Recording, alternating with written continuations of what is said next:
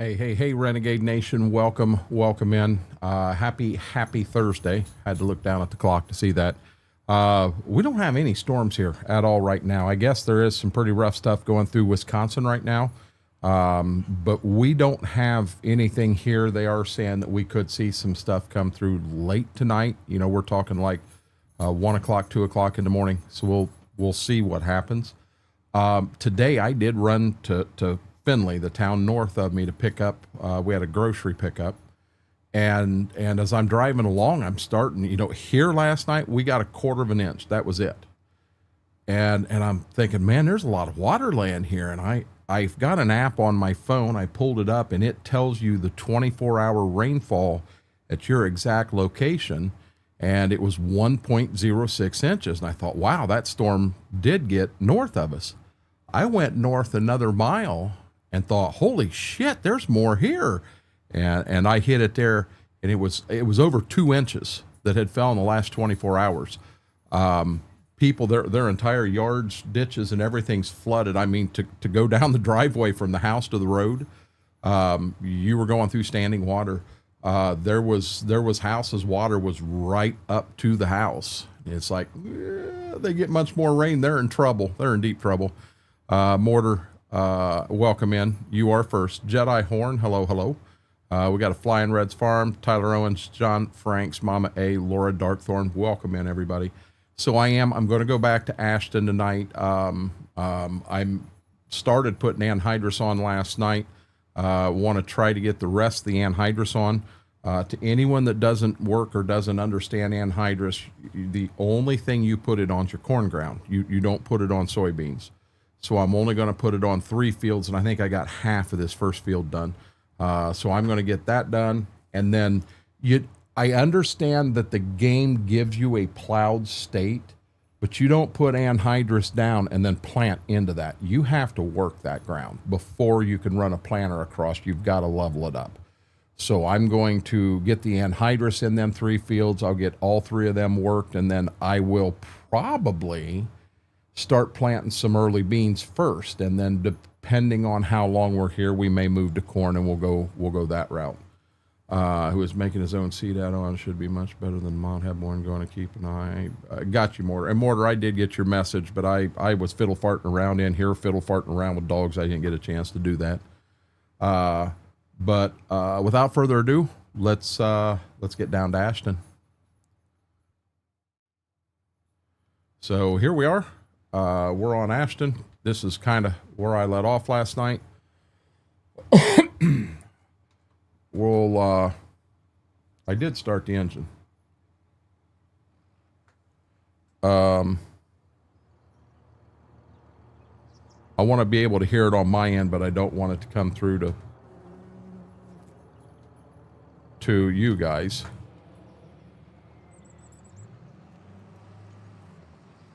Now, I am going to run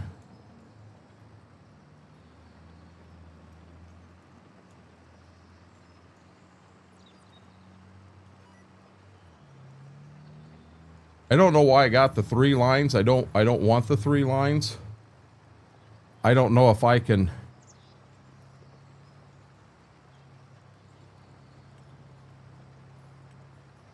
That might be what I was after. Making the tractor really work. What do you mean, Oli? That's a 4430 pulling that. That shouldn't be bad. Hey, I think I know a guy that can translate that for us, Mortar. I actually set an alarm. So I went to town and I did that grocery pickup. And then when I came back here, you know, Mom and I got everything in and put away. Well, we got the frozen and cold stuff put away. But then we wanted to eat while it was warm. We just did Chick-fil-A. The grilled chicken nuggets, mac and cheese. You can't go to Chick-fil-A and not get the mac and cheese. And then we also did, I did a milkshake and she did a cherry Coke. I didn't feel right bringing her a milkshake from up there. My God, it had been half melted by the time I got home. But go down. There we go.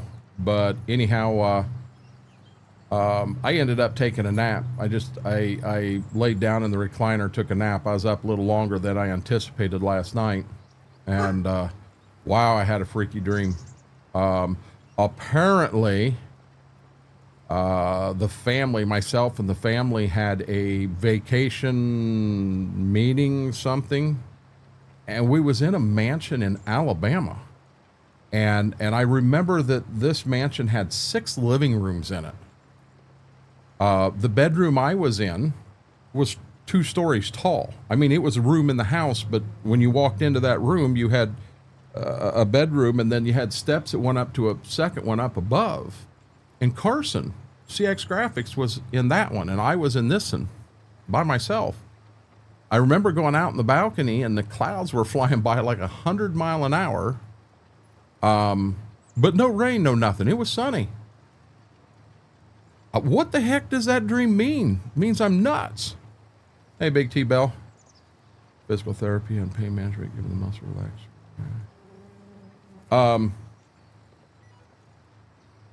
I'll be honest, they love, so Shy Guy, I understand part of the reason they love to do physical therapy is a lot of insurances require that physical therapy first. You didn't have surgery on it, did you? I've had a couple people that had surgery here recently, and I know CM did his hip, but I don't remember if you had surgery yet or not. If it's physical therapy and you have not had surgery, they're A, trying to get it approved through insurance, or B, they're throwing a Band-Aid on it. I like physical therapy to strengthen after you fix the problem. Okay, that's what I thought. You know, Laura has the issue, and they've got her going to physical therapy. And her and I talked about this, and I'm going to be honest. All physical therapy is, if you haven't had surgery to fix the problem, they're throwing a Band-Aid on it. I can't count the number of things in my life I got sent to physical therapy to strengthen it up and see if it'll be okay. And every time I still ended up going back and having the surgery. And it's like, why don't we skip this bull crap? Just send me off, let me have the surgery, and then send me to physical therapy to re-strengthen it. That just makes a lot more sense to me than what what they're doing. But I understand it's playing that insurance political BS. I missed a little spot right there. Going to play their games. I'll be getting the surgery by the end. And that's, I mean, if there's something that is bad, it needs it. I mean, my shoulder, no, they didn't do any physical therapy, anything with it. It was destroyed. When I blew the left knee out, they did the same thing there. But like the right knee, that one there was physical therapy again. And I guess we'll go in and scope it and clean it up, then do physical therapy. And son of a gun, it was good again. You got to love this. It's all politics in the insurance game.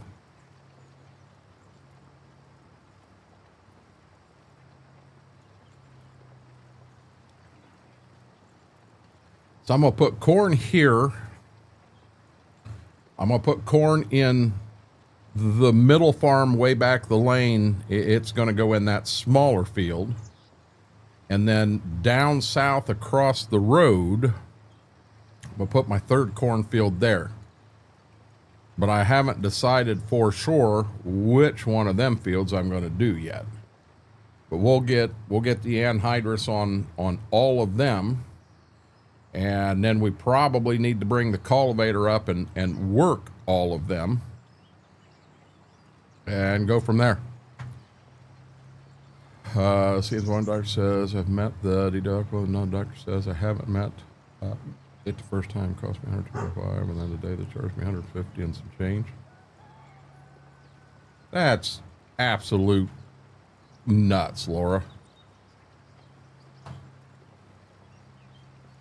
I don't know. I think, Shy Guy, I think they know there's an issue and they know it needs surgery to fix it, but to get it approved by insurance, they have to go through all these damn hoops and loops and all this crap.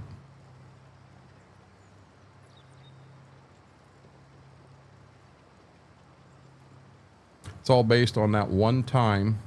It keeps the surgery, saves enough. So they can send 5 people through physical therapy, knowing that out of 6 surgeries, that one the one that really didn't need surgery, by saving the money on that surgery, they can pay for physical therapy to that many different people. You know, let me be honest, my OCD is going to let that little spot go.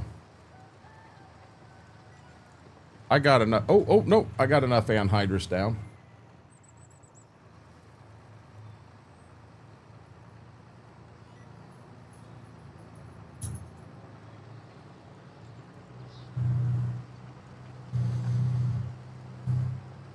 It's all based.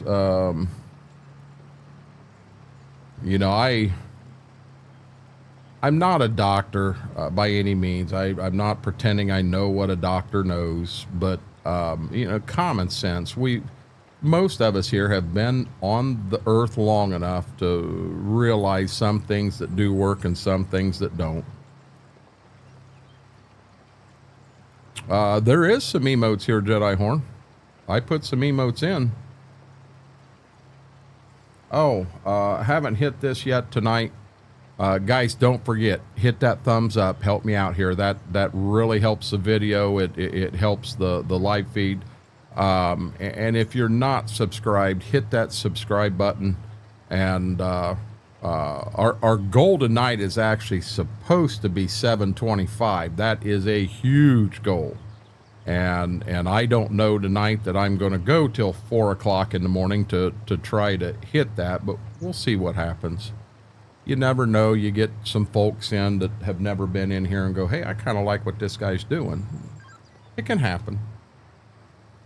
I'm a doctor of love. Oh, Lord Graham, I'm not touching that one, buddy. I am not touching that one. Now, I think the anhydrous, I guess I've used 20% here. And I do have a bigger tank, but I think I should have used a little more. Okay, I hit it twice for you. Gotcha. Hey there, Kylie. How are you doing tonight? I enjoyed hanging out with the Go-Go Gadget Combine.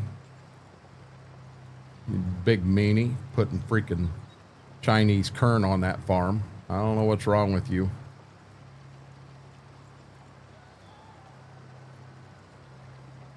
I hear flies. I hear roosters in the background. I am living the dream.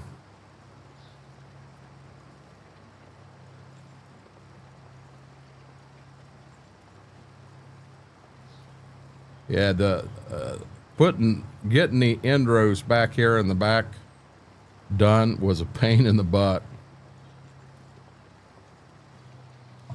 With the extra long something, that word's blocked on my end. I have no clue what it says, Kylie.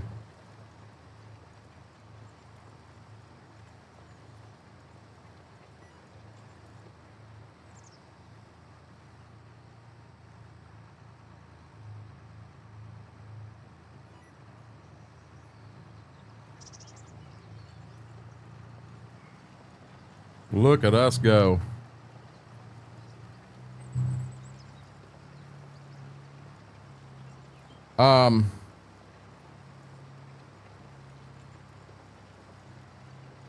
Laura, I'm strange because there are times,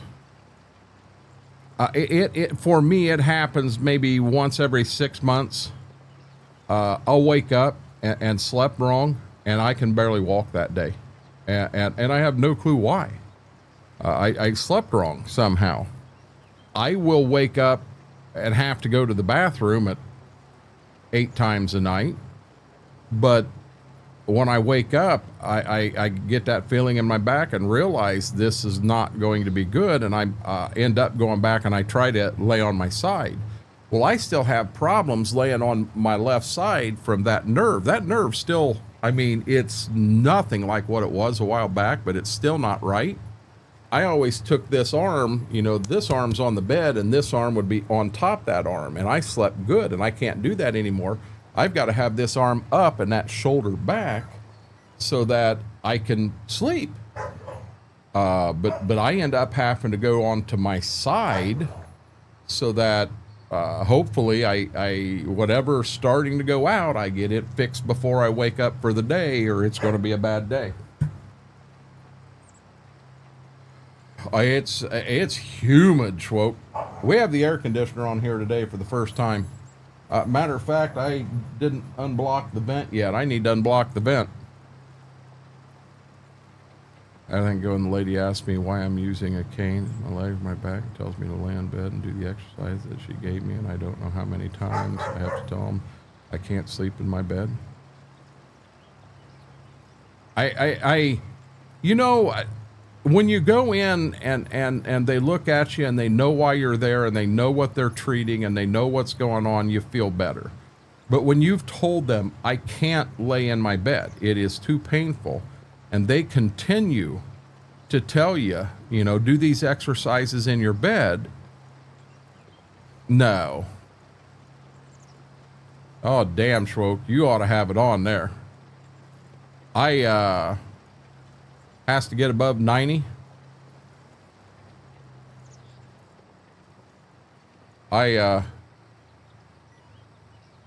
If you can see right here, there's a light spot. I accidentally hit the wrong thing and turned the smoke off, so I'm gonna whip over here and hit that.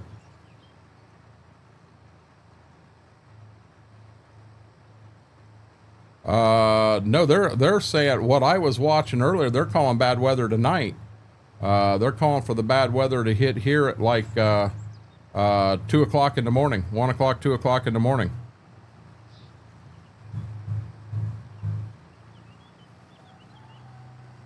Yeah, I hate to say it, Schwoke. I'm not afraid to spend a few bucks to be somewhat comfortable. I'm not going to sit in this house when it's unbearable. Without the air on today, this room would be unbearable.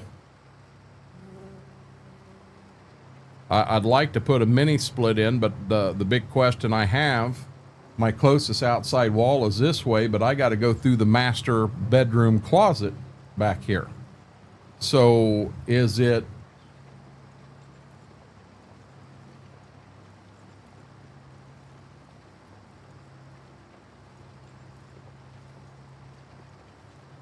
There's got to be something right there. Oh, that's the kick into the master bedroom closet.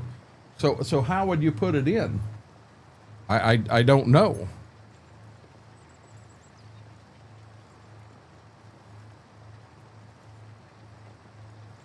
Yeah, I'll be dead honest. I was watching the weather right before I went live, and they said 1 to 2 a.m. for Ohio is what they showed. That's just where I was pulling my information from. And it looks like there's a chance it could happen again tomorrow night too.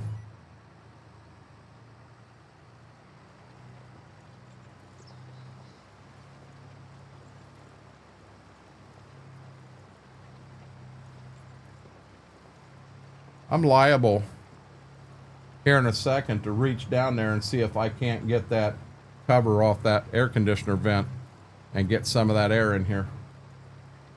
If all I had to do was grab the sheet that's there and lift it off the vent, that'd be one thing, but I pull the whole vent out to get maximum airflow.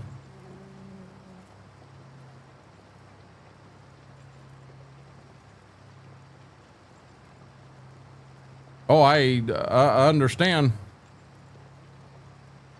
But on the flip side, you can't have a heat stroke down there because you're looking to save a few bucks either. I mean, that doesn't work either. Air conditioning's not cheap. I understand that.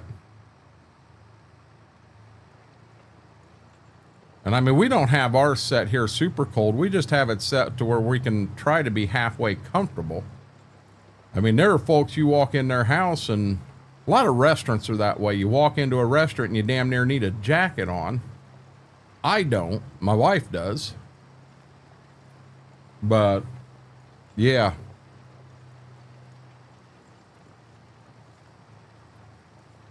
Do I have co-streamers or not? Wow, she passed out.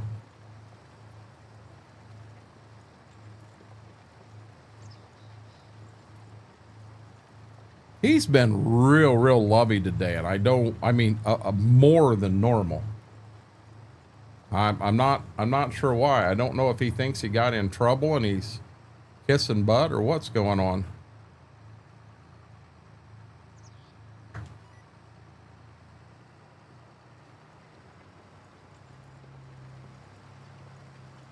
I'd like to hear the RPMs of this tractor higher, because when I'm sitting here like this, your RPMs wouldn't be this low. They'd be higher.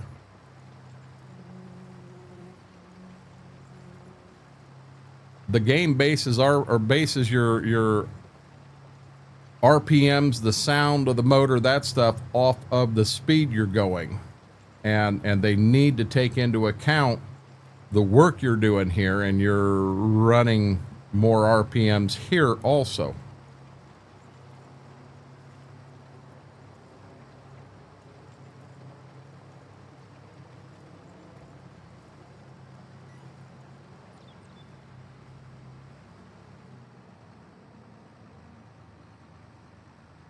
I like the bigger toolbar, but guys, I ain't got enough ponies to pull it.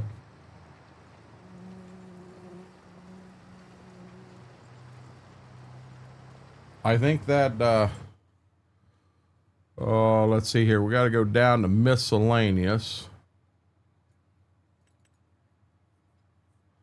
Yeah, to get into this toolbar right there, you know, you're looking at 200 horsepower.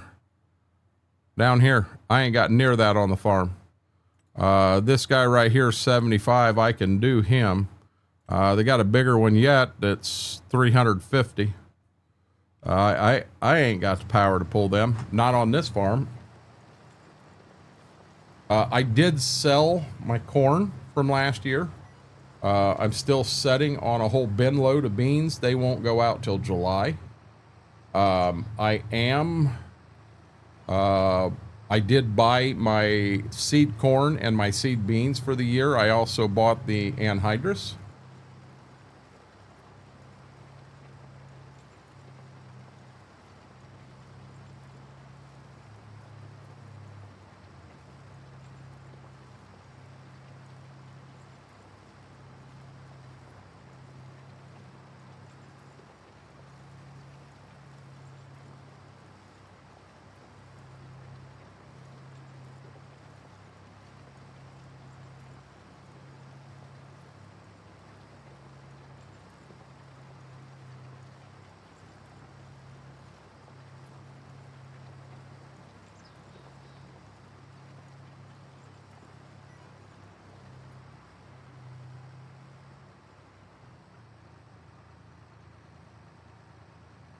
Looks like that tree's about to come down.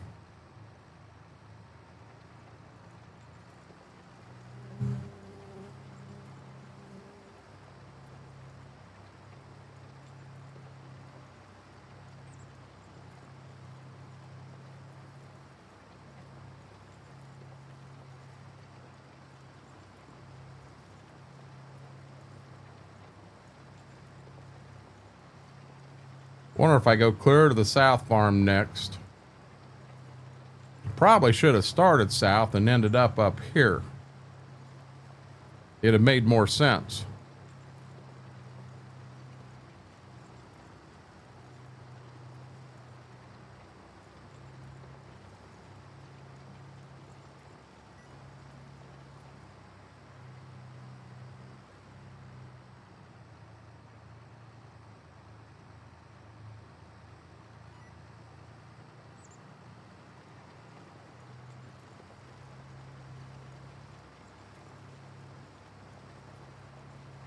There's something about the grind of this map I really like.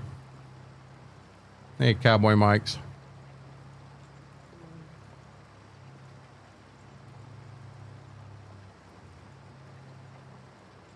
Well, you lurk on Twitch. You're not allowed to lurk on YouTube.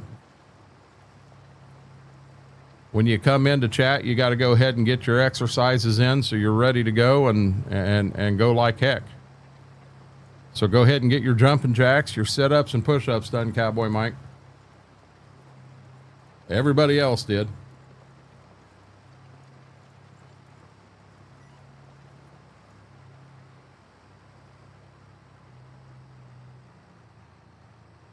Trying to keep an eye on the camera, catch it if it freezes up. It froze up a couple times early last night, and then it didn't freeze up again.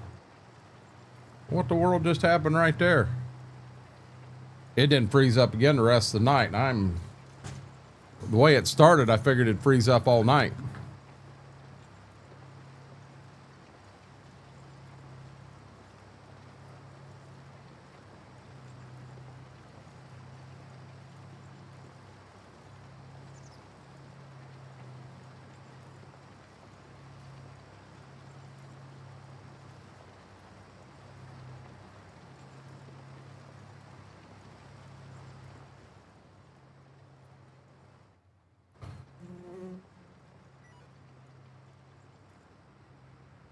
Trying to figure out, you know, I really don't have enough money to buy another farm.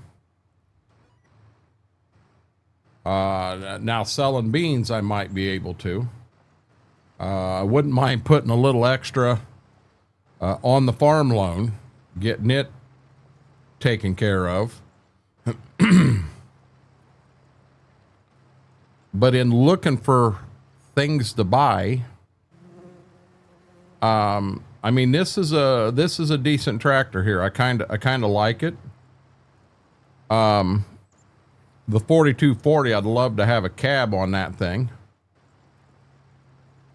Hey, Coburn. Hauser, we're on Ashton Corners.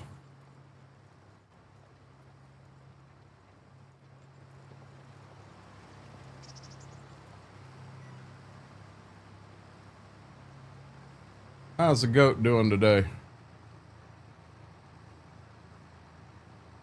Goat get a little sleep today, maybe?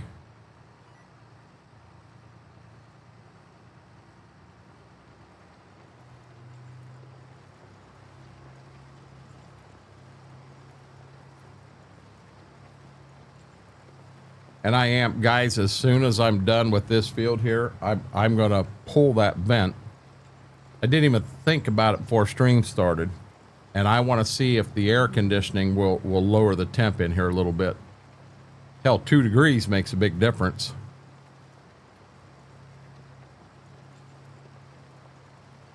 I had a decent day. I went and did a grocery pickup. I got about half my work list done, but I did inside stuff today. It's humid outside today. Really, really humid. Probably the most humid day we've had all year. So I really didn't want to go out there and get into all that stuff. Not a good day to be out chopping a tree up.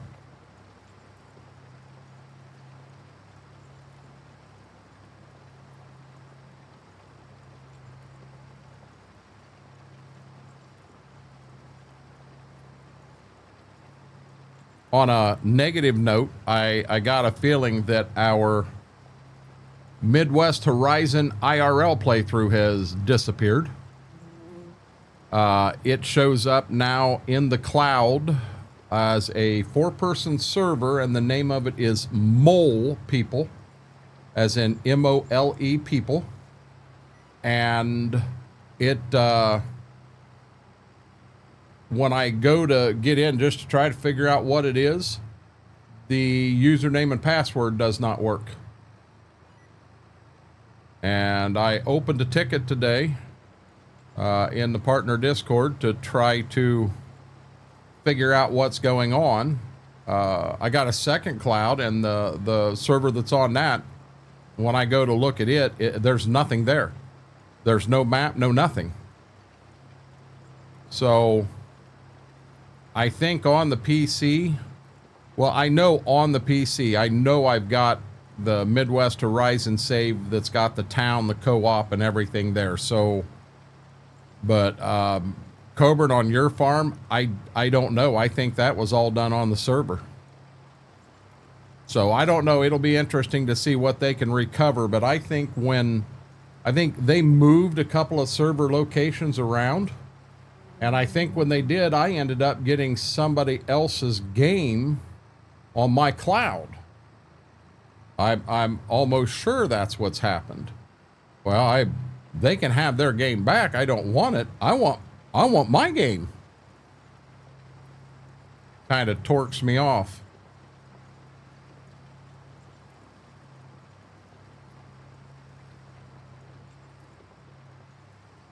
We put some anhydrous on here. We got 3 fields corn. And remember, I explained that the only fields you put anhydrous on are your corn fields. You don't put them on beans.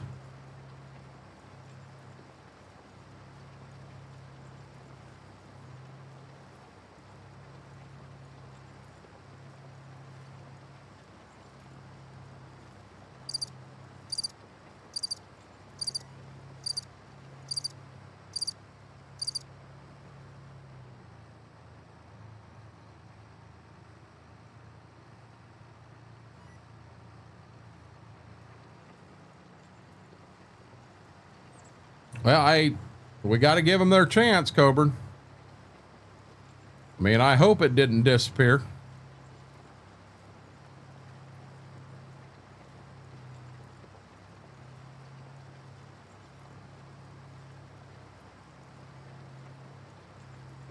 Don't that right there suck?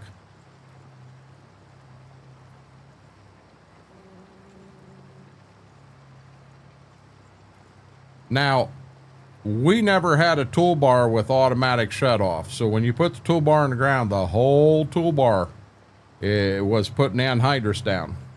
So them little pieces I missed, I'm not going to go back and get them.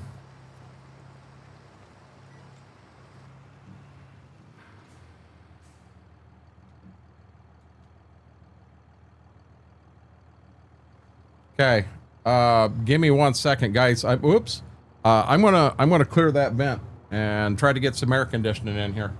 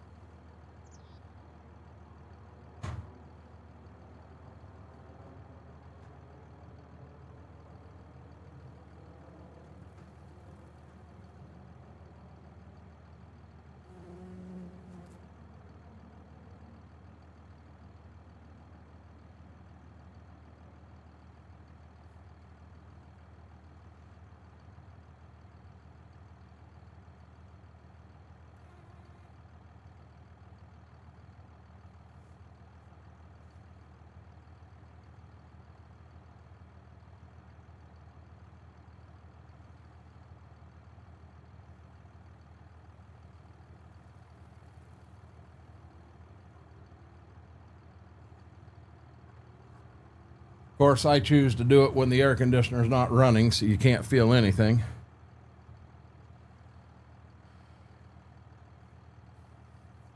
Okay.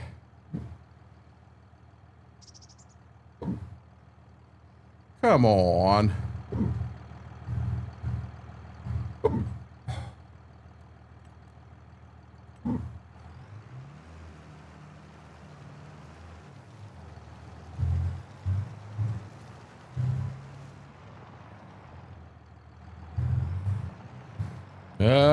haven't seen anybody in Illinois and Indiana. They're all in Wisconsin right now, Whirlwind.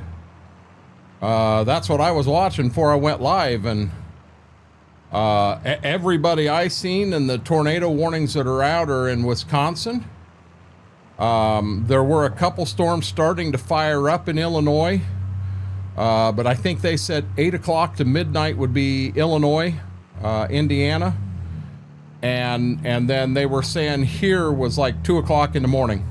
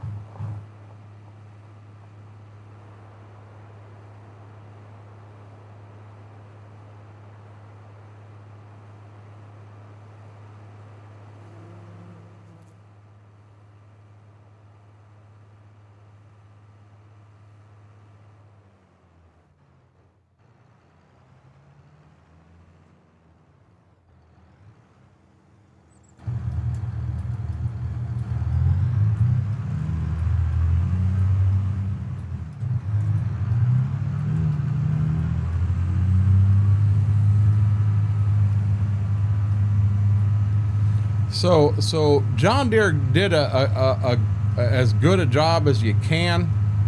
Your exhaust and your air cleaner are in the same line as the line there in the cab. But until you drive a newer tractor that don't have any obstructions there, you don't realize how much of an obstruction that is. That's huge. Yeah, I'm hoping we'll be fine, Whirlwind. I definitely appreciate that, though, bud.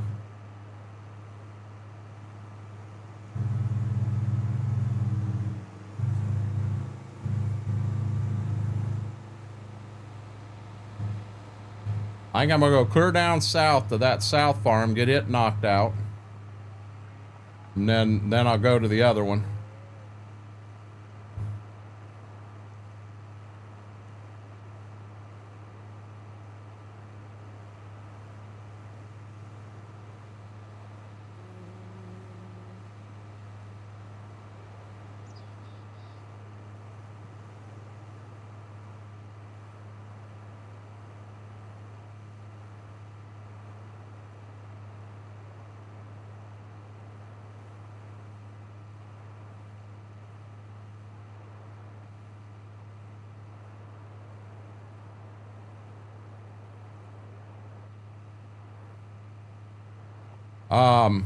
Klein did pop in, and we got a good chance to have a good chat.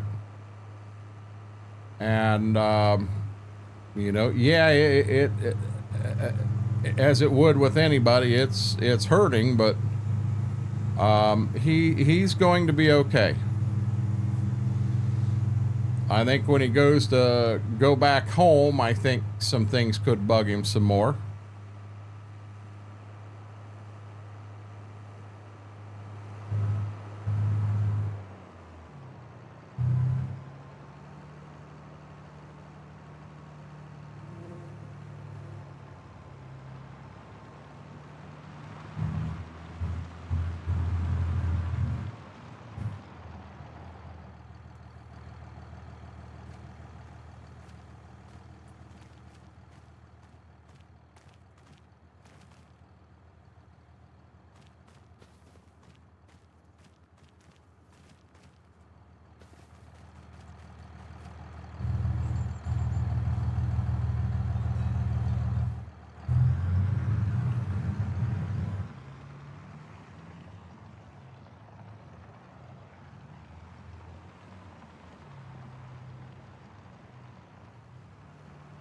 Oh boy.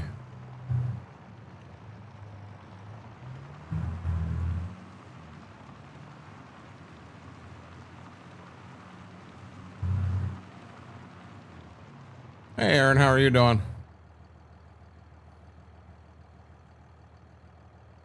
I think he had a good time last night. and I think it's exactly what he needed, Mortar.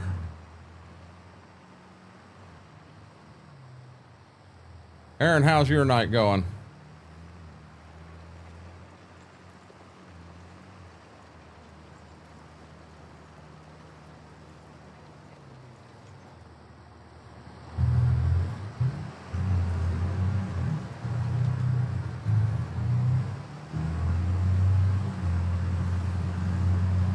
No complaints? Oh, good deal. Mortar, what was for dinner?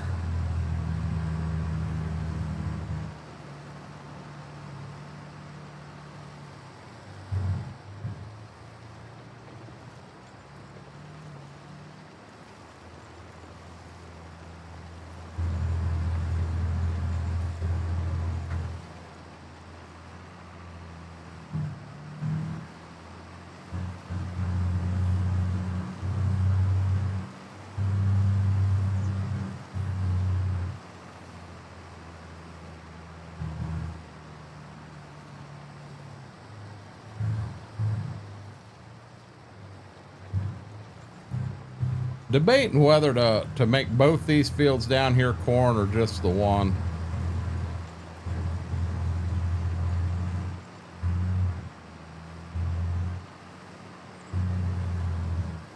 Oh, good deal.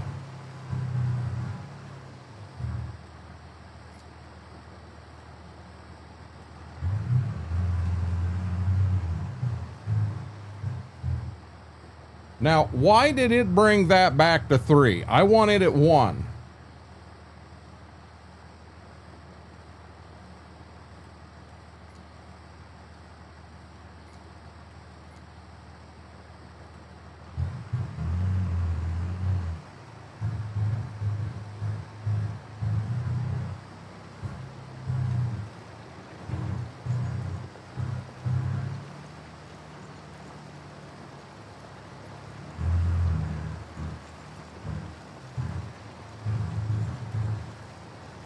I do, Aaron.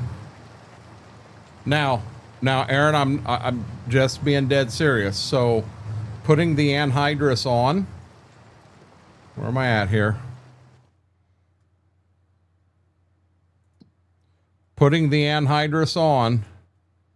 As you can see, it is not affecting the nitrogen. The only reason I'm doing this is I'm being realistic on this farm.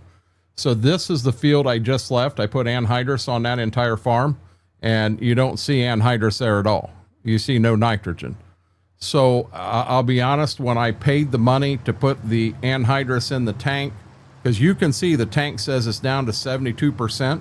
When I paid that money to do that, I F12 that money back in because I'm wasting money here. I'm wasting time. I'm putting hours on tractors and doing nothing other than, in my mind, I am playing and farming the way you would farm. In this area here, we do not fall apply anhydrous. Our soil types will not take it. I understand this is Ashton. It's in Wisconsin, but I still play everything like I'm right here in Northwest Ohio. So what we're doing here is we're farming and playing realistic.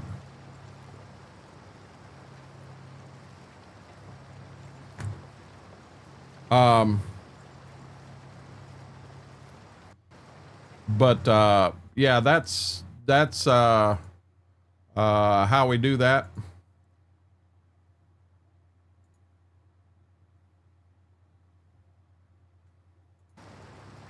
You know, just in game behind the anhydrous, it gives you technically a plantable state, but anhydrous doesn't work that way.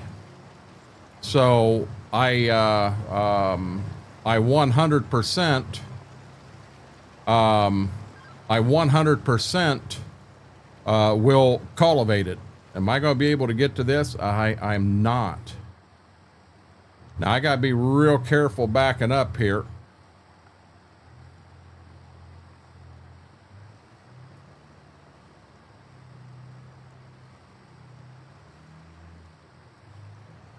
See, I couldn't get to the very edge of the field. Now we are working on the big playthrough for this map. It will have anhydrous in it, and it will work properly with precision farming. So I'll be honest, I'm very, very excited for that.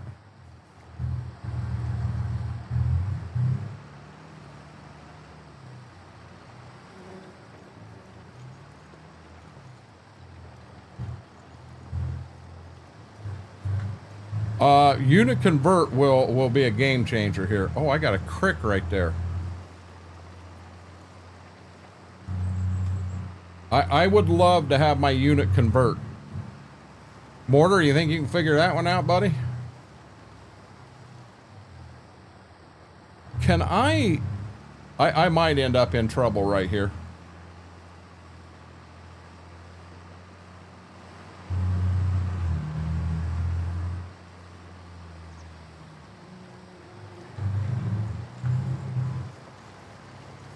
I would love to have unit convert light. Would love that.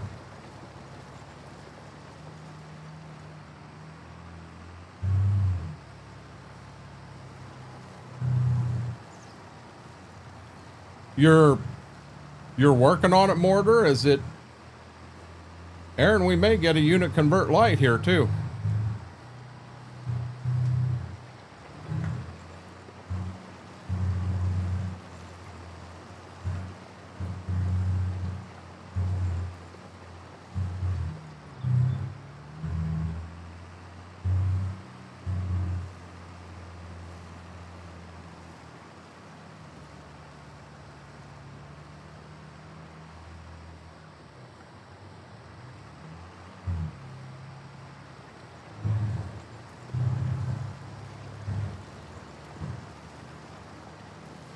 I opened it up and it looked Greek. That's as far as I got.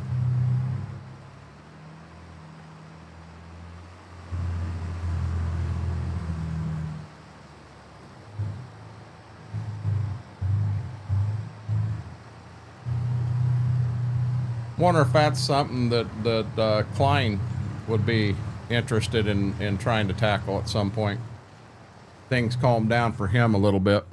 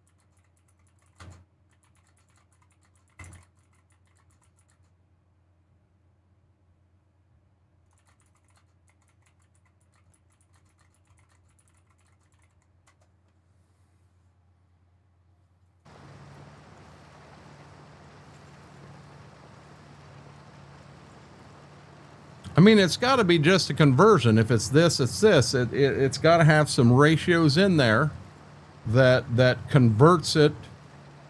I mean, just over here, converting it from liters to bushels. I see, that's something that I don't understand. I mean, we've got money and you can flip it from one to the other. Why can't we flip between liters and bushels too? That should be in-game. Giant should be an in-game thing. We shouldn't need a mod to do that.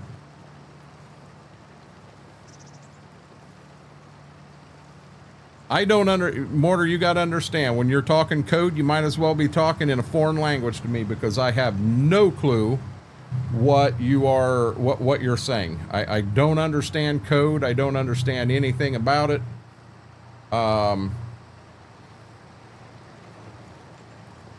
You know, I'm kind of lost on that.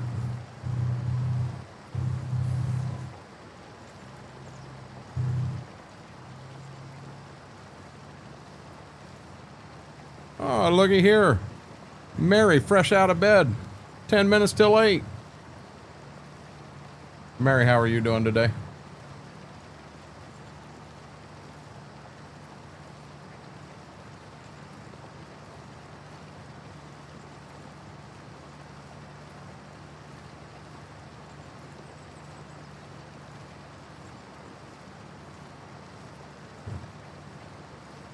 I knew I would do that.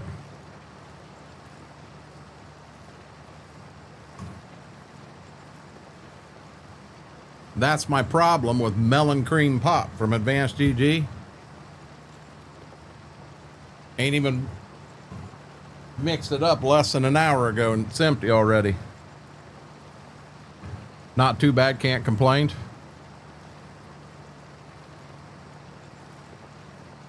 I understand, Mortar.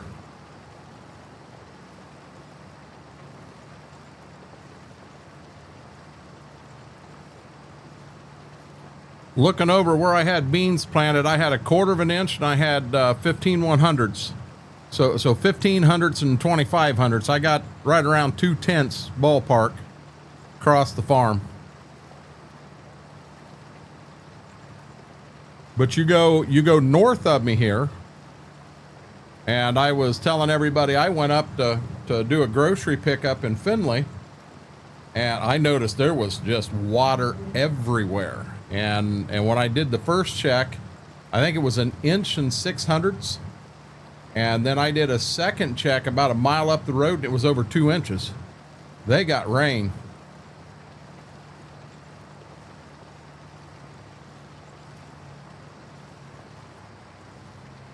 I would think it's really early. I mean, I understand. I did know Brussels sprouts, or I've learned Brussels sprouts is a cold weather crop. I swear to God, that night I was positive they were a warm weather crop. But anyhow, man, it's awful early. I mean, I can't believe. Now I don't know for sure exactly where you live, but I looked at like Vancouver, and then I think it was Vancouver. I went over and checked a couple of cities there, and it has the summer average high in the low to mid 70s, where that was July and August. And here it's got our average almost 10 degrees warmer. So that's why they grow up there and not here. Ordered mango dragon fruit hydrate. So I'm going to warn you on that one, Shy Guy. So I know it says when you get your scoop, depending on how big your, it's supposed to be 1 scoop per 8 ounces. Cut that one in half. You can try the first one at full rate if you want, but it is just so much flavor, it's overwhelming. Cut that one in half and you'll enjoy it more. My bottles here are 32 ounce, so technically it should take 4 scoops. And with that one there, I only put 2 in, but I only drink 1 of them about every 2 weeks. I have to be real careful on the hydrate stuff because with me having lymphedema, which is water on the legs, I got to be real careful. Rain makes corn, corn makes whiskey. Well, apparently up there, they're going to have a shit ton of whiskey, Graham.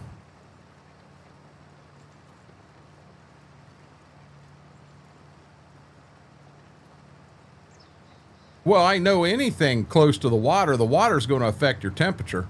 But I mean, Mary, I come clear in. I come halfway across the province, about that same level. And the temperatures were actually pretty close to the same all the way across there, as far as the highs were. But, I know here a couple years ago, I remember Brady, they had some heat waves running through Washington State, really bad heat waves. And I know that one got up and into you guys too. And it was kind of weather that you guys definitely are not used to. I'm talking like 110 degrees, maybe a little bit over that. But, it's, that's abnormal, to have that. I mean, we'll get some days over 100, but I mean, we get up to 102, 103 here, and that's it. We don't get a lot hotter than that here. How are you doing, Eric?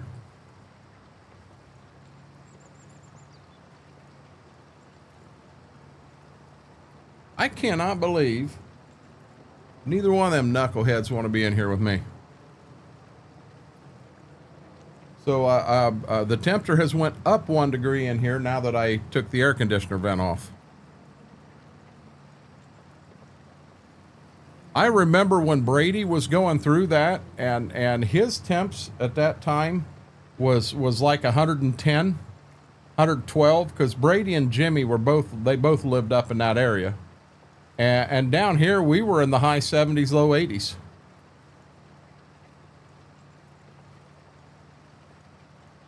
The town burnt down because of the heat wave. Wow. I don't know how they would ever survive going down where Max Soul Lover is in Phoenix, Arizona, where it is 10 degrees warmer than that multiple days of the summer.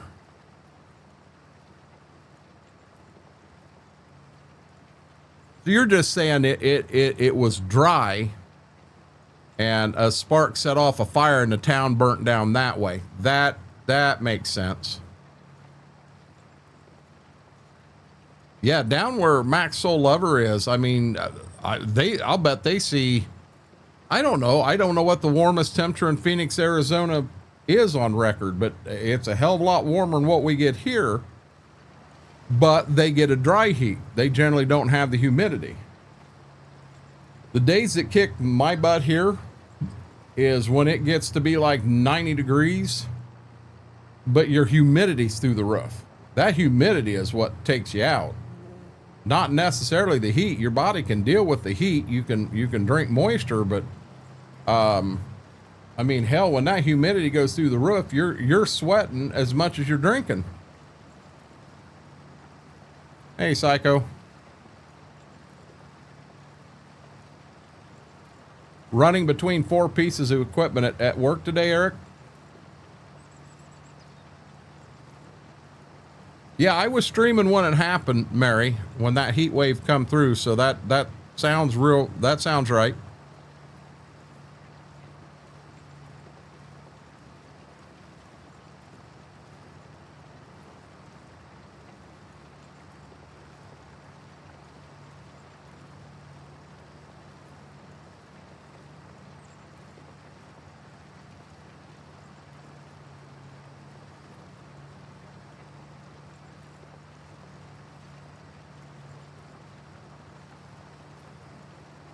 The warmest temperature ever in Phoenix was 122. June 26th of 1990.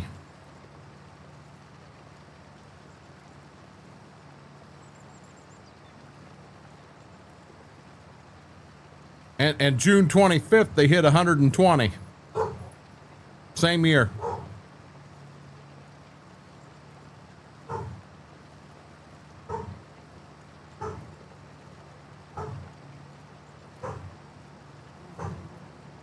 Mary, I missed. You just finished blueberry cheesecake. You scrape all the blueberries off the top. I'll take the cheesecake. You can have the blueberries. I do not like blueberries, raspberries, blackberries. Never liked them.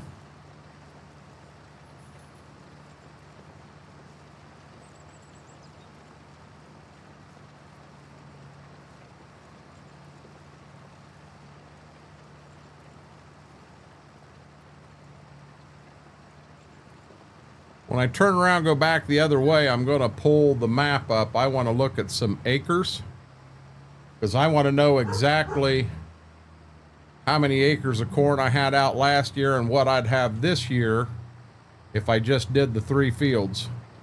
So I'm debating whether to put anhydrous in this field beside me and plant it to corn too. I'm not sure yet.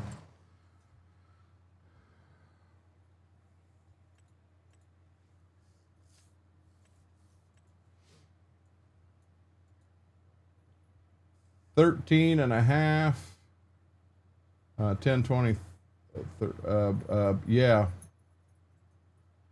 17 and 13's 30, 31 and a half. 39, just over 39 and a half acres. 12.73.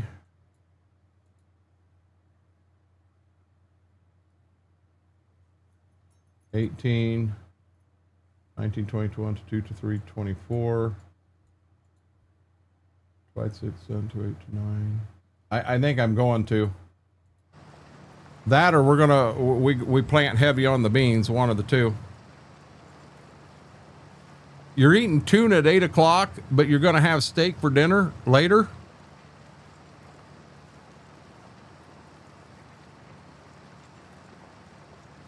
Yeah, Mary, you can have it then. Nope. Hey, Max, how are you doing? Anhydrous?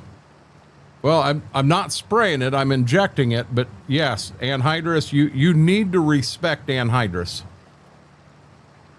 Anhydrous can burn you, and it's weird that a gas like that burns you. What it is actually doing is when it gets, say it gets on your arm, it pulls all the moisture out, and that is a burn. And an anhydrous burn will land you in a hospital.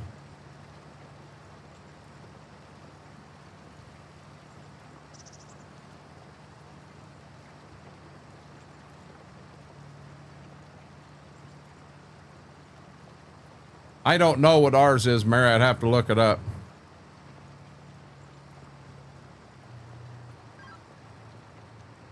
We had Chick-fil-A today, and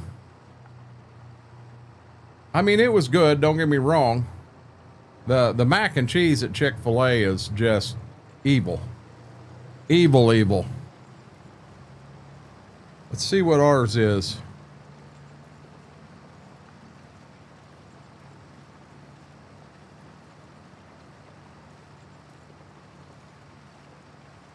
Ours is 113 degrees, Mary.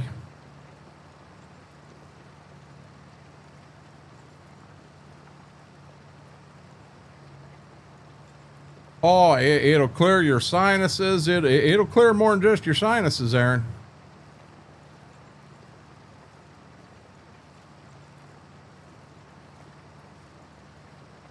Oh, Mary, I'll be honest. I'm a big advocate for keeping an eye on your eyes. Don't take that wrong.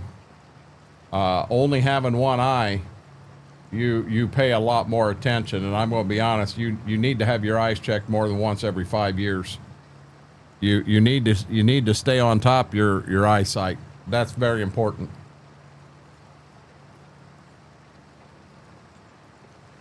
I don't like either one of them temps, though, Mary.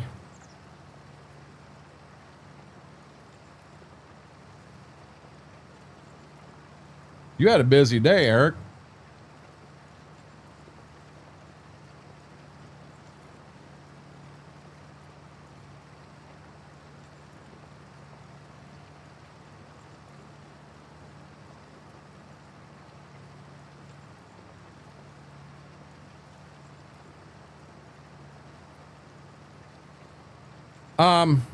So with anhydrous, as far as filling the bottles at the plant, which that's what a lot of people call the tank here's a bottle.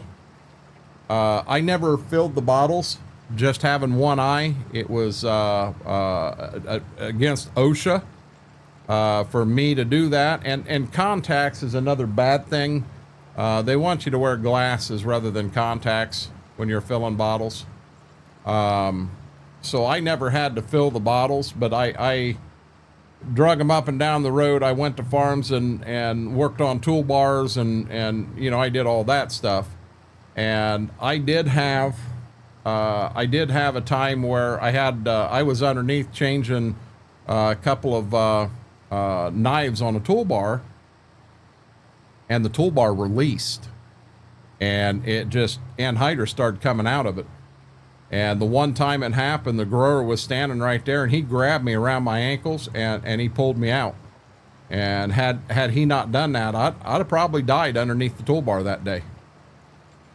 I mean, just the amount when it hits you, it's it's so violent. You know you're in trouble, but you're trying to deal with it underneath the toolbar, and you got to figure out how to get out of the toolbar, and it happens so quick. You don't have a chance to think.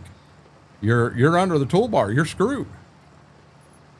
Yeah, it was some scary shit for me, buddy.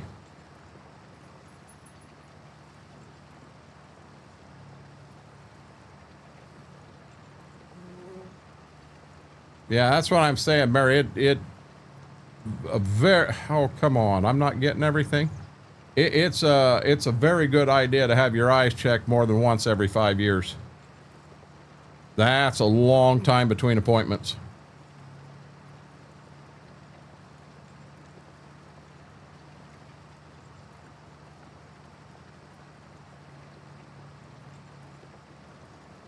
Why's your coworker have to leave for 2.5 hours?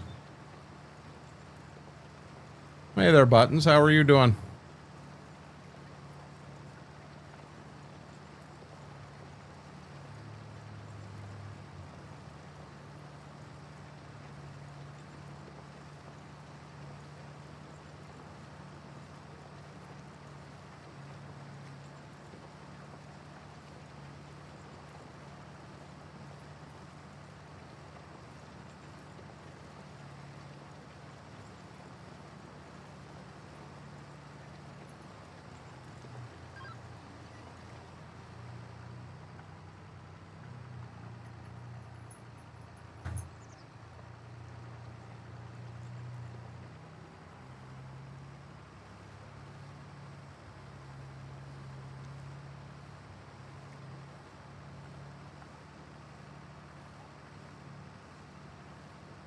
Understand.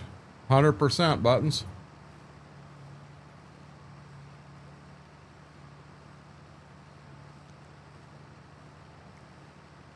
Yeah, with me and having sugar, you know, that's another thing on my side. I got to be real careful that it doesn't cause problems with my eyes.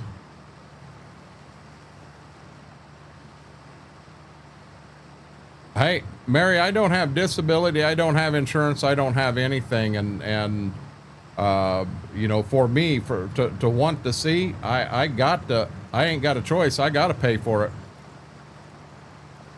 Hey there, Smethwick. Not thirsty now. I just slammed an advanced EG. Apparently I was a little thirstier before than I thought.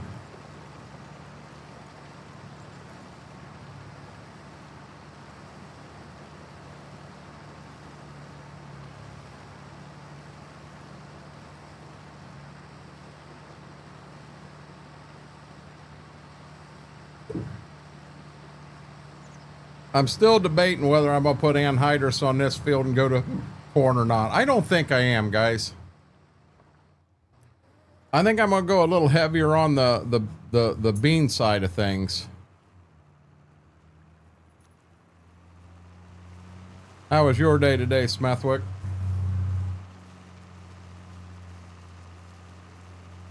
Mr. Steve Grace in the house.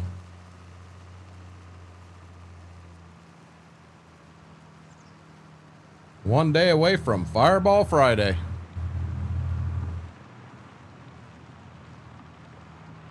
Oh, gotcha.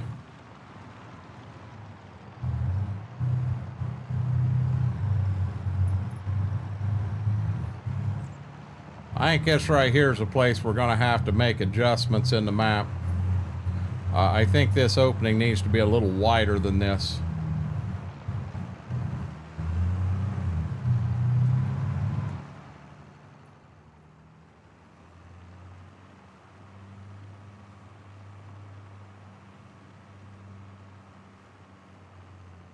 Steve, I'd be interested to know what the temperature was Maxwell Lever had today. He may top that. He's down Phoenix, Arizona. Getting closer to the end.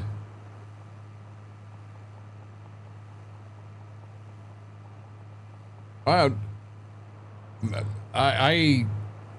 don't know what can be different than I have no insurance.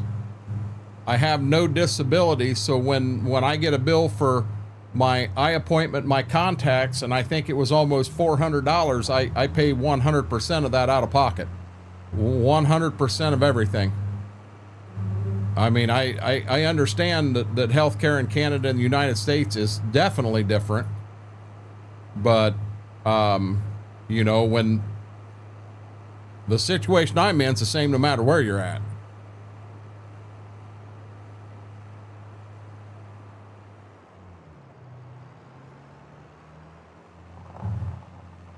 I didn't know you guys had wildfires going on. I think BMAX said something about some wildfires in Minnesota too. Oh.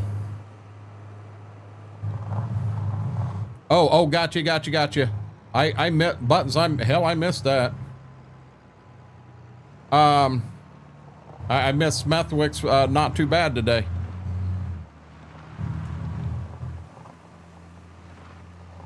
Mary is from parts unknown, buttons.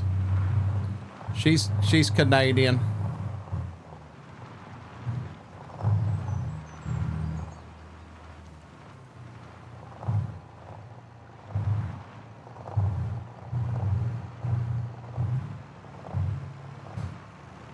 I don't know what I'd have to look. I don't know what we got up here to today.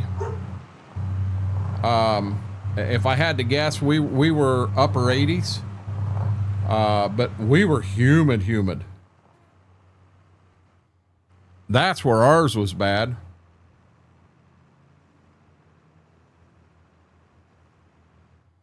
Let me look here. Yeah, see, right now we're at 80, and it says it feels like it's 81, and I can't go backwards any at all. But our high tomorrow is actually 87. Oh wow, they changed us to a 93% chance of rain, 6.5 tenths tonight, and then. I think this is amazing. Tomorrow we have a 1% chance of rain, but tomorrow evening they're calling for a 1/2 inch. Well, I'm going to make the guess that the AccuWeather app on my phone is junk. Absolute junk. Hey, Wookie. I'm going to shut these back off again. See, I don't want 3. I want it on 1, and I want you to stay on 1. I don't understand why that mod keeps going to wherever the heck it wants to go.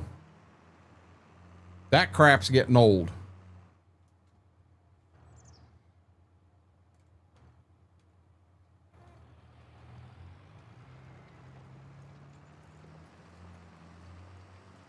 This is going to be a tough field to plant corn in. I'm going to drive in a big circle here. Wookie, how are you doing, buddy? We got a... Steve, I got water land in my fields. I'm not... you don't understand, bud. I'm... Right now, in good drying days, I am 4 days out from being able to get in the field. And they're calling for a half an inch tonight. I'm not going to be anyways near my field. Lane, how are you doing? I may go over and take a look and see what the deal is with Dad's truck, being I got blamed for hitting something with his truck and I didn't hit anything. I know where I think, or I know who I think hit it. But it's not me. Woogie, how'd your stream go today? I pulled a tab up on you right before I left for town. I had to go do a grocery pickup. Oh, I'm doing okay, Lane. I got stuff planted in April, and in the month of May I haven't been in the field at all, and if AccuWeather is remotely close to right, I'm probably 2 weeks out, Steve. I'm going to be planting beans in June. And I don't want to do that, but I hate to say it, I ain't got a choice. I mean, Mother Nature's going to win this one. It doesn't matter what I do. Mother Nature's going to win. You saw fire trucks? Oh, shit. You just picked up a new follower if Mary wasn't already following you. Hey there, B-Mac. B-Mac, any of that weather coming your way, or is it off a little more towards Wisconsin from you?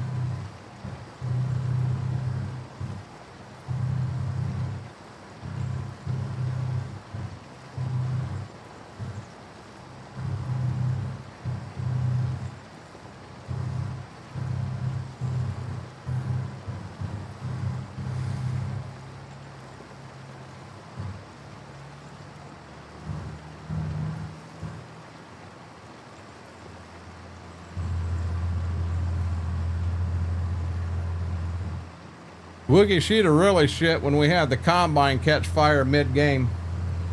Fire truck showed up to put it out. We did that on Midwest Horizon in Farm Sim 22. I mean, it wasn't no BS fire. The combine actually caught fire.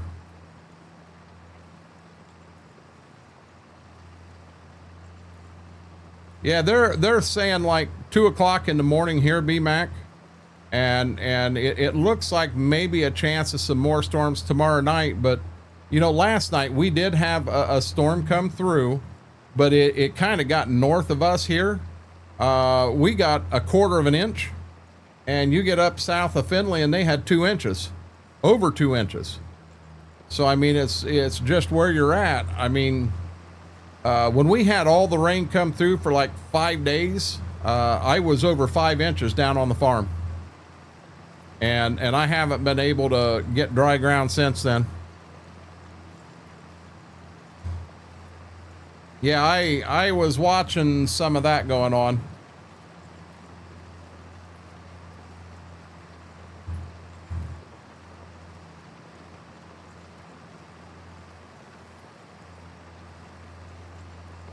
Washed his car and wanted to mow tonight.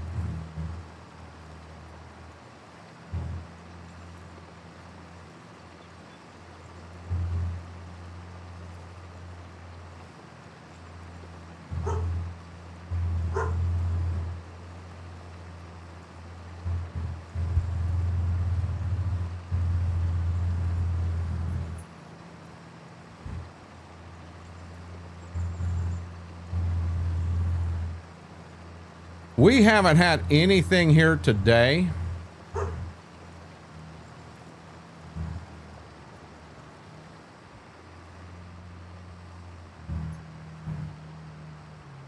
But they're saying it's going to come through tonight.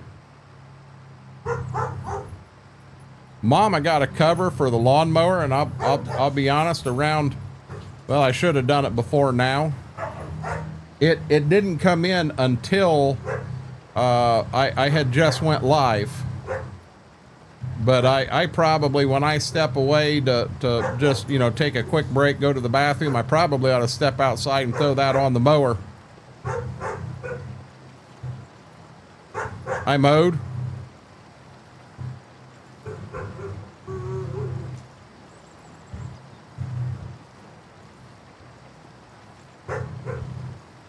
There's something outside the window out there she's talking to.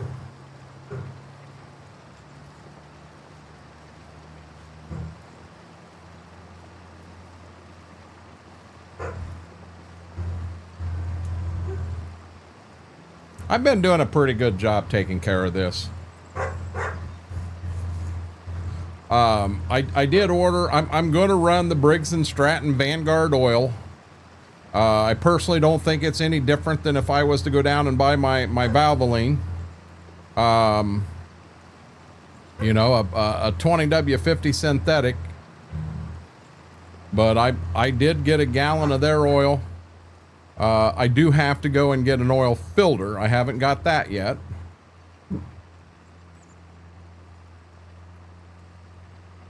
Oh, and the pan, the water pan for my smoker come in today too. I was supposed to have Vegemite show up today, but she didn't bring that in to me. The Vegemite I got this time is kind of like a paste, a spread.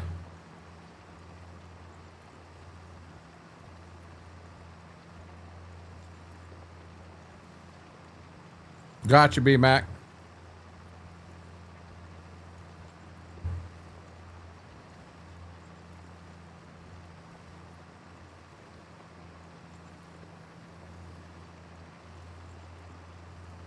Think Coburn stole what?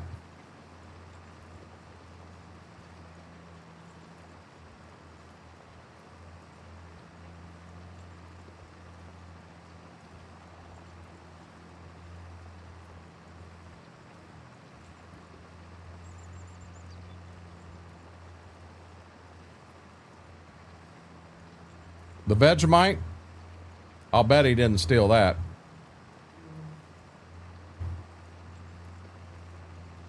Wookie, I'd like to have some too, but I'm not buying a lot of stuff like that right now. You know, we are looking at using the smoker, bringing it back and using it to make meals for us here at the house. Can't eat ramen noodles all the damn time. And by buying the meat in a grocery store and then smoking it yourself, it's a good meal and it's significantly cheaper than going to a restaurant and buying it. So I did put a little money into the smoker to get it back up and running again. But the other thing I did order a few of, I did order some of my Christmas caramels, but I just ordered a half amount. Just kind of a little bit of a gift to myself. But I'm not doing a lot of that right now. I'm being very careful. Adam, how are you doing today? Happy Thursday. No, moon pies are not overrated, Steve. You are wrong. You want me to be honest? Now I get in little kicks for different Little Debbie's. I like the Nutter or Nutty Buddies. That's one that I'm probably in a kick for from time to time. But most Little Debbie's I'm not real big on.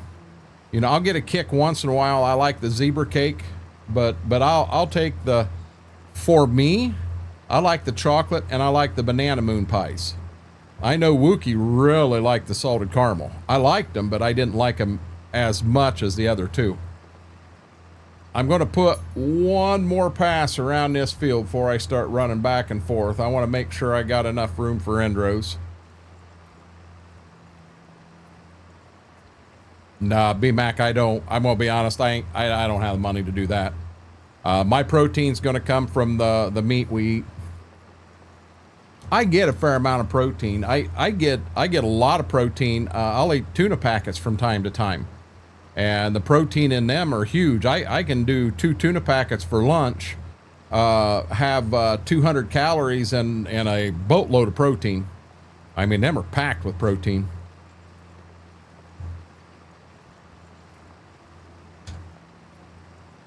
New flat top. What do you mean new flat top? Oh, the flat top that everybody's using now. No, I didn't get one, but I see you're talking to Steve. No, so that was another thing. I had a chance to get a flat top instead of this TV up here, and we figured the old TV was having issues, and as soon as we got that flat top in, that we would have that TV go out, and then we'd be screwed having to buy a damn TV. So we went with the TV over the flat top. I don't remember how many points the flat top was, but unfortunately we're building up points again, and we'll get enough that we'll end up getting a flat top out of this. They had a really nice cooler. That one cooler's a really, really good one. Can't think of the name of it right now, but they had one that we could put in the van. We could actually put our stuff in it and do a 2-day trip to Florida and still have ice in it when we got to Florida. But it was a little bit so it was a little small, which was actually ideal for up between the seats and that, to where the passenger could turn around and pull stuff right out and go that route. But I don't know. Why can I not think of the name of that cooler? Really, really good coolers. Now, Wookie, I still have some of the jerky sticks. To be honest, I was getting ready to reach over and grab one.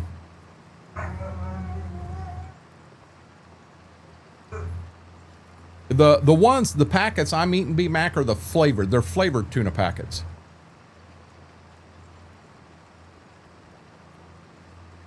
There's one, I think it's called Hickory. I really like that one. Yeti. Thank you, guys.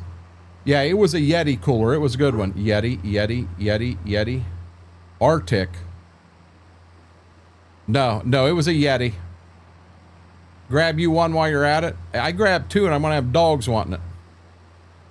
Yeah, this Yeti, I mean, I think you could get like 18 cans in it. And so we do generally have one cooler in the back that has everything. It'll have some lunch meat. It'll have snacks. It'll have all kinds of stuff. And then we got a smaller cooler that sets up between the seats. And that one there has, that one there, I stay at one. Quit changing on me. This mod here is about to go bye-bye. It changes stuff on me all the time, and I'm getting tired of it. But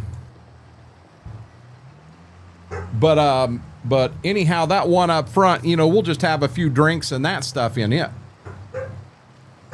You know, the one in the back, when it was just me and Mama went the one time, we had a medium-sized one there up front, and I mean, we had some lunch meat in it and some wraps. You know, we could make wraps driving right down the road. Never had to stop. Have a wrap, and you're good to go. You know, I think we had a small thing of mayo and what have you in there, things that you would normally use on a wrap. We had the meat and the cheese, and then of course the tortilla wrap, flour wrap, whatever you call it. But yeah, I mean, that wrap hit the spot when you're driving down the road and just wanting something kind of quick. That really hit the spot, and it was a hell of a lot cheaper than going through a fast food place. Probably a lot better for you too. I think she even had some lettuce. We had some lettuce in a Ziploc bag, so she could put lettuce on them too. Arctic's another high end. I'll be honest, I had never heard of that one.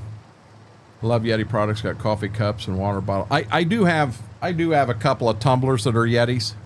Stuff, we used to get stuff like that at work all the time. Everybody, every seed company had here, have a couple of Yeti cups there, you know, with our seed logo on it. Yeah, we used to get that all the time.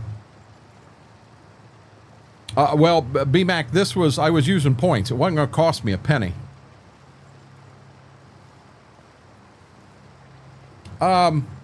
So if you want to do that, Wookie, that's fine. I'm going to be honest. I'm going to get away from doing all the food, you know, all the crazy food challenges. Now, that's not to say that I'm not going to come up with something from time to time, but I actually had some people complain the amount of food that we were eating on stream, and I kind of agree. And there are some nights I get off and I'm not feeling good. My stomach's upset because of dumb stuff I ate.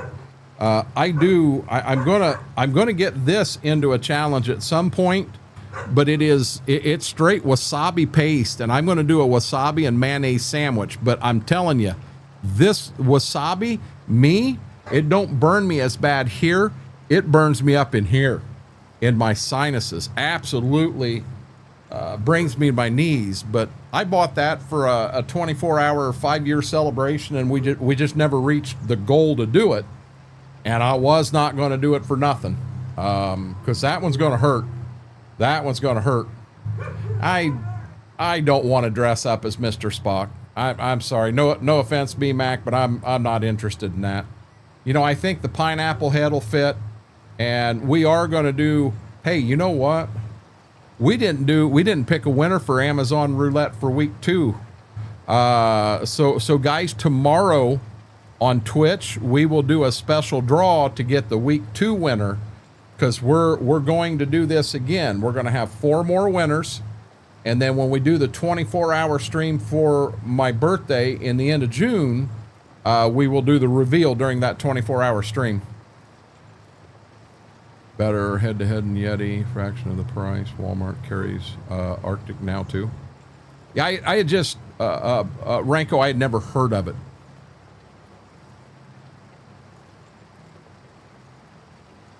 Yeah, I've never been big in the whole cosplay dressing up and that stuff. That's just not me. You know, I'm not afraid to throw on wigs and sunglasses and stuff like that. But I don't want to go overboard. You know. Are you done, Ziva?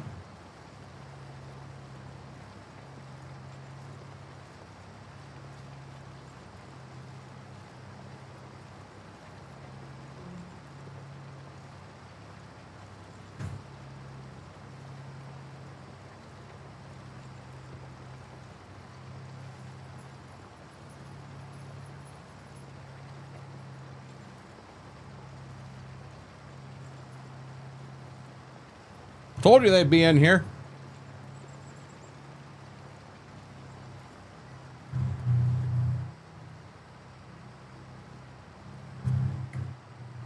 Hey, Wookie, I got half a stick for you, half a stick for me.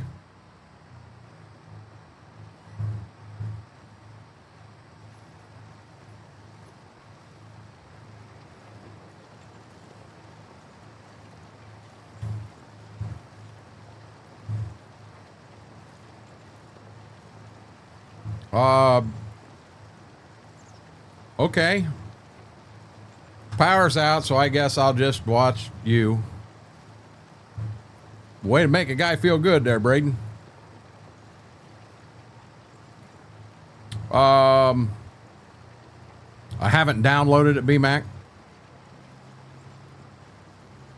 I honestly haven't downloaded it.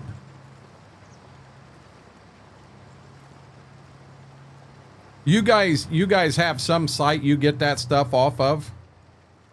I can't think of the name of it. I don't understand the site. I don't understand some of the stuff about it.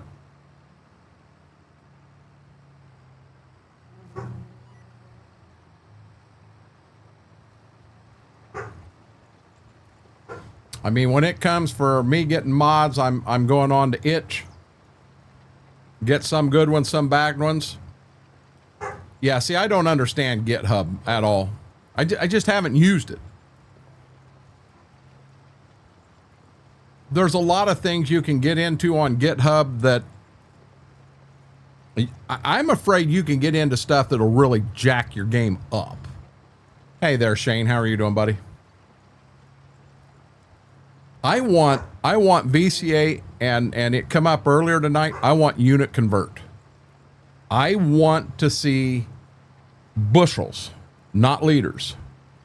And if we can run 18 different currencies in game and switch them on and off per giants, I want to know why we can't switch on and off between liters and bushels. I don't understand why that's such a big deal. Yeah, and BMac, code to me, we had that conversation earlier too. Code to me is foreign language. 100% foreign language.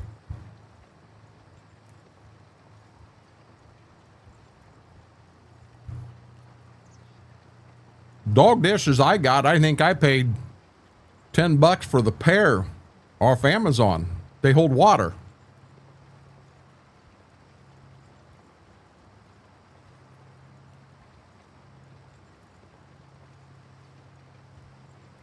I got a stalker right here. He 100% knows that in my hand, I got a beef stick. Now he's talking to me. Now he's talking to me.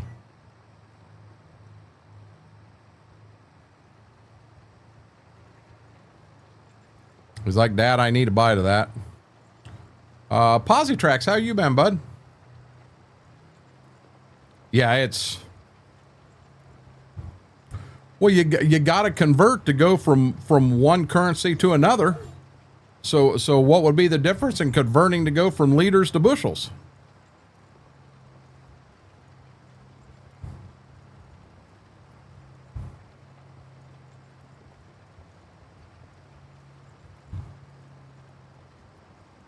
Right there, and he knows it. He knows it's in my hand.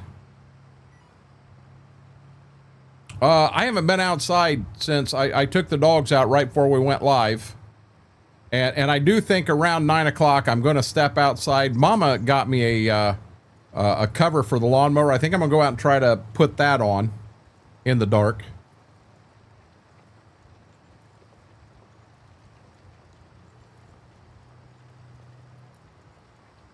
Well, there's still a conversion there, B-Mac. Because if I've got $83,000 and I was to go to euros, I wouldn't have 83,000 euros. There's still a conversion there. Good deal, Posy.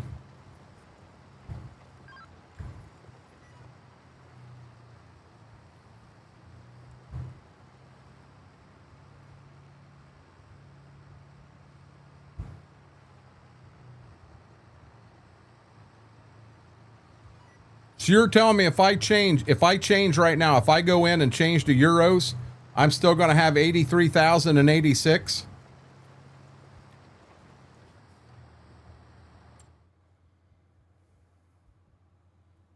I've never tried it. I kind of made the assumption.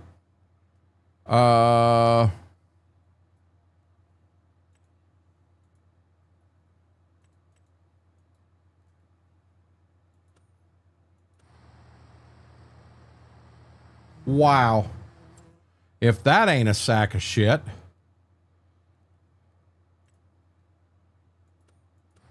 Guys, I did not know that.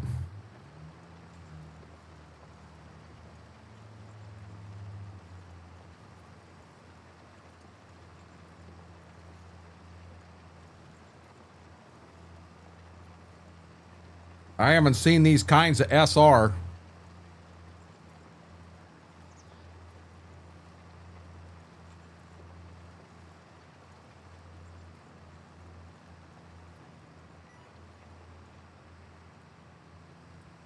Wow.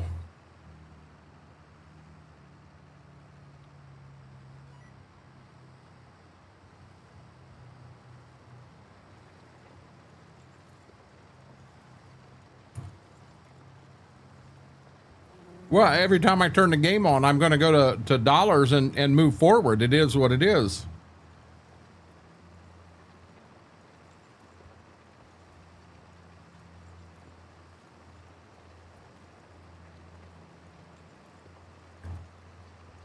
I figured that they would take the exchange rate near the beginning of the game and even maybe during updates, and they would just update the exchange rate and make it an actual conversion.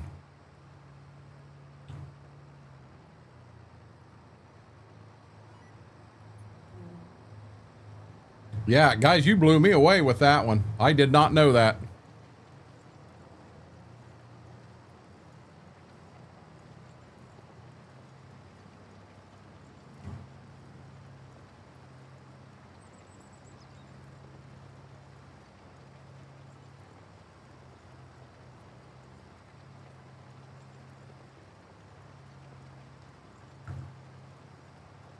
Yeah, so many liters is so many bushel, just like so many hectares is so many acres. That doesn't change. That's a constant.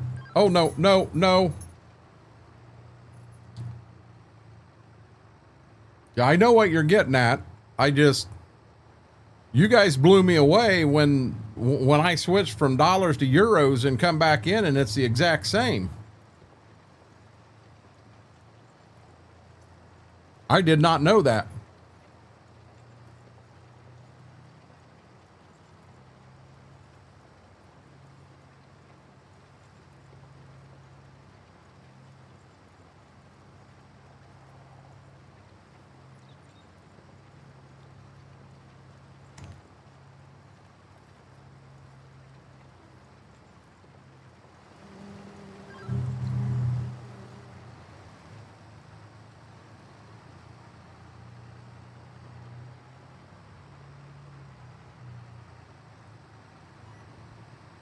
So to go from liters to bushels, liters is liters. So when you go in and you get say I got 2,000 liters of corn off of this field. Liters is liters. That'll never change. There is a simple ratio where if you put a switch in and you would go, I don't want to look at things by liters, I want bushels. So all that ratio should do, and I'm sure code would do this, is it takes that 2,000 by that ratio and it displays this number.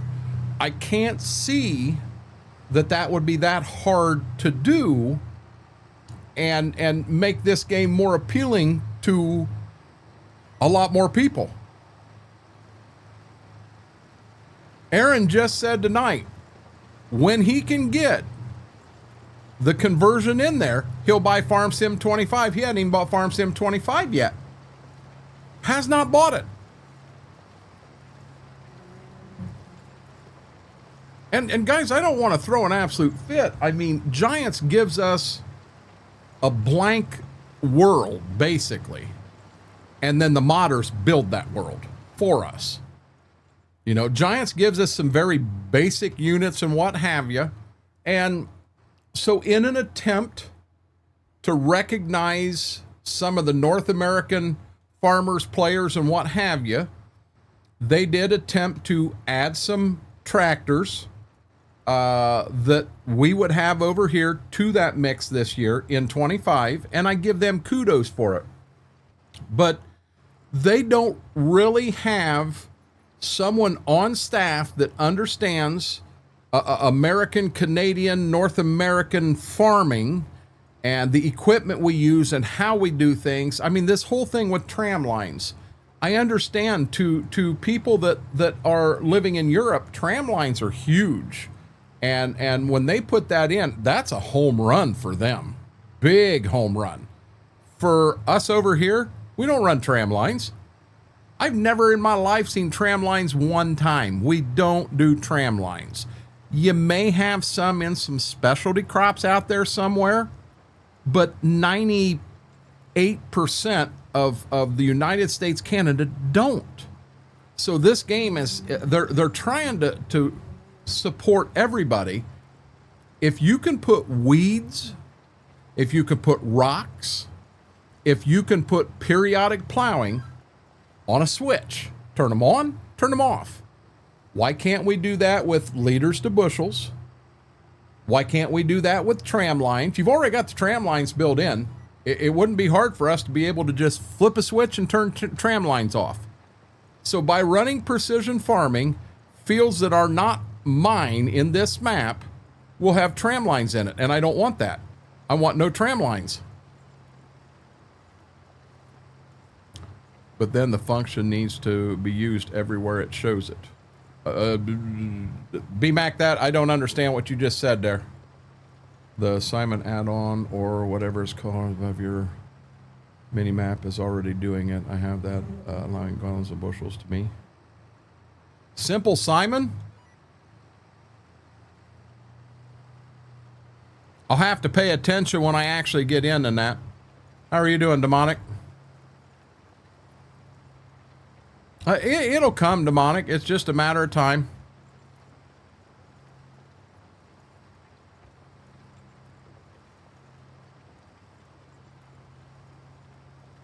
You know, them are the little attention to details. Guys, so when you opened up, let me finish this field and I'll show you exactly what I'm talking about.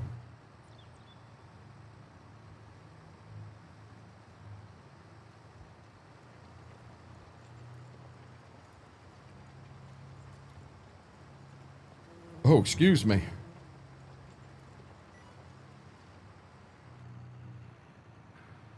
Look at there. All the anhydrous is done, guys.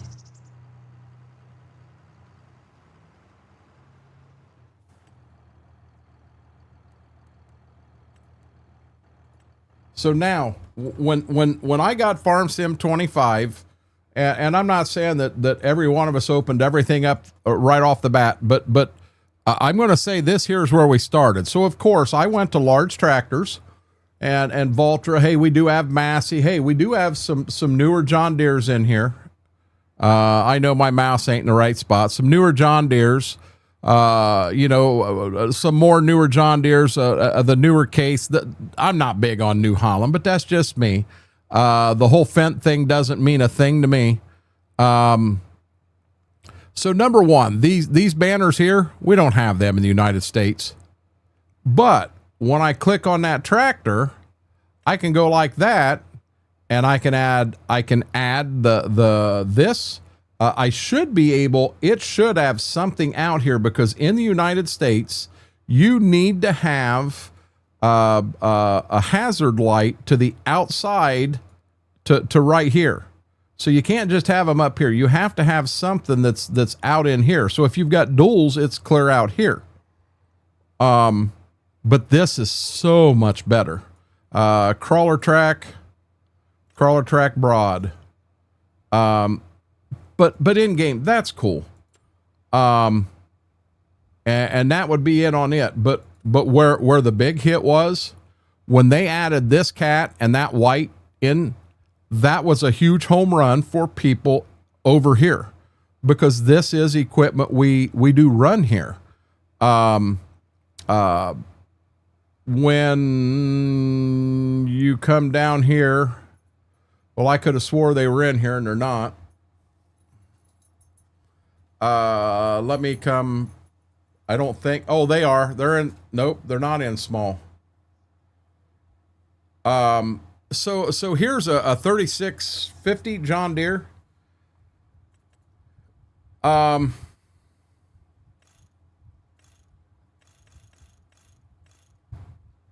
See that? 3-point to keep some folks happy. Oops. And waits to keep me from bitching. I'm going to be real honest. I don't know what a 3650 is. I have no clue. And right here they did it. So placement, no plate. We don't run plates on tractors over here. Wheel setup.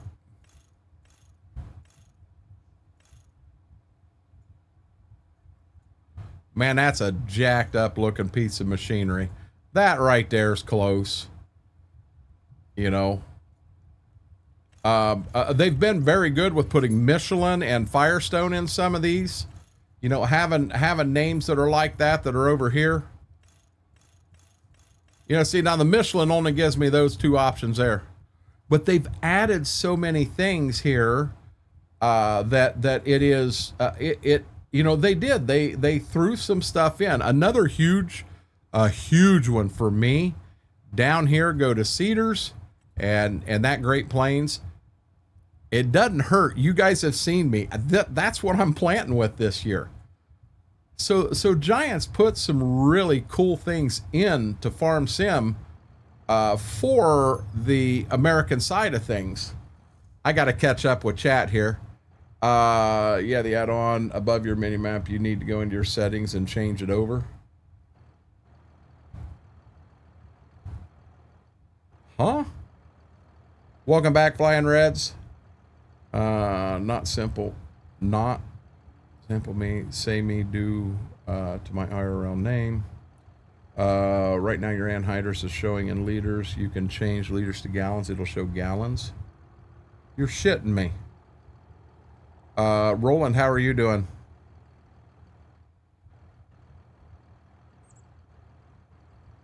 I'm not going to use that machine. I refuse to do it, Wookie. I didn't even download it. Shane, there's actually a lot of challengers out there, but they're mods. You know, they are computer mods. Okay, so help me out here. You're saying I got to go into settings?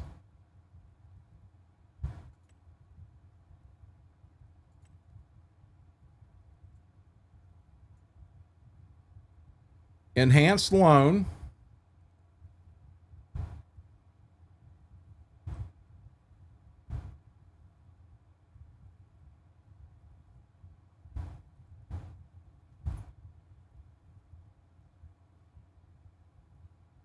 I didn't even download it, Wookie.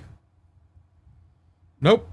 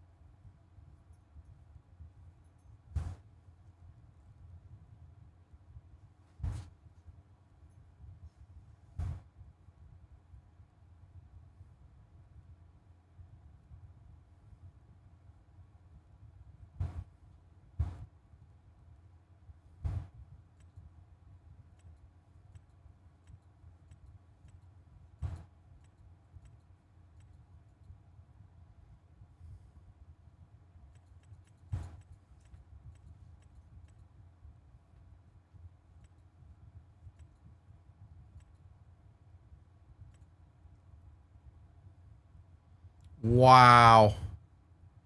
Wow. Derek Kid, how are you doing?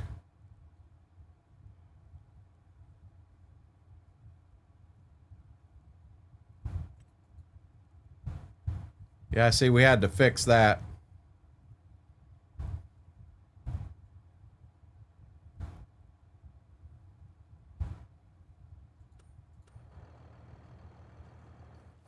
Wow. I didn't know that, guys. Merry Christmas. I didn't get to unwrap it, Mortar. If it's Christmas, I'm unwrapping it.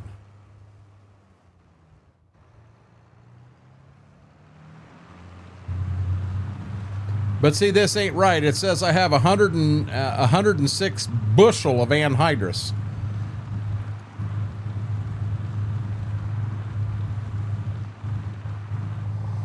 It's the line right above the map there. We've always called it Simple Simon.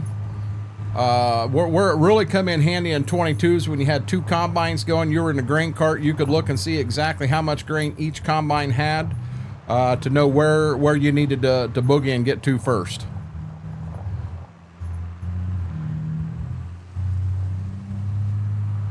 Yeah, it's Simple Inspector is the actual name of it, but we always called it Simple Simon. But are you okay? You have been so lovey lately. Yes, you've been so lovey. See, now I started something. Now we're going to sit here and pet him for the next half an hour. Is Simple Inspector public? Yes.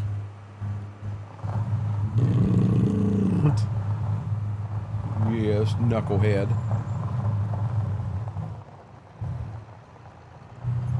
So we're going to take this back up to the co-op, and then we'll have to come back and get on a cultivator, and everything we did there we'll have to cultivate.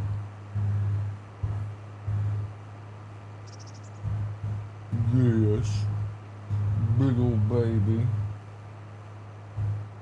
Big old baby.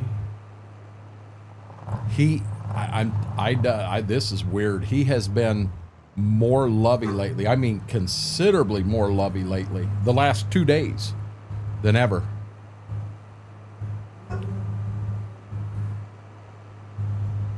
Okay, go see what Sissy's doing, okay? What's she doing? What's she doing out there? I didn't say jump up. What are you doing? What are you doing? You about made me wreck. Hey, you about made me wreck. Get down. Holy crap.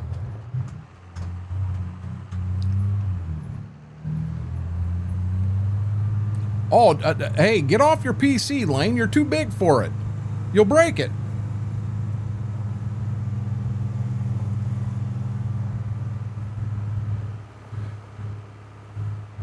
Okay, so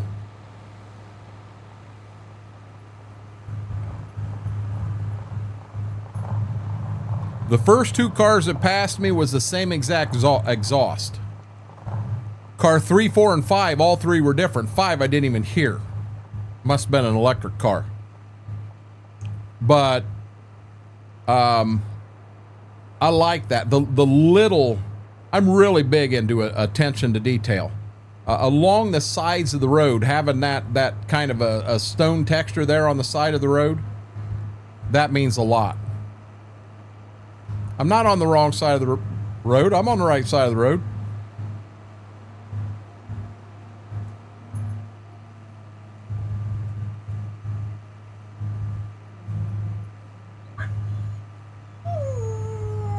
We're not going to do this all night, okay? We're not doing it.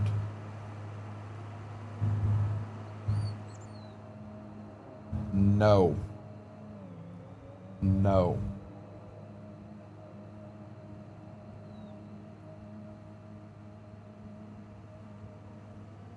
FP, I was driving over a little bit just to piss that car off. Thought he was going to pass me in such a hurry.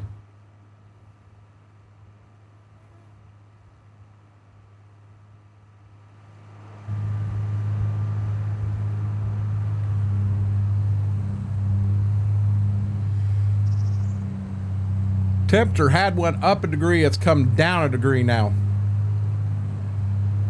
I don't know if the air conditioner kicked on and brought it down or what.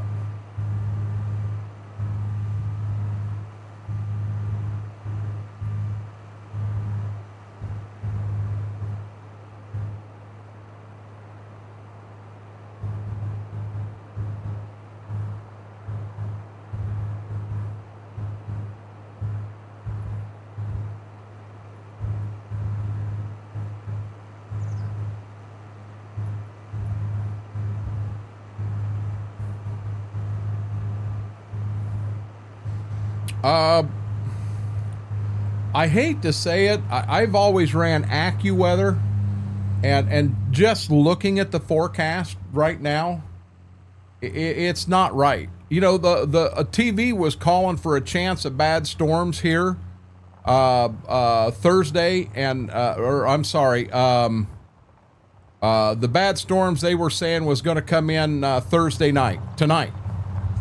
And AccuWeather on my phone has not called for that at all. They called for no rain tonight at all. I'm starting to think that this AccuWeather app is a bunch of junk. Mortar, this building right here at the co-op needs to go bye-bye. Hey, that was pretty nifty. I dropped that tank and the cattle decided they'd start bellowing.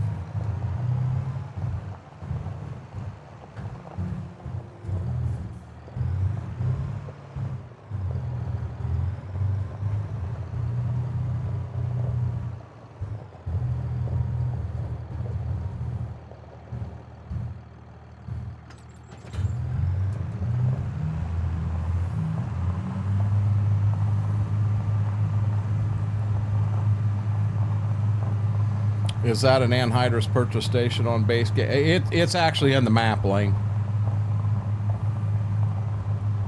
Oh, you're saying the actual purchase station? That one there is actually private.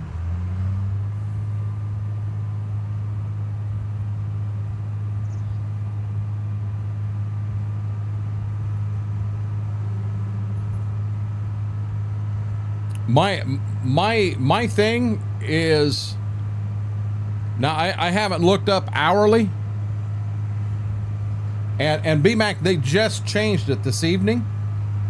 But they had us at a 1% chance of rain today. We're a 95%. Right here, we're 95%. Hold on. At midnight and at 2 a.m. is what it's showing here. I think I'm going to get rid of the AccuWeather app and I'm going to find something different, because it's right now they're calling for a 1% chance of rain tomorrow, just 1%, but they're saying we're going to get a half an inch. What the hell?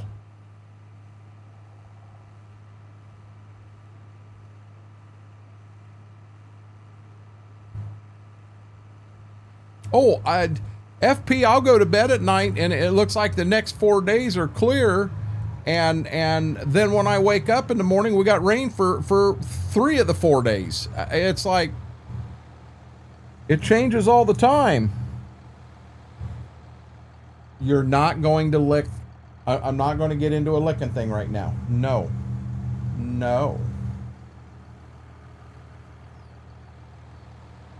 No, I had the Weather Channel app before, and it was as bad. I got rid of that one. Well, what site does it send you to, BMAC? Yeah, I had the Weather Channel in the beginning, and I'm gonna be dead honest, it was horrible. It was horrible. So I flipped over and I went to AccuWeather, and I thought AccuWeather was semi-decent for a while, but not anymore.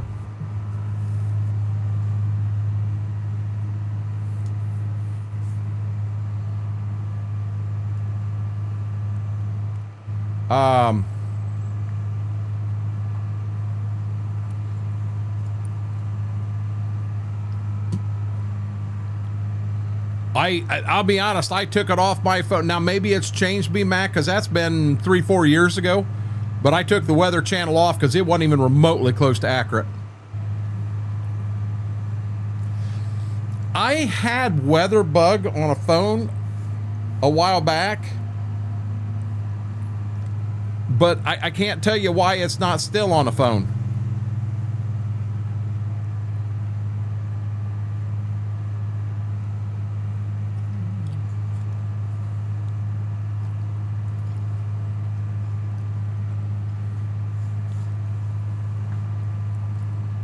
Drive right down the middle of the road. Hell, I paid taxes on both sides.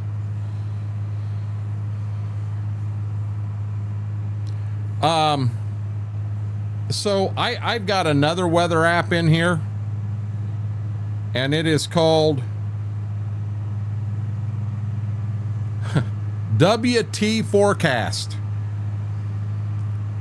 and it talks to you. And it tells you what your forecast is, and it's quite humorous. I'm going to be honest, Lane. Number one, the whole contract thing, I don't do contracts. As an IRL farmer, we don't go up and down the road doing a bunch of damn contracts. You know, I don't have neighbors sitting in at the coffee shop and 3 guys want a field of corn planted, and 1 guy wants a field sprayed, and 1 guy wants... That doesn't happen. So I don't do a bunch of contracts. That's just me. So the whole idea, basically, you have a tram line in a field, and it is taking away part of that field. So when you harvest that field, you don't get everything. So guess what? You don't get to 100%. You don't ever finish the contract. But being I don't do contracts, precision farming works excellent for that. The other thing that everybody was so excited about was pH. Your pH, your liming is jacked up, and I'm gonna show you right here. Right there's the pH after I limed everything. That's everything. So you want your lime to be between 6 and 7 over here, between 6 and 7. So what I'm going to do is I'm going to shut off everywhere where the lime is good. So in here, I do have a little bit I didn't get enough on, and I do have in a couple of corners I got a little too much on. That don't look bad to me. And that's kind of accurate for real life. Let's come look over here.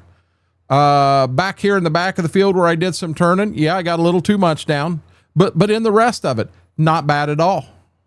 Now, up here... So I am light all the way through here, but you know what? I'm going to click off 5.75. I'm going to turn it back on. I am not going to come up here and put lime on this for that right there. And if any field needed lime, it would be this one. When I get into these, you know, same thing. This is soil type right here. So if I jump over to soil type, that's yellow. pH. Same thing. If I come down here, I'm going to bet this is yellow. Sure is. That is a loamy sand back. And same thing here, back in the corner where you had to slow down to turn and all, you get a little bit of too much down. Come up here to this field. Same exact thing. Back here, I'll bet I'm yellow back in here. Let's look and see. I'll be darned. We sure are. I don't think lime is as broke as what so many people are making it out to be. You just seen everything I farmed here. It's not that bad. It really isn't. So for me, it's 100% playable with precision. JCB, that is correct, and we just had a kind of a big tiff on that. All I wish, I don't care that they put tram lines in the game, because this game wasn't made just for us. It was made for people in Europe, for people in Australia, for people in Asia. It was made for people all around the world. You know, you've got people in here from Brazil that are playing. That's fine. So let's add tram lines, because they're really big in Europe. Just give us the ability to shut them on and off. That's all I want. That's all I want. I don't think I'm asking for too much. So I'll be honest. So I'm going to come in here and I'm going to look at contracts. This person wants someone to help him cut some wood, and I know my cameras are in front of it. This person wants some hoeing done. You got two people here that want some plowing done, and you have two people that want to have crop planted, and you have somebody here that wants some stones picked up. So stone pickup, yep. I know of growers that did hire the neighbor kid or the three neighbor brothers to come over, and we'll give you a quarter for every rock the size of his fist or bigger. So yeah, that does happen. I don't call that a contract. We don't have anyone here with a stone picker that goes from field to field picking up stones. If we did, I would hire somebody to do two of my farms. Deadwood, you take a saw back and you cut it out yourself. You just, if you've got someone going into your woods, it's a timber company and you're selling wood is what you're doing. Baling is the one thing that's a little different. You do have some guys that have some balers, and we got a guy out here that he makes the blankets that they put down when they, like on a 4-lane highway, they go and they plant the grass, and then they put the straw mats down to help that grass grow. So they make the straw mats. So they will go to people with wheat fields, and they will offer to buy the straw off that wheat field so they can use that for mats. That straw is loaded with nutrients. It's all nutrients. So the last time we looked, when you sell the straw and all that straw leaves the field and it goes away, the nutrients that don't get back in the ground, that straw, the microbes would eat on it and get that back in the ground. The straw that don't get back in the ground would cost, it was like $145 an acre to put those nutrients back in the ground. So you lost that. So when you sell the bales and the guy gives you so much per bale and you get so many bales an acre, so you just made $100 an acre, well, you're going to put that 100 plus another 45 from your pocket to get the nutrients to put back in the soil that you would have had if you'd have never sold the straw. It makes a lot of sense if you have animals that you are baling yourself to feed your animals. That makes a lot of sense. But there's so much to it. And I know I've talked to some friends that said, hey, my grandpa used to do contracts all the time for guys. We don't, in Northwest Ohio, we don't. I got that. Wouldn't be fair to wish that, but turn off though. Exactly. So you're saying custom farming, that's all he did for a living. I mean, I went over and helped a neighbor. I went over and helped a neighbor, but so the guys that are doing the custom stuff like that, they're doing it for, for the straw wraps, or they do have a business and they're trying to buy the straw. So they're going in to take the straw off that field and that, but you notice it's straw. I'll be honest, I don't want to take my tractor and cultivator and put it in somebody's 80 acres and get paid to cultivate that, because you don't know when something bad is going to happen to the tractor, the equipment, or any of that stuff. Why add them hours? Why add that wear and tear to your equipment on somebody else's farm? That's what I'm getting at. We do not do contracts in this area. I have one guy out here that does have a combine, and he does custom harvesting. He may do 100 acres a year. Going out and paying $40 an acre to do 100 acres, that's $4,000. You're not going to make a living on that. He farms himself. That's where he's making his living. It's not on the little bit of custom harvest. But you look in here, I can go to field 7 and I can pick up stones, and this man's going to pay me $20,000. You don't think that's sketchy? Let's go here to field 22. So I go in here and I plant it for him, and I'm going to receive $14,000. So I want to go here, and I want to go to field 22. 5.03 acres. So I'm going to call it 18. $14,000 divided by 18 acres. He's paying $777 an acre to plant that crop. Now, I'll be honest, I don't know what he's planting it to. I'll plant an acre of corn, everything, for $400. You see what I'm getting at? It's not realistic by any means. Oh, custom spraying. I've got a guy that custom sprays for me. That is done. Most definitely. Because that's a specialty, the sprayers and that stuff, that's a specialty product. No, we have hay equipment. We use, the guy picked enough cows to buy his own hay equipment, so we baled it for him. When I spend $400 an acre, Schwoke, that is me buying all my inputs.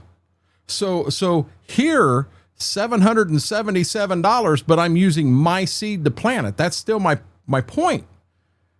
He's paying me $777 an acre. If that's how this worked in real life, I would do nothing but custom work up and down the road. If I could make $700, if I could make $500 an acre, $500 an acre, I would custom plant as many acres as I could. Yeah, things have changed there, Posy. And I mean, so my grandpa, we did do some custom baling for a couple people because we did have something, but it was just something, we baled our stuff first and then we would go and we would bale theirs for them. Of course, I got stuck in a damn hayloft throwing their damn hay up, but so it is what? Yeah, you can change all this stuff in game. That's a whole, Shane, you're talking combine crews. That's not contracts like this. When you get on a harvest crew, I had a boss that went out and he did 2 years on a harvest crew. And they would start down south and they would work their way clear up into Canada. They had 2 different crops they did, but you're dealing, which blows me away. I don't understand. Around here, if you've got the planters and the field cultivators and the discs and the chisels and all of that stuff, you got a combine too.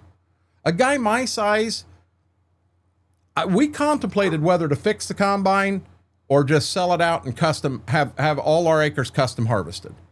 And I chose to have the combine because to me, that's my Super Bowl. That is everything I worked for the whole year. That's seeing everything come together. And I wanted to be a part of that. I didn't want to sit in a pickup truck and watch someone do it. That was my choice. But I'm saying, you know, the prices they've got in here, these are crazy. To plant this field, number one, if this was an in-real-life situation, to plant this field, that guy's going to have his own seed. All you're doing is showing up and you're planting it. You are paying the fuel.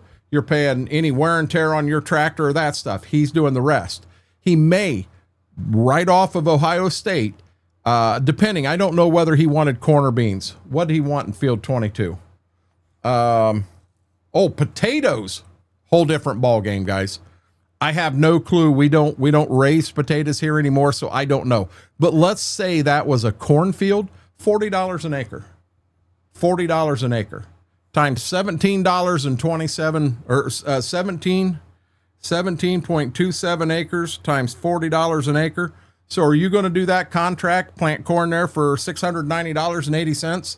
I'll be honest, the guy's probably going to write you a check for $700 to plant that field of corn. I'm not going to do it. That guy didn't pay us for last year, so we quit doing his hay. My dad did. Hey, Brax, how'd your stream go? I was watching. You were playing ATS. Okay, guys, give me a lot of what I'm sharing here is what I have dealt with in this area. That doesn't mean you run 50 mile west to here, east to here, and some things are different, because across the United States, things are different. We don't have massive combine crews, 8 or 10 combines together on semis with grain carts and all of this stuff coming through and just mowing acres down. Out west, that does happen. I know that. but around here we don't have that. It's just kind of strange. So what I'm going to do here, I'm going to take this guy just so you got somebody moving. I'm going to take and I'm going to try to hire a guy over here. I'll bet you it won't let me hire a guy. Guys, I'm going to step away just for a few. I want to go to the restroom quick, but I want to cover the lawnmower. And it shouldn't take me but 3-4 minutes. Give me a few and I will be right back.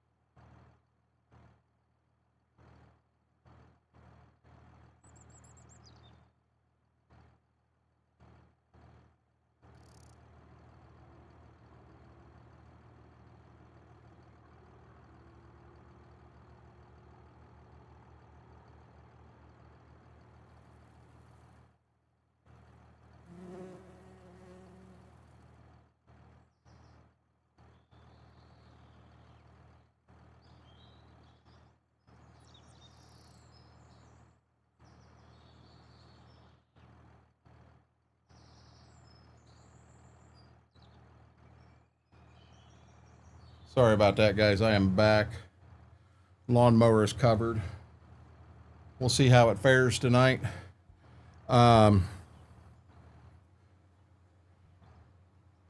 you do that, I'm going to build my Lego set.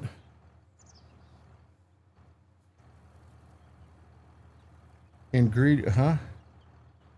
Oh, so here, I'll give you, I'm going to mix a drink up, but I'll show you one more example. And this is just something, oops, this is something that if this game was super realistic, a lot of people wouldn't play. So this right here is a pallet. There should be 1, 2, 3, 4, 5, 6, 7. There's 42 bags on that pallet right there. Now, assuming that that is a pallet of corn, 42 bags times 2.5 ballpark, that pallet of 42 bags should do 105 acres. It'll plant 105 acres of corn. 42 bags times approximately 42 times 290. That skid right there that plants 105 acres should cost $12,180, not $1,260.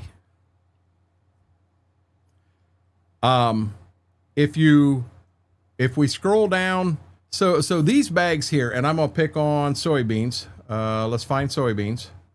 So right here's this is called a mini bulk. There is a mini bulk of beans. Now that either has, depending on the seed size, 40, 45, or 50. If it's a small bean, you can have 50, but most of them are 40 or 45. So we're going to assume there's 45 units there. 45 times about $65 a unit. That there should cost $2,925, not $800. Now, beans are done like corn now. When you buy a bag of corn, it's got 80,000 seeds in it. Beans have 140,000. So if you've got 45 units and you're 140,000, you're anywhere from 1.4 to 1.6 units per acre. So let's say there's 45 divided by 1.4. That bag will plant 32 acres. 32 acres. Divided by the cost, you're looking at about $70 an acre. That's just seed cost. Just seed. That's no fertilizer, no chemicals, no nothing else. So it's just one of them. If they made the game that realistic, there's a lot of people who probably wouldn't play. And I understand that. I love getting on here and making money. Oh my God. If I could make half the money on the farm every year that I make in here. Oh shit. Don't do that right in front of a fan. If I could make half the money in real life that I make in here playing Farm Sim in the game, oh my God, I'd be a happy camper.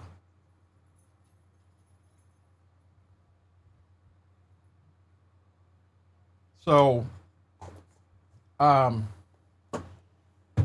love to play as realistic as possible within reason. I want to win the game. You know, if you went in to play and every time you went in, you went bankrupt, you wouldn't play it often. You'd move to another game. So I understand why giants and such do a lot of stuff the way they do. You can't complain. They're doing it right.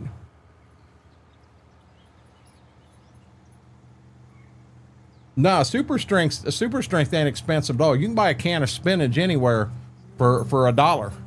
B-Mac. You can buy a can of spinach for $1 and then you can super strength all you want. Now I don't know. The Corbin Transportation Company, they may be a little more expensive. Okay, I don't know if this cultivator will fit through here or not.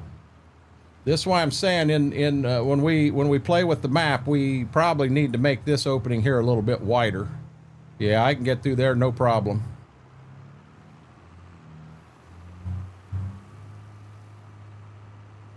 I eat spinach all the time. I love it, B-Mac. I love spinach. They used to make a plate, a restaurant that they're not even in Lima anymore, but they were. And it had spinach and it had that Parmesan cheese that you put on spaghetti, and then I think it had some eggs. No, that didn't have eggs in it. It had some sort of a butter in it. Oh my God, it was amazing. Absolutely, positively amazing. Okay, so now we got to turn this back on. We want just that. We only want one set of tracks. Tracks only. Okay.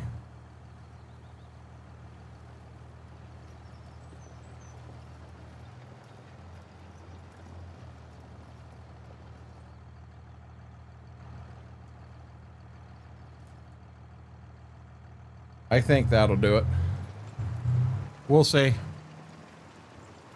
I like it raw in salad, most definitely.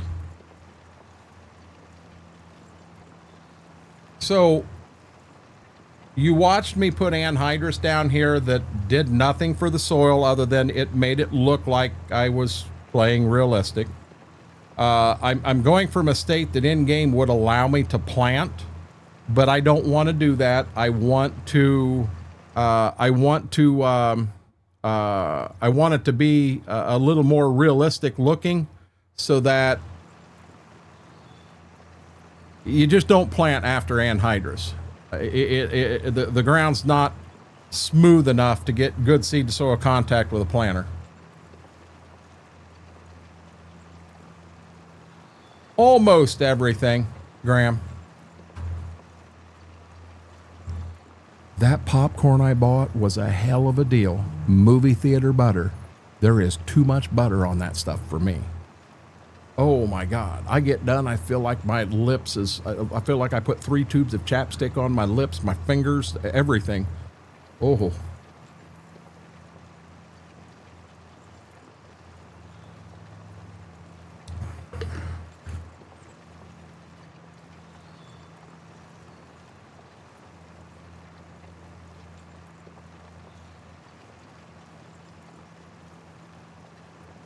Yeah, guys, I wasn't, please trust me, I wasn't trying to start an argument on doing contracts and that. It's just, for me, I choose to play without doing contracts. It's not something that growers around my neck of the woods do for a living.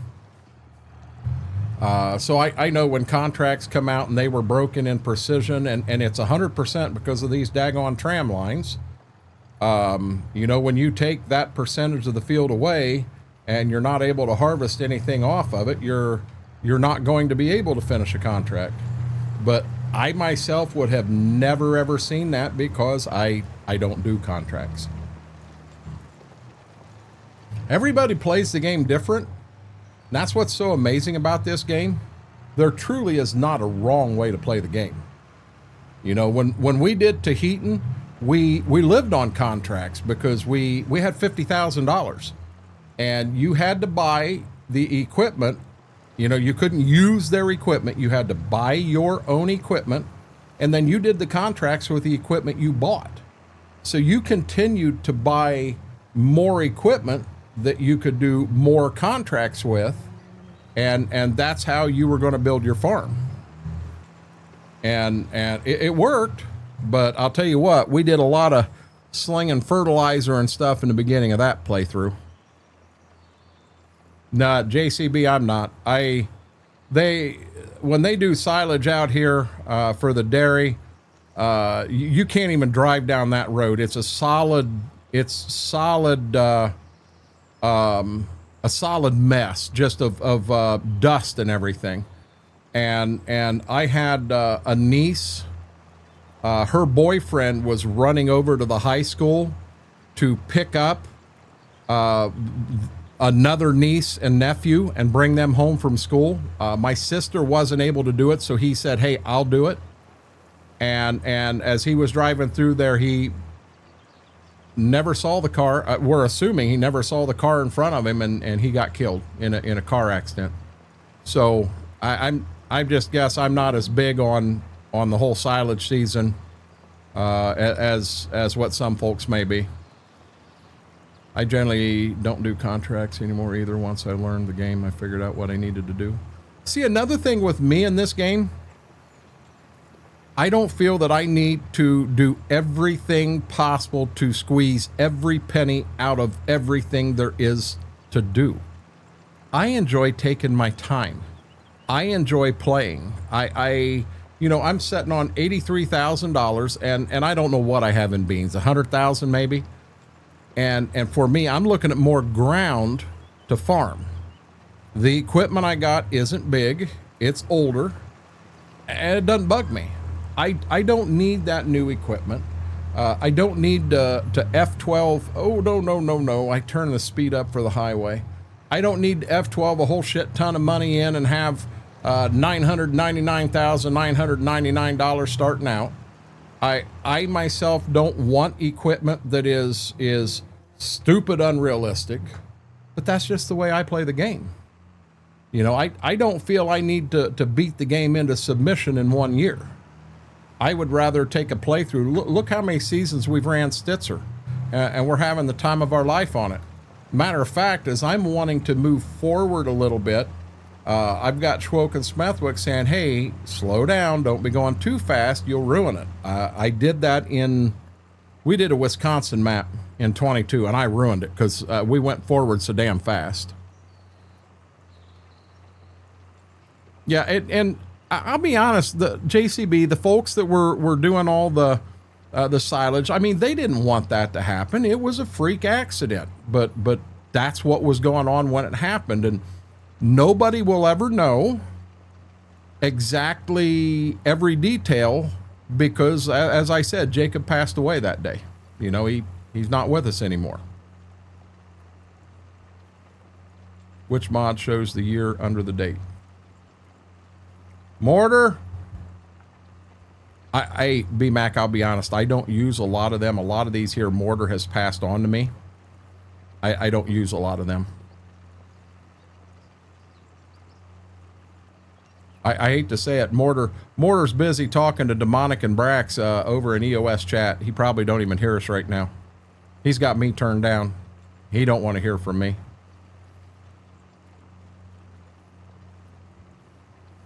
Guys, do me a huge favor. If you haven't done it yet, hit that thumbs up, hit that like button. It really helps the stream, helps the video out. And if you're not subscribed, do me a huge favor. Hit that subscribe button. Doesn't cost anything here on YouTube. And we're busting butt trying to get to 1,000. Our goal tonight was supposed to be 725. That is it's kind of a stretch goal. Being we were supposed to start at 720. We started at 718. You know, hit that subscribe button. Give me a hand here. I would greatly appreciate it, guys. Extended game info. Yeah, BMAC, that's what I'm saying. Mortar's the one that gave me the mods I'm running in here are the mods we're going to run in the thing. So I don't know what mod it is that does that. I'm assuming it's extended game info. Yeah, Mortar gave it to me to put in here. It's something that he really wanted in game, so I said that's fine. We'll do that. Hey, I saw you on an 88 series. Mr. Red, I had you up. Let's see here. You rated Jedi Horn. I had Jedi up too. But I most definitely saw you on an 88 series, and I thought you had a silage wagon, but I didn't see the chopper. I missed that.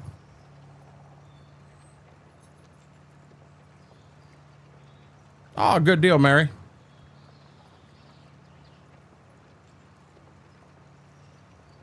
What are you doing?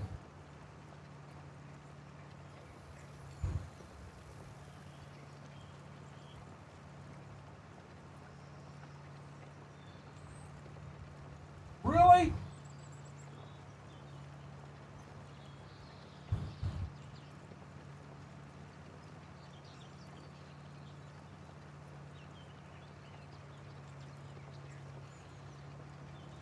Okay, he's dead. Leave him alone.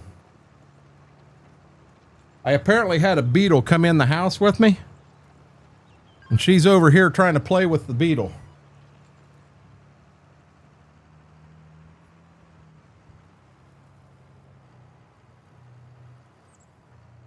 I heard her scraping the carpet, and I don't want her tearing the carpet up. Oh Lord. Okay, so there's two things going to happen here, JCB. Number one, you have to be playing Farm Sim, and it don't have to be 25. It can be Farm Sim 15 for all I care. You got to be playing Farm Sim. You cannot be in there just to chat. You have to be playing in part of the stream. But that is if we do a stream Saturday. I don't know yet. A lot of that's going to depend on weather, and if I can get over and do anything IRL, I've got to do that. That is on May 15th. I'll be honest, guys. Today, my goal was to have everything planted by today. I ain't even got half the farm planted yet. Yeah, I backed it up a few years tonight. I love. Hey, Mr. Red, look at this. I'm running a 30 series deer, not even a 40 series deer. And I might add, I'm looking quite sexy in that cab. I don't know who did the mod of the 30s, the 40s, and the 55s, but they did a hell of a job.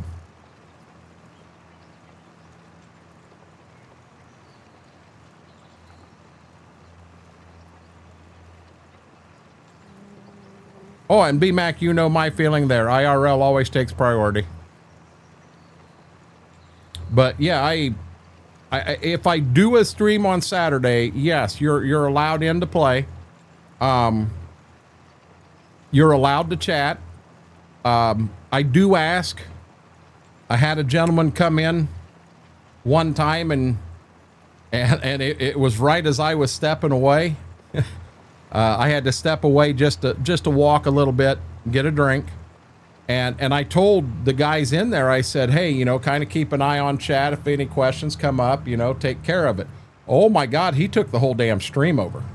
And I think it was Mortar that finally asked him to, you know, hey, dude, can you calm down a little bit?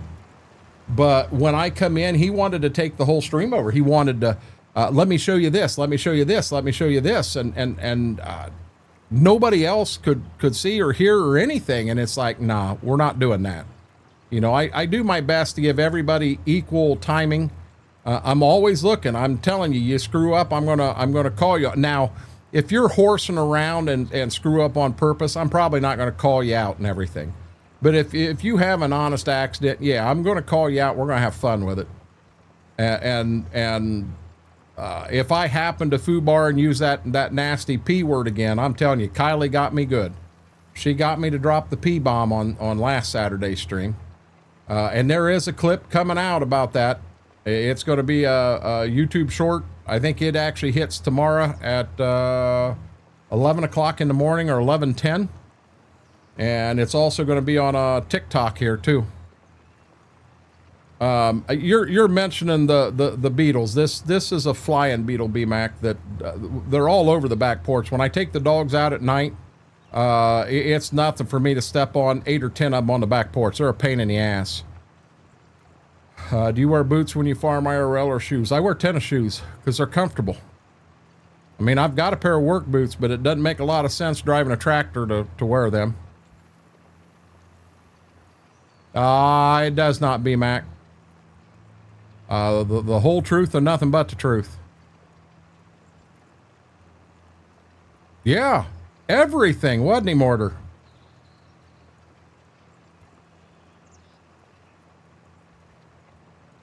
None of my accidents are honest, honestly.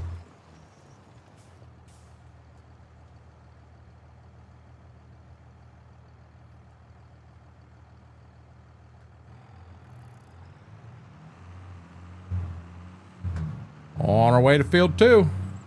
Guys, we're going to be planting. Now, this makes me mad because what I want to do, and it needs to be changed. You need to be able to plant corn and beans in the same month. In this map right now, you can plant corn in April, but you can't plant beans till May. And you need to be able to plant both in April Last month, you should be able to plant corn from April to June. And beans from April to June fair and square. Yeah, you can plant beans in the beginning of July, but you get past that first week of July, I wouldn't be putting beans in the ground.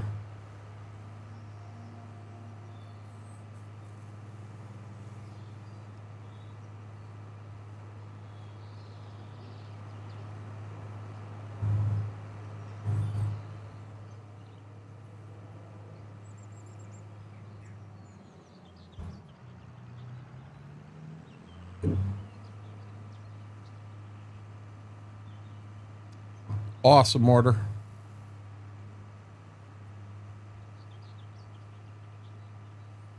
So I don't know what your day looks like tomorrow, Mortar. I do need to run to town to the south. I need to get some dog food. Want to get some apple juice. I'm looking to make that smoker run. Some apple juice. Everything else that I need there, I've got. I just need apple juice. Mama's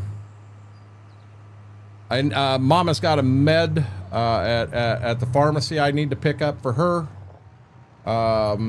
We need to get the oil changed in the van, and I'm going to be dead honest. I've drove a work truck for so long, and they didn't let us change our own oil. You went to an oil shop. I could go to Walmart, and if the right people were working, I trusted them, but if the wrong people were working, I didn't. I can go, and it costs me like $90 to get the oil changed in that Honda. It can't be but 5 quarts oil in an oil filter. So what is the going price right now? 5 quarts of, say, 20 W50 synthetic. I prefer Valvoline. But 5 quarts of 20 W50 in an oil filter for a van. Am I looking about $6 a quart? So I'm looking at 6 times 4 is 24 and 12 is 36, 46 with the filter. Am I looking at about $50? $50 for an oil change if I do it myself? Graham, I use apple juice in the smoker.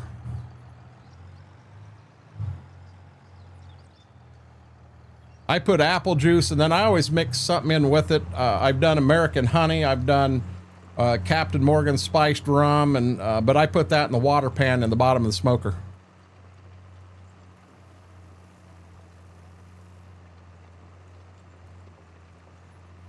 So $32, and I get it and change it myself, or I spend $90 and I don't even get out of the van. So I'll be honest, it's not the middle of winter. The weather's nice outside. We've got some days. I think what I'm going to do, I mean, I'm not the agile and everything, but I would assume I can still change oil in a vehicle. I mean, I've jack it up, throw a stand under it, crawl underneath, pull a drain plug, empty the oil, turn around, put the drain plug back in, pull the filter. I mean, I've got the filter wrenchers. I've got all that stuff. I just need to not be lazy and change it myself. I mean, if I'm going from, well, let's say instead of 32, let's go 30 to 90. If I can save $60 by changing it myself, yeah, I'm going to change it myself. I'm not going to go out when it's pouring down rain and everything underneath and the ground is soaking wet and it's a pain in the ass and what have you. I'll get my nice day or nicer day, and I can do it. I might as well start saving the money on stuff like that, stuff that I can do. I mean, I'm not going to whip underneath and whip out and everything like I used to, but I mean, I've slowed down some, and I'm sore a lot, but Jesus Christ, I'm not dead. Oh, over there when I did the brake caliper piece on the truck, when I went to stand up, I don't know what happened. I shot forward and wiped out. I about knocked my dad. I mean, when I come down, I rolled into his legs. But yeah, I wiped out bad. And to this day, I don't know what happened. I have no clue. I mean, I wiped out. They charge $90 down here, BMAC. They charge 90 down here.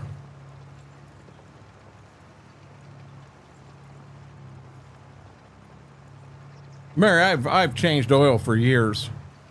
I'll be honest. If Dad knew that I was going, if I had to guess, now my dad may have finally given up, and he may take his somewhere to do it now. But for years, yeah. If he knew I was taking one of my vehicles somewhere to have the oil changed, I mean, think about this. So I can do one of two things. I can go down there and spend $90. Or I can just go down to AutoZone, get my oil, get my filter, come back, change it myself, and with the money I save, I can take Mom out to Texas Roadhouse and damn near pay the entire meal. Is it not a no-brainer?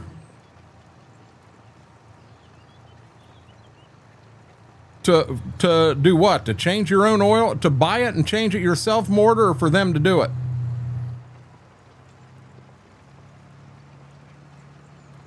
Oh, Mortar, you don't understand. We had a female mechanic at Walmart that was very, very good, and I would trust her. I'd trust her to work on my vehicle. She's good.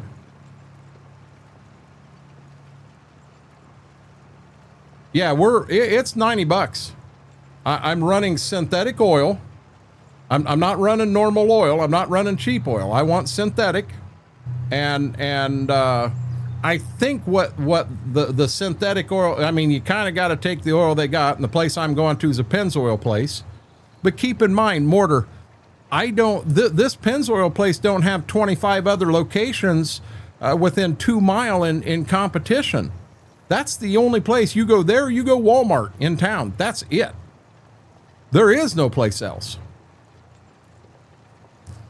So if you're saying 75, but for 32 I can buy all the stuff and do it myself, I'm still saving over $40 by doing it myself.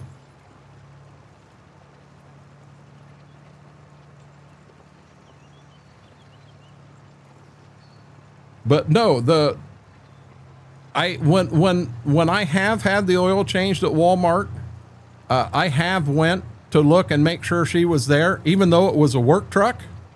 I made sure she was there and doing the oil changes, because if she wasn't, yeah, I didn't trust them guys there at all. I'll tell you what, Batman, that's been the best vehicle I think Mama and I have ever owned. It honest to God has. That was my guess. $10, $12 for the filter. I'll probably get a Fram filter. One of the Frams that's got the black on the bottom, the grip to help you put it on.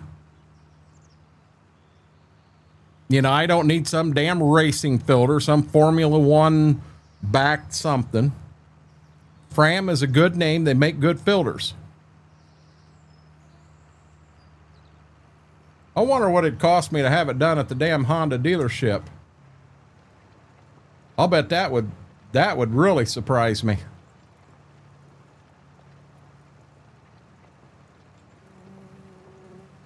Yeah, we've got less than 80,000 on this one, you know, and hell, it's made a couple of trips down I-75 all the way down to Florida, and it's always done really well.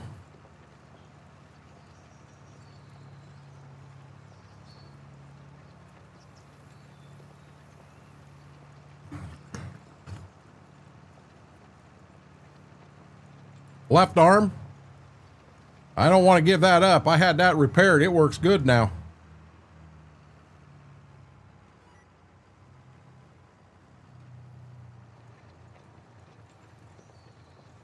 I had growing up, a neighbor, what the heck, Cordoba, Chrysler Cordoba, 760,000 mile on the car. Only the second engine. He had one engine totally went. I can't tell you if they did rebuild the first one a couple times, the second one a couple times, I don't know. And the second motor they put in it was a junkyard motor. But it was 760,000 mile on a Chrysler Cordoba. And had he not been a neighbor, had I not seen the car, blue with the white top on it, And had I not seen it, I'd have never believed that story. I don't expect anyone here to believe me. I mean, but it was amazing.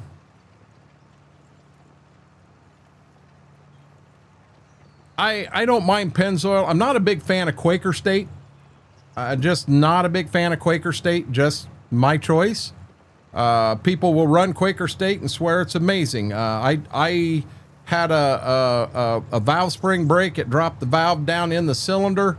Took the whole cylinder out. We took the motor apart. I was running Quaker State oil, and after seeing what I seen inside that motor, I'll never run Quaker State. You know, you always hear the joke Quaker sludge. That's what we had in the motor. So I won't run Quaker State. I'm okay with Pennzoil, but Mobile One is my first choice, and Valvoline is my second. Just my opinion. CM Gaming, how are you doing? Night. FP, it's 10 o'clock. Jesus Christ, you're not that old. It ain't bedtime yet. No. He's like, shut up, Renegade. I'm going to bed.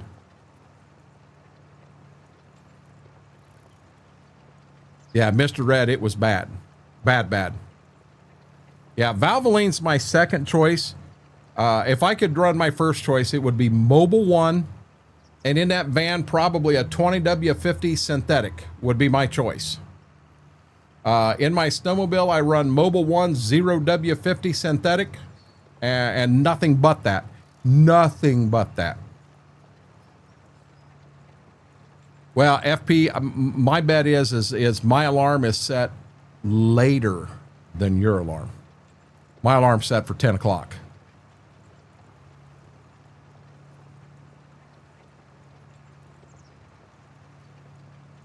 Yeah, Mobile One's the one I like the best. But you want me to be honest?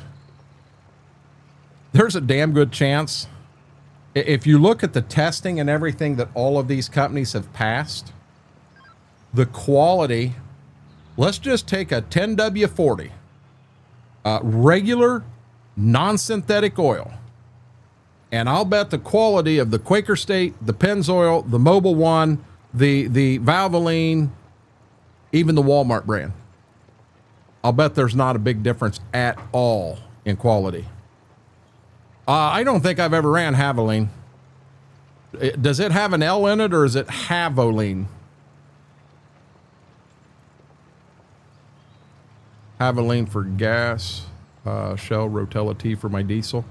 Now I run Shell Rotella T in all of my diesel, my tractors, combines, everything, nothing but. Yeah. Now, Shane, you heard bad things about Pennzoil. I know. I'm sure I have, but that's been what I've went to. It was a work truck. It wasn't mine. I did attempt to take care of it though. A lot is where the crude comes from. My dad swore up and down on Napa oil. Hey, on this subject, here's just a curveball. So in our area, you know, we have AutoZone, we have Advance, we have Napa, we have O'Reilly's. We don't have any Pep Boys here, but I have been to Pep Boys. When you go to buy a part, you're just buying a part for your pickup truck. Where do you go? Or do you go online and order from like Rock Auto or something? Where do you guys go to get your parts from?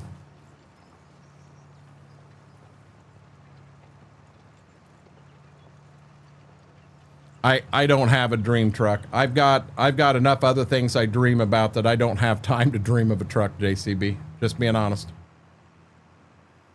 I've never heard of Lordco. I think you're making stuff up, Mary. I know you're not. If I'm looking for parts for the van or my truck or the Suburban, there's a good chance I'm going to go to AutoZone. Austin worked there. He actually worked there for a while, so I'm probably going to go to AutoZone. Now, if I'm buying like, say when I go in to buy grease, I don't go in and buy a tube or two of grease. I buy a case of 10 tubes of grease, and you go to Napa. Napa grease, Napa, all of that stuff, nothing beats Napa in my opinion. Jags is a whole different ball game. Now you're going high performance. Really flying reds. Aaron, you like O'Reilly's? I think a lot of it, I think it could depend. So in the little town of Kenton, we have an AutoZone, Advanced, and O'Reilly's. And you want me to be honest, I think a lot of it comes down with the person that's taking care of you. Are they knowledgeable? You know, when I come in and I want a light bulb for my 2010 Dodge Ram pickup, does it matter whether it's 2 or 4-wheel drive? Does it matter whether it's got air conditioning? Does it matter? Don't ask me. Do not ask me them stupid questions. Make your assumption, go through it, and find me the light bulb I want. Now, granted, I'm not going to the counter for a light bulb, but all these, you go in, shocks. You go in and ask a question about shocks. And was it 2 or 4-wheel drive? Look them up, and you'll find the shocks is the same on a 2 and a 4-wheel drive. It goes different if you go to a 2500, a 3500, or something like that. But some of these dumbass questions, why do they ask them? CarQuest? We don't have a CarQuest here. I've heard of them.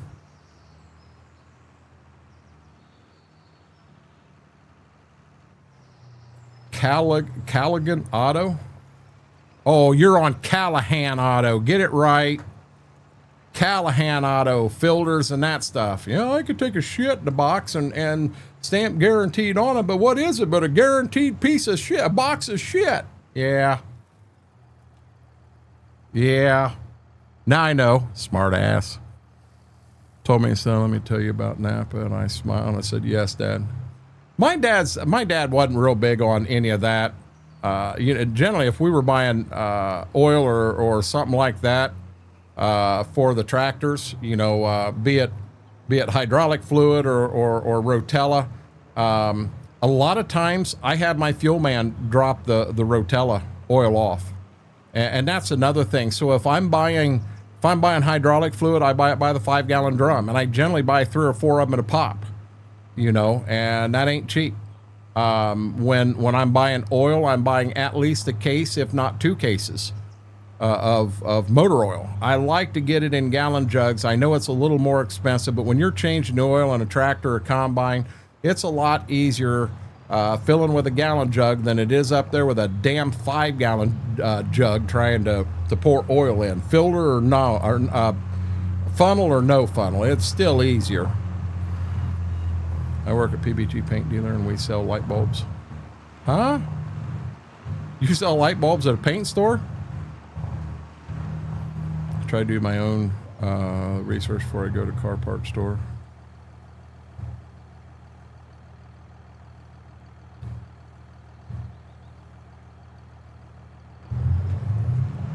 Yeah, CM Gaming, I just think that's dumb as heck. And I would rather, you know, don't ask me a dumb question. Whoa, Jack, what are you doing? Had my finger in the wrong slot of the steering wheel. But, you know, I know they're required to ask them questions, and I don't get mad at them at all. But in my mind, it's like, you know, that's the dumbest thing I've ever heard.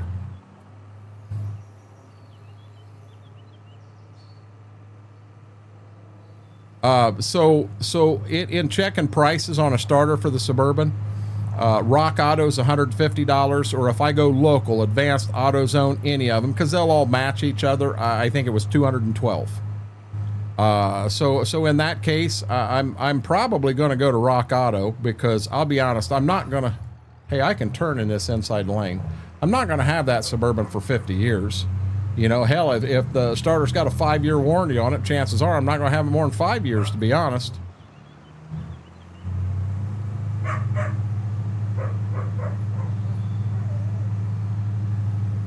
That don't surprise me. JCB Tractor Supply is not a farm dealership by any means. They're a hobby farmhouse is what they are.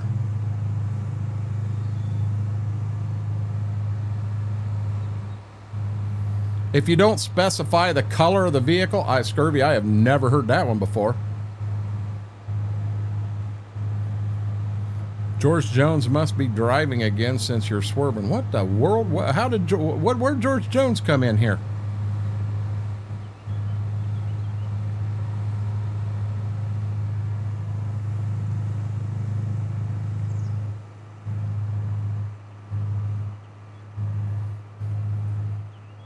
That's Austin. Austin was a manager at AutoZone before he went on to do the electric bus thing. Hey, Skull Crusher, how are you doing, buddy?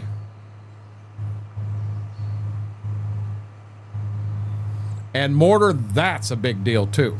The fact that they have the part and you don't have to drive back to town at noon tomorrow to pick the damn thing up.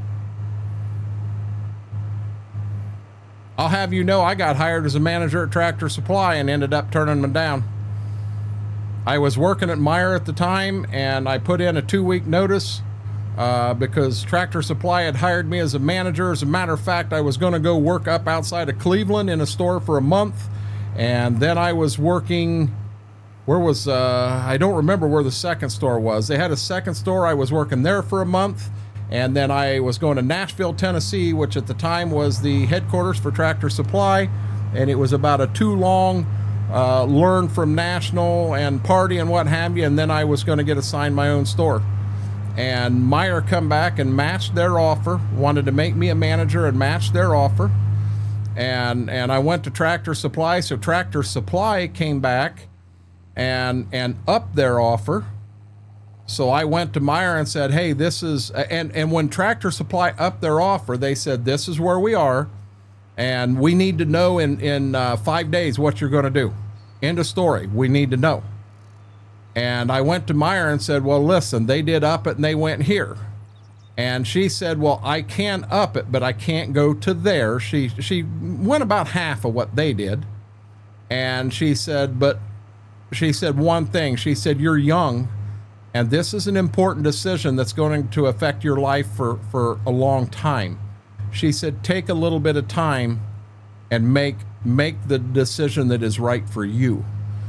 And based off of that, I took the lesser money and I stayed at Meyer.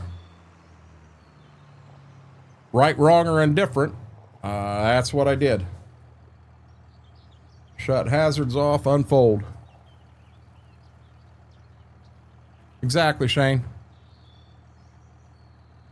Well, I'm telling you, all Tractor Supply is, it's not a farm store by any means. Eric, if I had, so I change the oil every year in the tractor, so I go through 10 gallon a year. To me, I just don't have the money to set a 55-gallon drum down there. Now I've got growers who have an actual oil station in their shop, and the guy that comes around with the gasoline also keeps the oil at whatever level they've got agreed to. But they're liable to have 2 or 3 different kinds of oil, different totes, and it's basically you have a jug, and all you do is you go over and you have just like a fuel pump, and you fill the jug up there. But you know, I don't run enough oil on my farm and my equipment to justify someone and putting something, you know, that's not something you buy. That's something that they put in, and then you're locked into their oil and their service and everything for however many years. But it just, I don't have the acres to justify something like that. If I did, I'd go buy the 55-gallon drum. We have had 55-gallon drums on the farm, but we did it. That's when Dad was running everything, and Dad's playing with a little more money on the backside than what I am. Not a little. He's playing with a lot more money on the backside than what I am. You know, I'm the guy that when I park the combine, I don't even want to fill the combine to the brim with diesel. If it's got half a tank or even a third of a tank in it, that's how I want to park it. I don't want to pull fuel out of the fuel tank to put in a combine that's going to sit there until next summer when I pull it out to get ready to go to the field. If I had the money to spare, yeah, it wouldn't be a problem. I'd park everything full. But I myself don't have the funds to do that right now. Also got a Rural King. Well,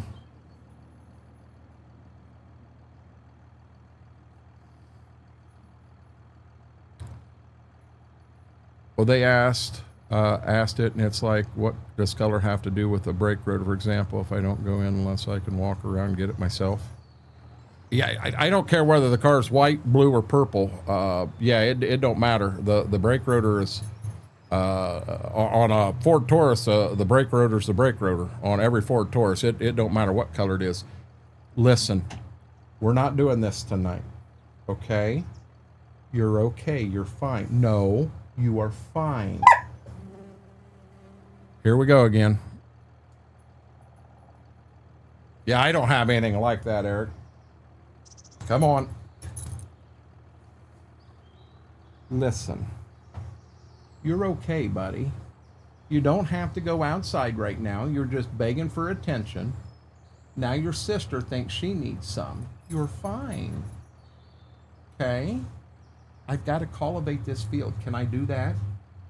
Will you let me cultivate my field, big guy? Will you please let me cultivate my field?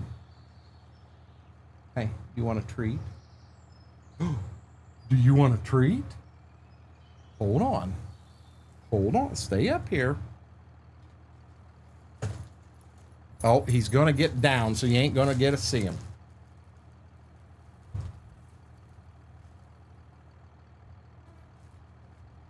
You guys need a treat? Sit down. Give it up. Good boy. Give it up. Good girl. Yeah. Now they're happy. Now they're happy. Yeah, I've just got the 2 tractors and 1 combine. So oh, well, that ain't right.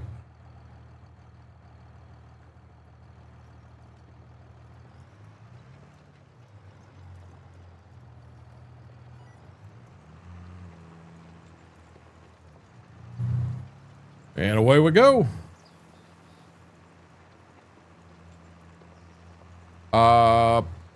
So help me out. It's fruit juice like candy. Never even heard of it, Mary. Is it a Canadian thing? Well, she's still up there.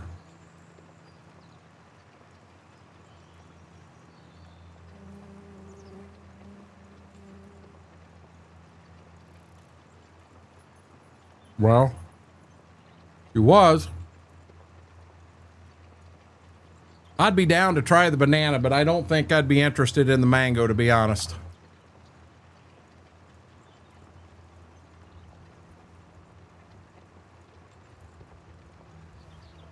Yeah, I'll be honest. For me, animals make 0 sense at all, because my farm is 25 miles from here, from where I live, and to have to go over, we're done.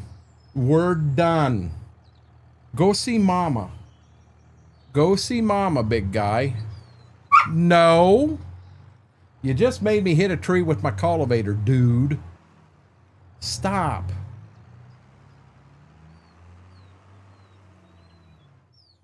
I don't think it is. Says imported by so-and-so.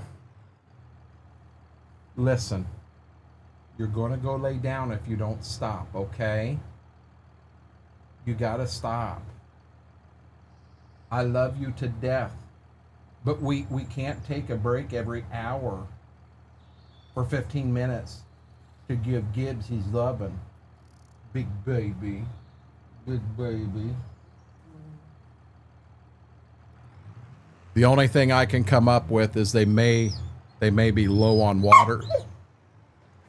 He ain't going to stop. Guys, give me a second. I'm going to go check their water. That's the only thing I can do. I'll be right back.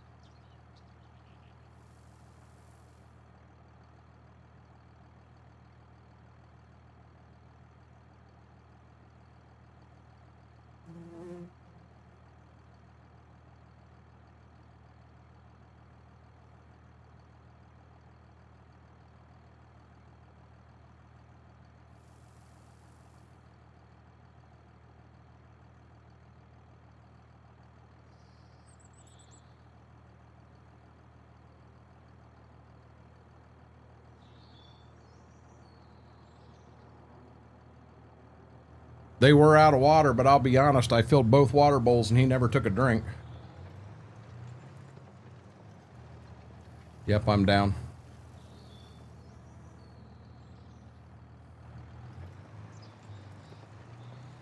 I haven't even looked. I'll be honest, CM Gaming, what I was going to do was do these end rows here, and then when I got going to the front, I was going to pull the weather radar up on my phone and see what I saw on it. I mean, normally as the sun goes down and you don't have the heat to continue to sit there and feed these storms, they start to die down from what they were.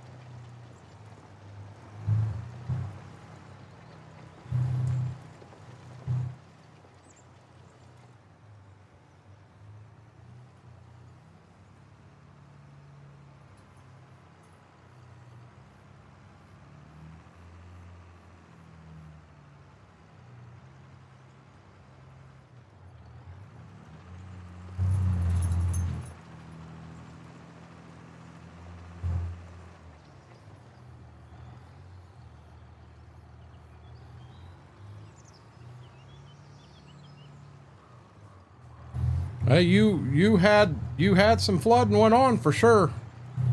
Flying Reds.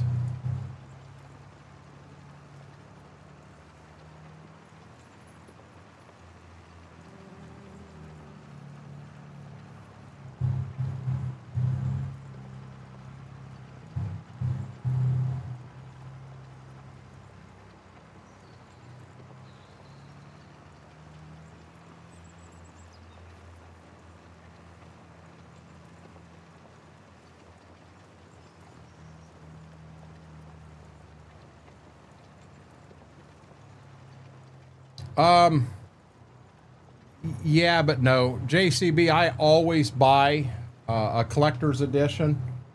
But Giants does send me a collector's edition also.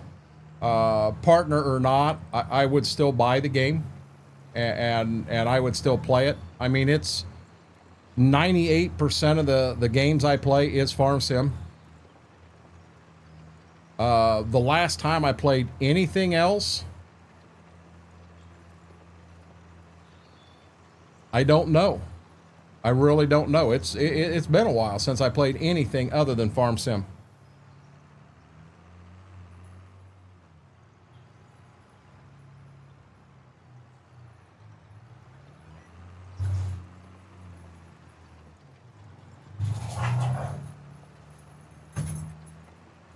You better leave him alone. If you was preventing him from getting water, me and you gonna fight. She gets nasty with him. You're okay. Hey, you're okay. Baby. My God, you outweigh her by 20 pounds and you're bigger than her. Show her who the boss is. Dude. I don't own a pineapple hat. I have no clue what you're talking about.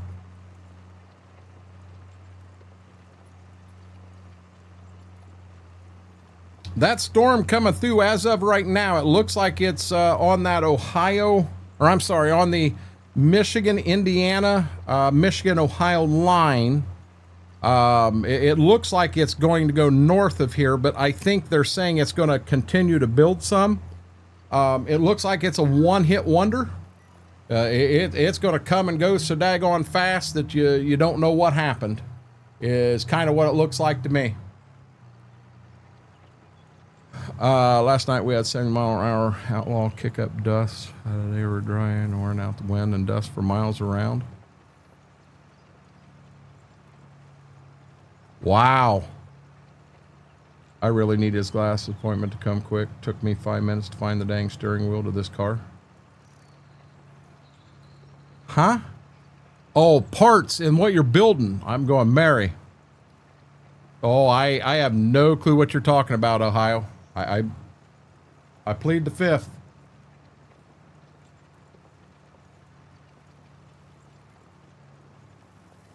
Waiting for Pill to activate.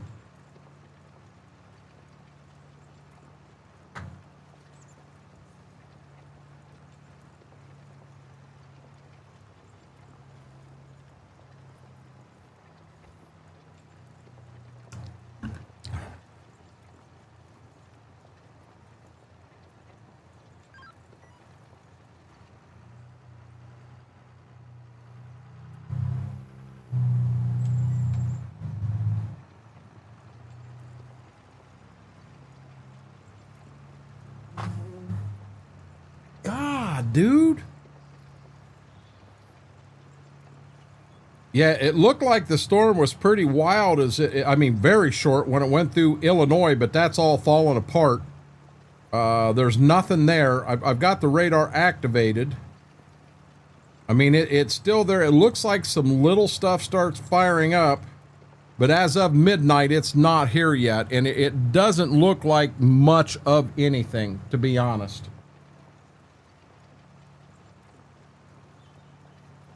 It really doesn't. No, he's from Chicago.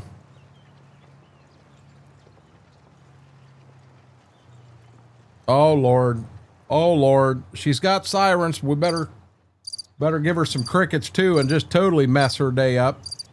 She won't have that car built for 3 days between the sirens and the crickets.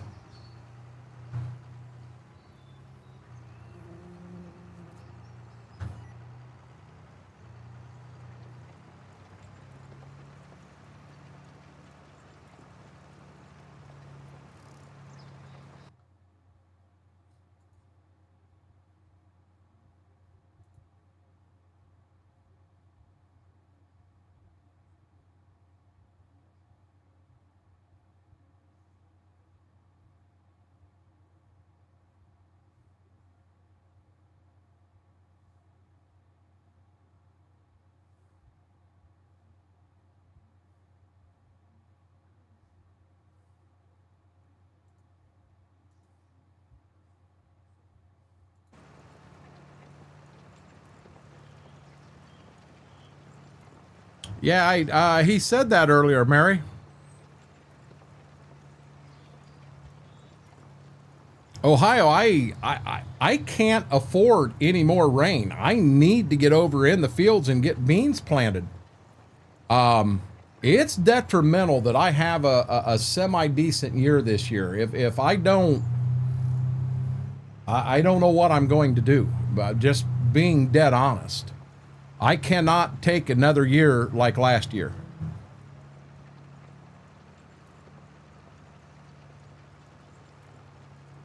Yeah, he was in here for quite a bit. Yeah, I don't want a storm. I don't want rain. I don't want nothing. I want sunshine. And I do want some wind with the sun to dry the soil out so I can start getting some damn beans in. I mean, it's, my goal was to have all of my beans planted by May 15th. That's today. I ain't even got half of them in the ground. And the half I got in the ground that got waterlogged right after I planted it for 5 inches of rain in 5 days. What I need to do tomorrow when I go to town, I need to go over there and look at some beans and then go to town from there and see what I've got. I ain't got anything sprayed yet. I need to get them sprayed. I need to talk to the neighbor with the sprayer and see if he ain't bought chemicals yet. I'm going to have to go elsewhere. I'll put money somewhere else. I mean, it's not my fault that he doesn't have his beans from last year harvested yet. I mean, he got in a pinch there. Hell, he didn't have anywhere to go with them. The beans got too dry and he made the decision he's just going to leave them out there and hope for some rain to bring the moisture back up in the beans. Having them out of the field meant a lot to me.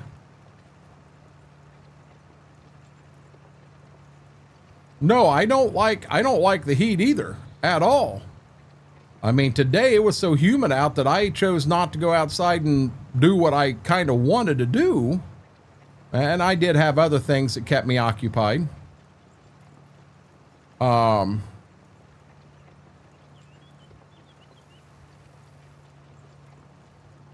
Pick up a new desk for you, for him, for... My only dealings with IKEA is online. I bought the, hold on here, let me get turned. So the butcher block right here and right here come from IKEA. The legs back under here was from IKEA, and then I have 4 matching desks or cabinets here. And the cabinet and the legs are the same height for this. I bought that stuff online from IKEA, but I've never been into an IKEA. What is an IKEA?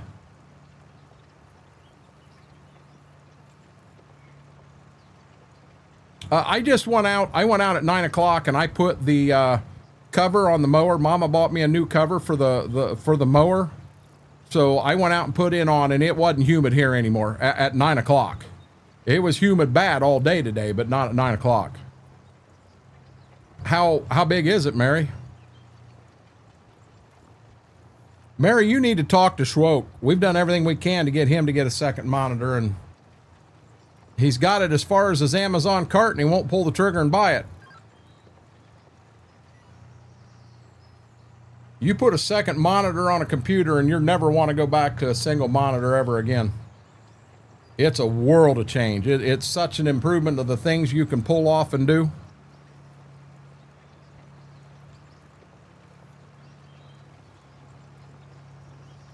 Yeah, I've never been in. I think the closest IKEA is either in Cleveland or Cincinnati. I don't even know if there's an IKEA in Columbus. You know, it kind of like Micro Center. If I want to go to Micro Center, it's 75 miles to Columbus to Micro Center for me. That's the closest one I got.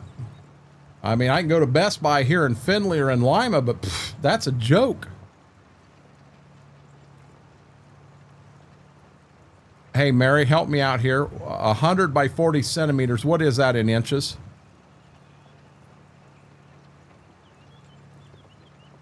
A hundred centimeters by 40 centimeters.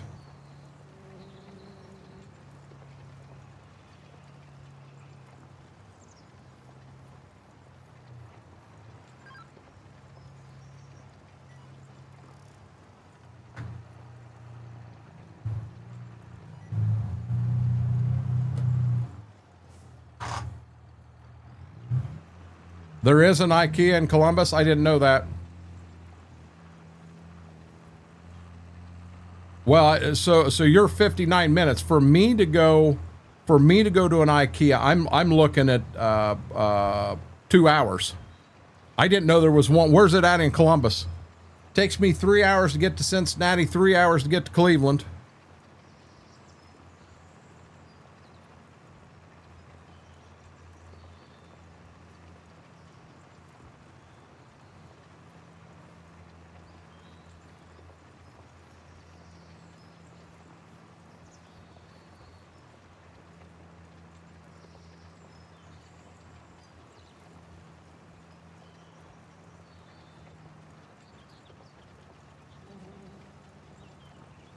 Mary, I would say it's bigger than that. You're saying your desk's only 15 inches by 40 inches? That's not even 2 foot. That's just over a foot. It's a piece of paper is a regular sheet of paper is 11 inches. It's not much bigger than that. Your desk has got to be bigger than that.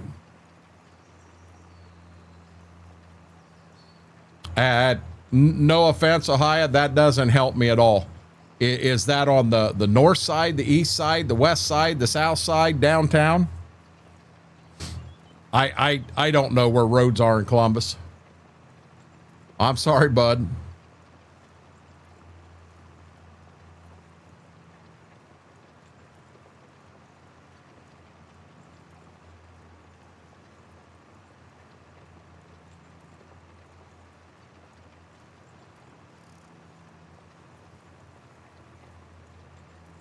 Mary, when you're looking for a desk, are you looking for a full-blown desk with shelves and everything, or are you just looking for a gaming? See, I mean, my original table's over here yet, and it's just a gaming table is what that was. You know, it had a top, and it's got legs on both ends, and then in the back it had the little holes where you could run wires through and stuff like that. It's called a gaming table. You get them off Amazon for a fair price. There ain't a whole lot to them. I mean, I'm not going to stand on top of it and jump up and down. This one I would, but this is built a little different. 39 by 23.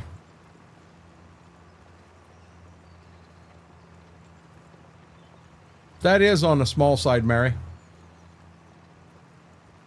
So you want to buy just a piece of butcher's block and then get 2 sets of drawers. You want basically what I've got right here in front of me. It's a nice setup.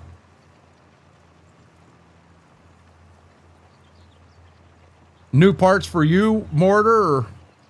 Mortar, did you ever get any information on Dell? It is on the north side of Columbus.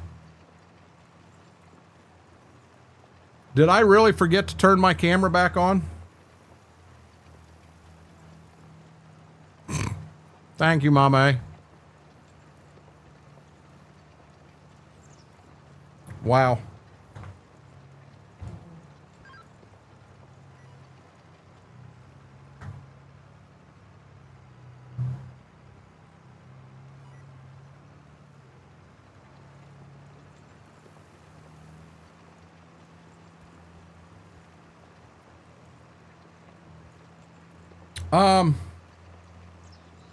You want me to be honest, Mary? If I had the ability to put my PC on the floor, I would in a heartbeat, so that I had more desk space. But that's just personal. If I was to put it down on the floor, the amount of dog hair and everything in it, it would be a bad thing.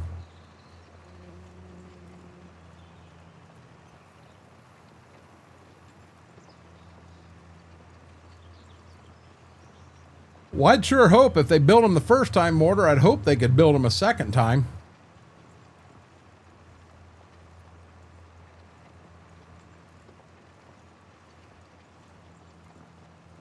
But yeah, on a basically call it a 40 by 24 desk. Yeah, that'd be awful tiny to put a PC and 2 monitors on.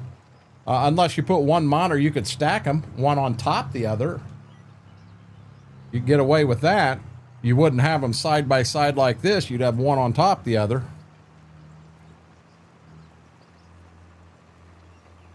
Yeah, so I mean, Mary, I can see that. And everybody's got their own reasons. You have to be comfortable with your setup.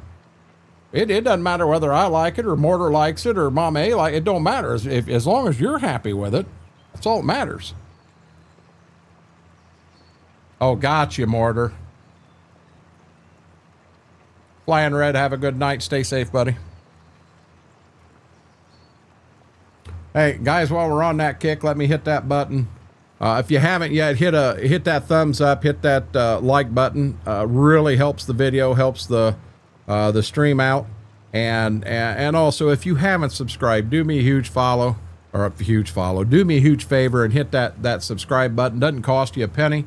And our goal at the end of the night, we were supposed to be at 720 at the start of the night, and trying to hit 725 by the end of the night. And I'm going to be honest, we were at 718 when we started. I still kept the 725 goal, and we'll see what happens. I'd also love monitor mouse one step at a time. Somebody else put something and it disappeared. Oh, Ohio RC Puller retracted his message. I got to look up there. I can see it.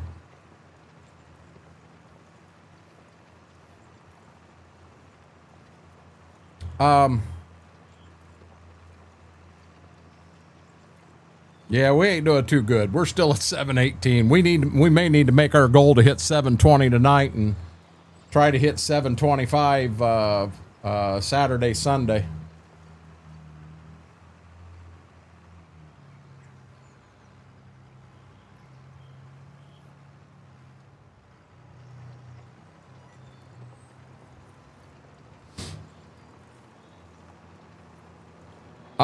Ohio, I'm not guaranteeing I'm going to be live on Saturday.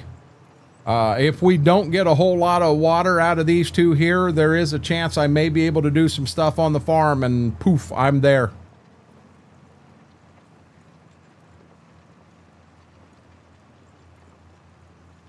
It is, Mortar, it is weird when we do that on Saturday and you're live and your screen is like wider and not as tall as everybody else's. I've never had an ultra wide. When I bought this first Asus here, it's a VP 28 something or other. I think one of the monitors actually still has a sticker on the back of it. I left it there on purpose. But when I bought the first one, when I was playing on the PlayStation 4 Pro, and man, it made a big difference going from a 75-inch TV to that. But then I turned around and I caught one on sale on Amazon. I bought it. And so I had two that matched, and then I had a TV that stood upright on the right side. And then it looked like I'm going to say that Asus don't even make this model anymore. So I did grab a third one so that I had all three that matched. And I contemplated at that point whether I should buy a fourth one and have a backup that wasn't even unboxed, but it was there in case one went out. Because, I mean, they don't last forever. But that's just the OCD side of things. Gotcha, Ohio.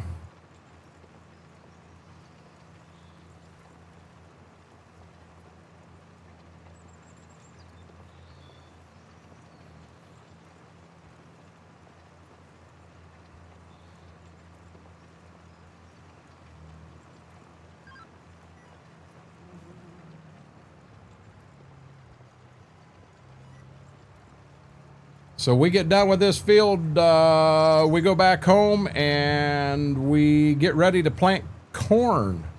We'll have to roll forward to April, but there's nothing else we can do this month. I didn't check and see what might be on sale in the shop, but I really very limited to what I may buy. I'm not going to buy a spreader by any means, because I'll have all that stuff done by the co-op. I think I want to do 332 side by side, and then I can go farm sim across all three and be able to screen. Hopefully it's going to be in.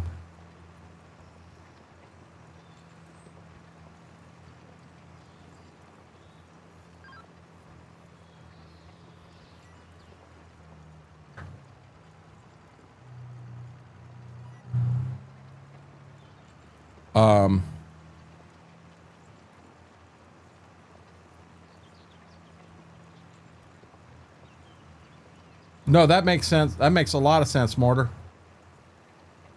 That made a lot of sense. Hey, it's Kern. Are you happy, Mary? Kern. I never should have said that the first time.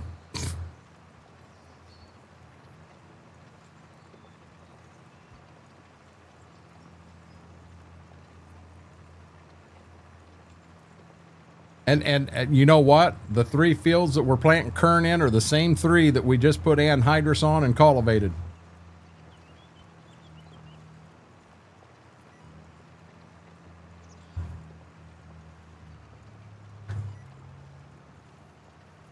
But like right there, that field's got tram lines in it.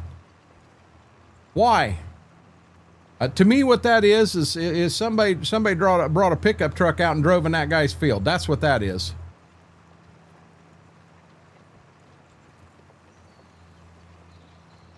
I'm happy as a cat in a tree.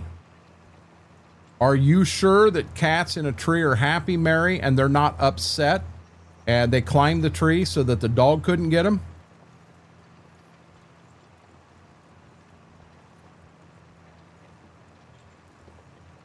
I mean, why is the cat in a tree? That cat may not be happy. You're assuming the cat is happy.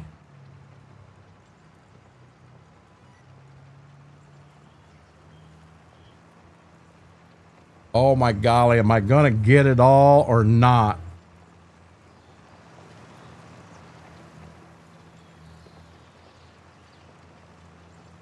I've got it all so far.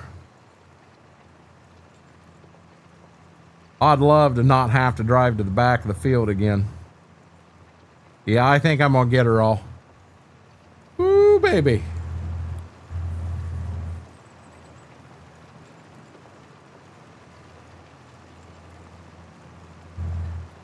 I didn't make you do anything, Mary. You put the piece in the wrong spot. I wasn't me. I'm not building nothing.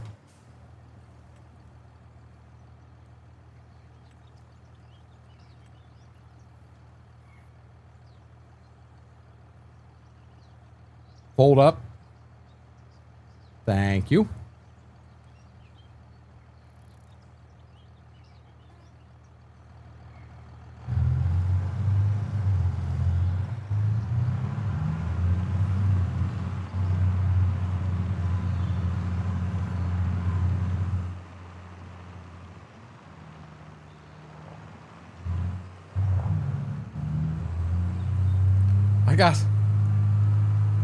I don't feel I've played this map that long. And I got 15 hours on the 4430 already.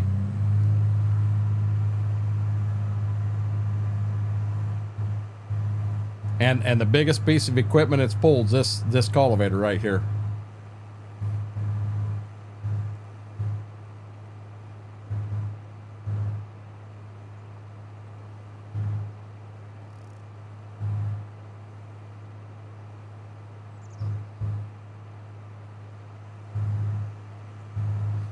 Remember, I had a buddy. He was going to start farming, and he didn't want to listen to me for advice on anything.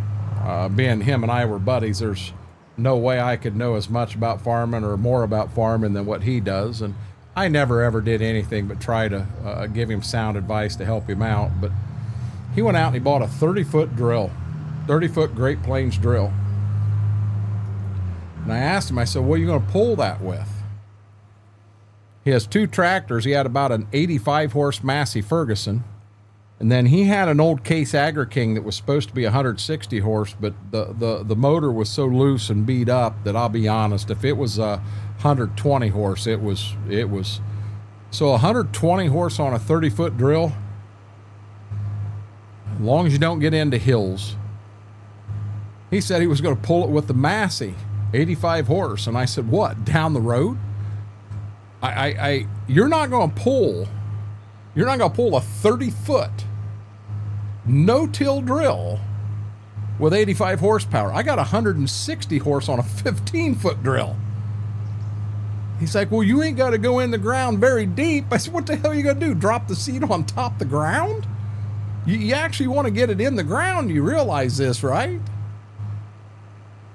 I'm retiring my smallest tractor. Had a 7250 come up for sale, so we're doing a little upgrade finally. That 7250 is a nice tractor. I haven't had anything come up worth a darn, Mortar. Not in this one.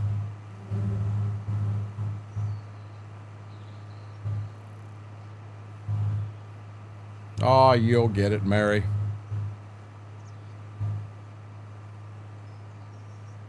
This is a fun map. It is. The only thing that would make it more fun is if there was multiple farms and a couple people in here playing on the same map. That would make it more fun.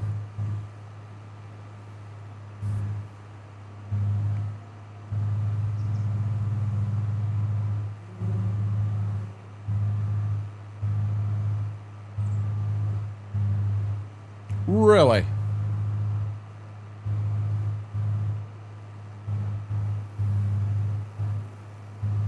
So I did see that in here, Mortar. I haven't used it yet,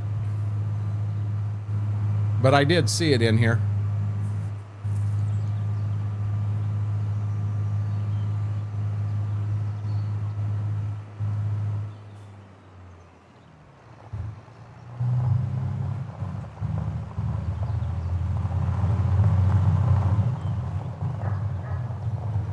Oh, there's Gibbs. He barking at us. We're home.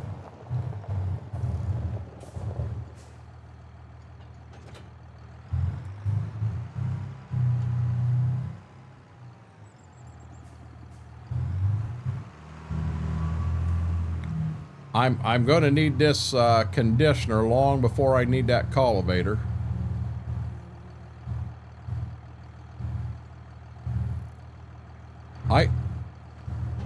If it popped up and said that I could hook up, I never saw it.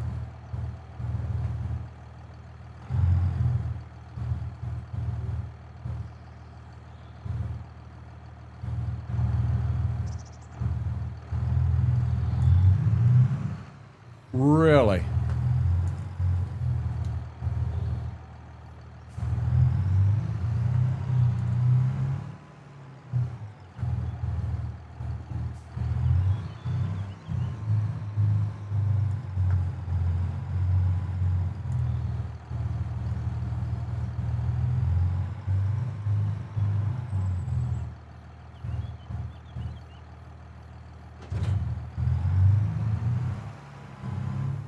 Hate to say it, I think I want my disc over a little more.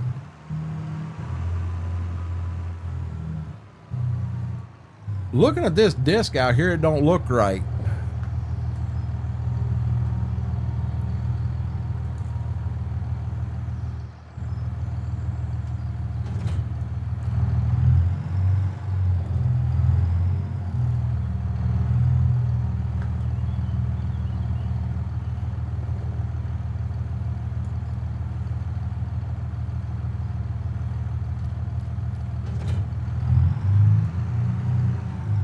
I just want a little more room so that cultivator isn't as tight going in there.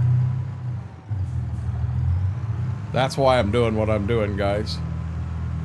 Boy, and I wish it was this easy in real life to hook and unhook. Just back up close and hit a button and ka-clink, and it hooks up. I had a thought one time, and I wondered if you could actually use some sort of magnets. If you could get strong enough magnets that you could turn on and off, and instead of using hitch pins, but actually hook equipment with magnets. You know, now if you think of the pull, you know, you get a big chisel plow and you're digging in, and the amount of oof that's taken, I don't know that. You may be able to get a magnet that's strong enough that would do that. But to do that, you know, A, how do you turn it on and off? And B, what's the cost going to be?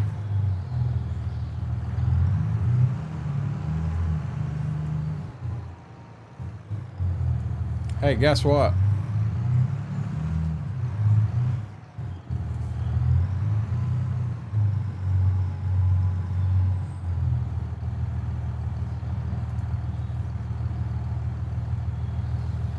Probably ought to go back and check the daggone alfalfa field. I hope it ain't time to do that again. That's almost a night in itself, going back there and monkeying around with all that crap.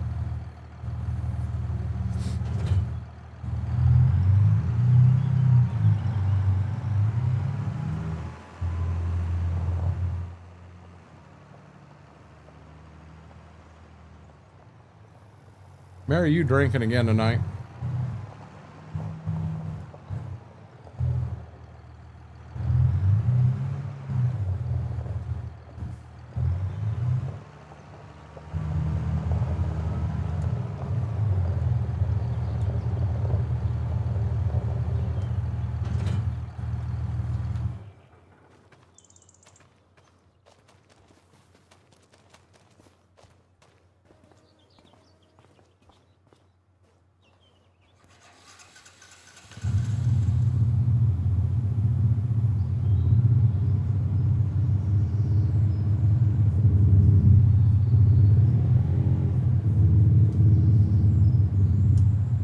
I didn't make that. Let's try that one more time.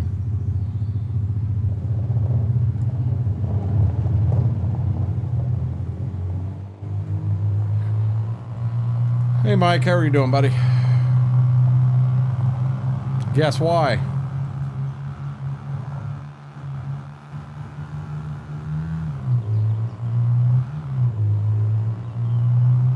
We're gonna go back and check our alfalfa.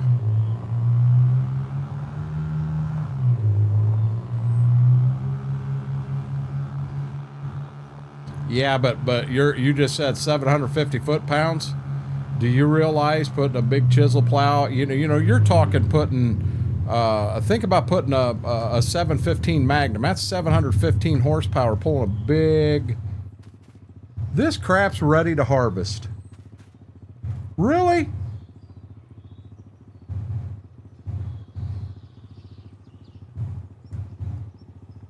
Or is this the stuff that I wait? Oh, wrong button.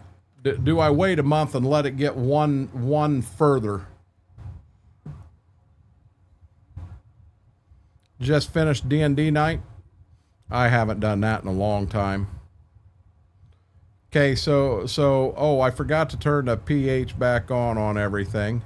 Nitrogen, yes, the nitrogen is extremely low. I probably ought to go back there and put some fertilizer on that. That's a definite. It's alfalfa. Yeah, mortar, that'd be something else.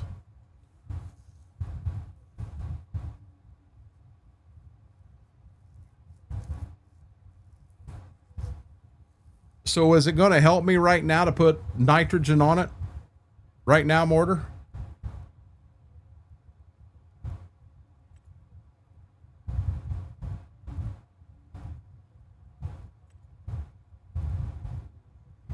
See, alfalfa is not even showing up.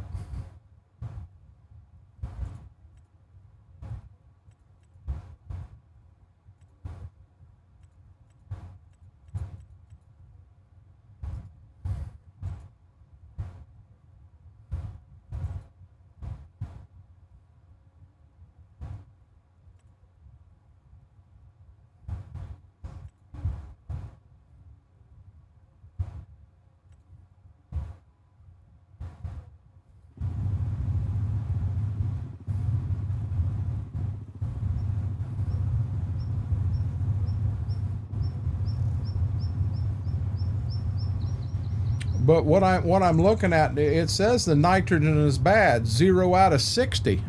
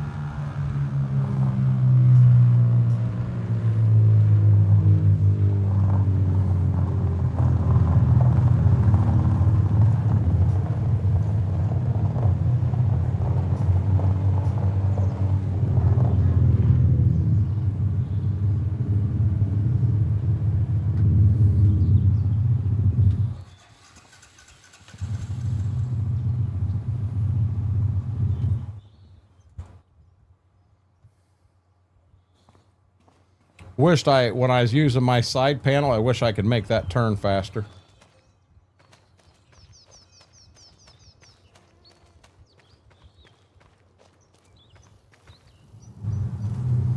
Now I got a dumb question.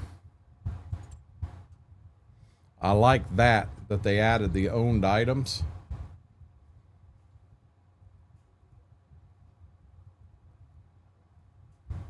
Okay. So the fertilizer buggy is technically owned by the co-op. It is not owned by me. Now granted, when you get in here and you get in miscellaneous, wow, it does not have the anhydrous in here. And I clearly bought that.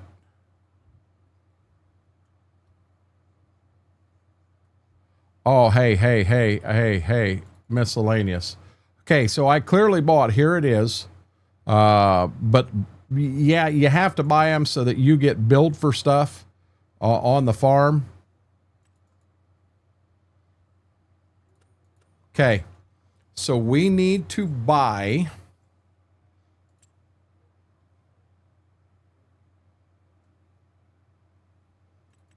fertilizer spreader, and we need to buy one of these. And now I am going to go to the 800 no cover. I'm fine with 12 mile an hour. I don't need that. I definitely want an SMV sign. I'm happy with it right there. I could care less about the decal. Now I do have this where it cranks this through the roof, and I really don't want that. I'm at $25,000 for this right here, so I'm going to buy it and then back out. Now I am going to turn around and I'm going to put that 25,000 back in my account. I don't own it. The co-op owns it. Go to my open source garage.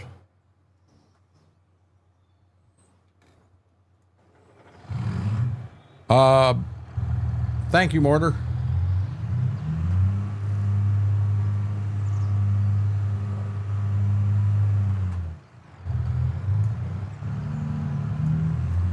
The only thing I don't like about this, it doesn't have my hazard lights on it.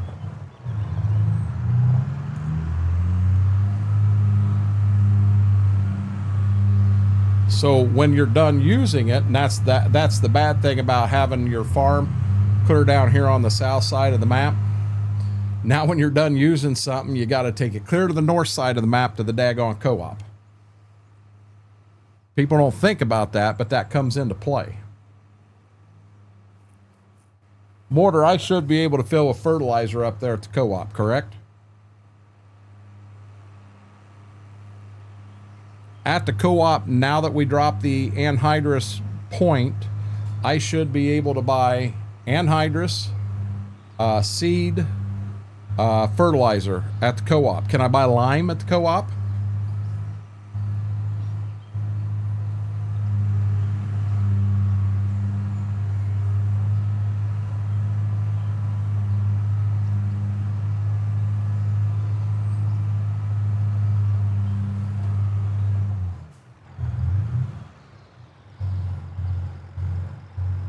You know what?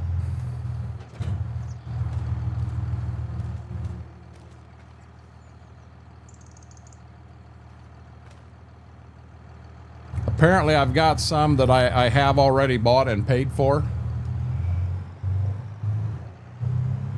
I'd kind of like to get rid of these bags.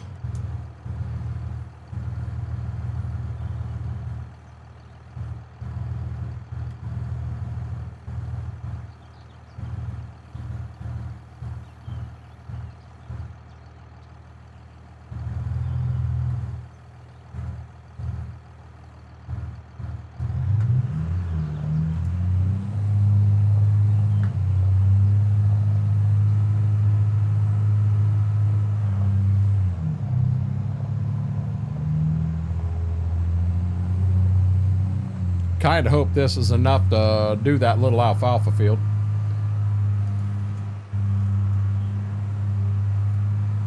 Clear after the white car. Oh, really? Yeah, we rolling the dice. Hold on, guys. Right across the road we go. Far lane.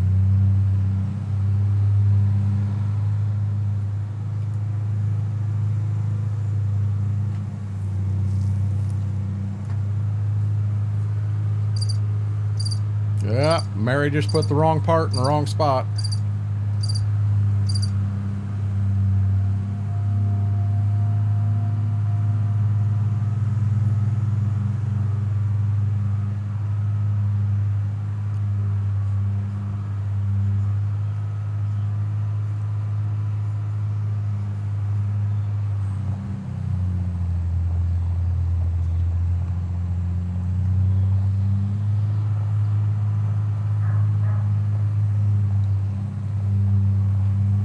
Gibbs was barking at us there when we pulled in.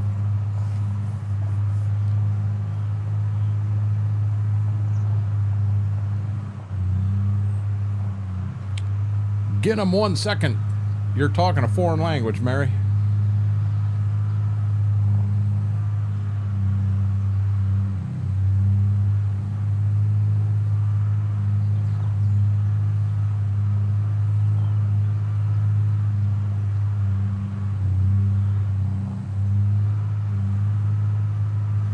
Jesus. See how bad I'm swaying back and forth? That's not my driving. That's this buggy shoving me.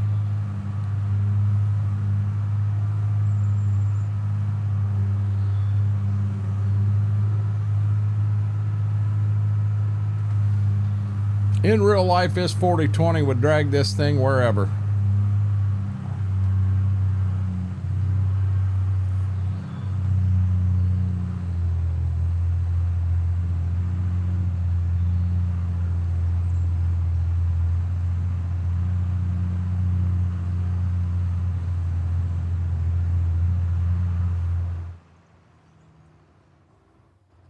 Hold on, guys.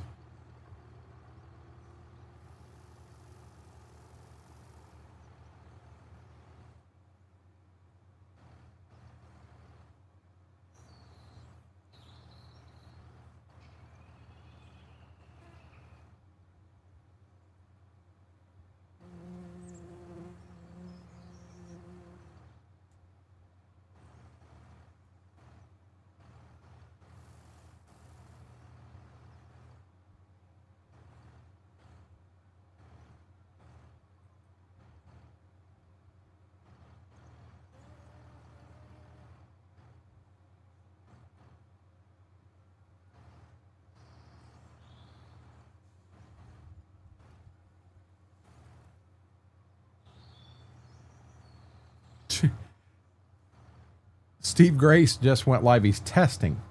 I'm not able to help him sitting here like this, but he's testing over on Twitch. So I dropped the big giant eyeball in chat on him. He's probably asking, "Hey, are you seeing this, Renegade? Are you seeing that?" Steve, I don't know, bud. I can't look right now. Oh, give me a second here. We'll get FERT spread on this, and we'll cut that next month.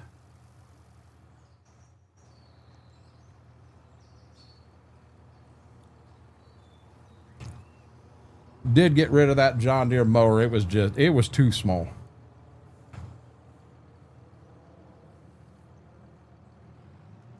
Okay.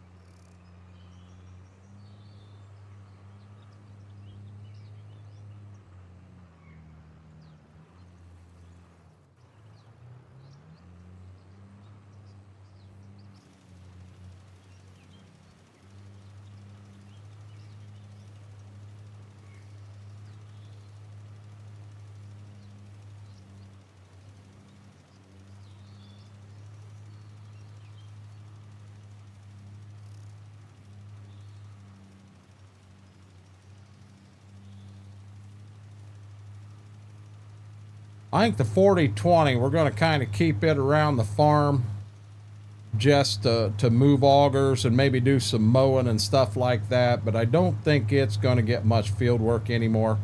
This would be a lot better job with the 4240. I think what I want to do is maybe take that 4240 and put a cab on it. We'll leave singles on it, but put an actual cab on it instead of the ROPS. I think that's what I want to do with the money I've got sitting there.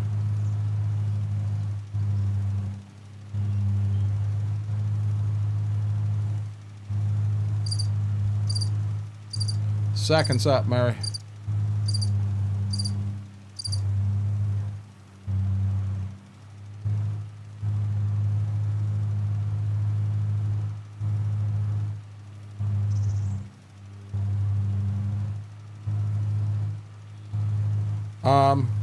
We'll just see how the day goes, Mortar.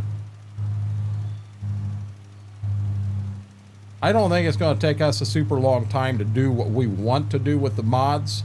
To at least have that initial list of what we want, And then if you can get me, if you can get me a ratio, what that ratio is between the torque and the horsepower, I'll start going through tractor to tractor and getting them set up so that they are proper. I'll get a proper starting initial price in the shop, you know, so that 130, 140 horse tractor is going to start out about 50, not 20, not 80. You know, and as the tractors move newer, the price will go up some. But this way, bouncing between red and green and now I hate to say this, but orange, I may make a little bit cheaper because in real life, moving to an Alice Chalmers is a little bit cheaper, believe it or not. Cheaper horsepower.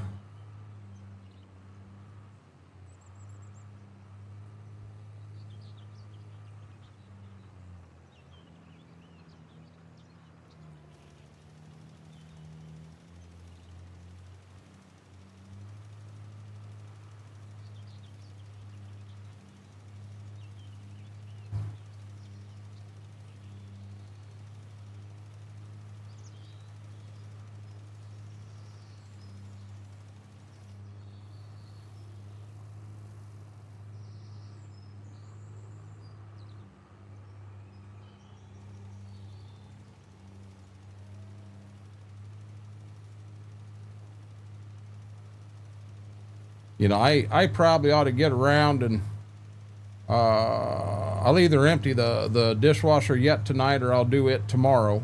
I didn't open it when it finished, so I tried to do it right before stream. Was going to put dishes away, but they were still wet in there. So I opened it so that they'll dry up some. And I need to get that done, and just a few little odds and ends I need to get knocked out quick. Yeah, see this I mean, I'll use it to finish this field because I ain't got a whole lot here, but I'll be honest, this tractor here is right on the edge of not having enough ponies for pulling this buggy.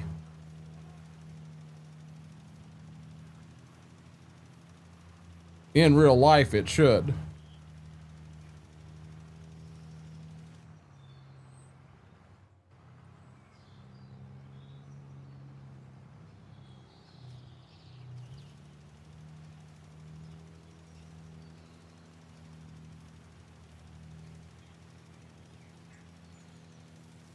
Notice where I went around the corner, right up here ahead of me, it's heavier on the inside than what it is on the outside. I heard that was in game. Let's see if this, see, once you put it down, you can't change it. So I'm lighter on the outside of that turn.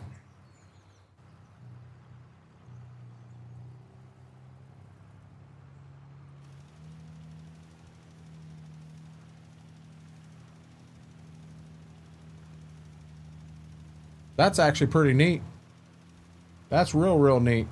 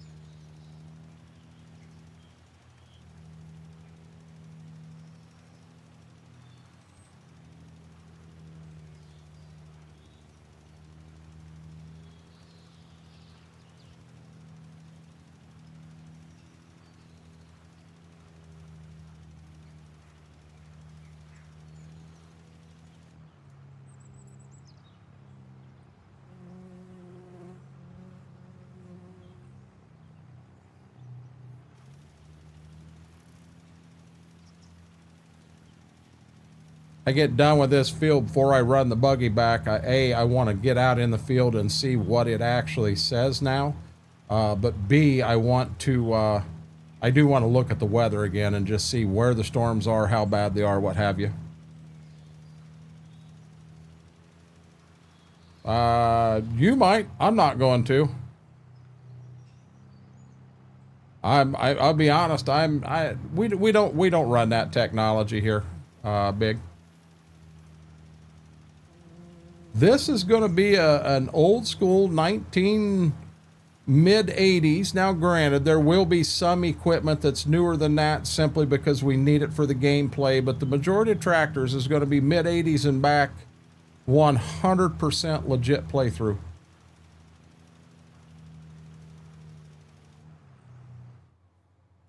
So let's see. Nitrogen is perfect. My yield went from 110 to 121%.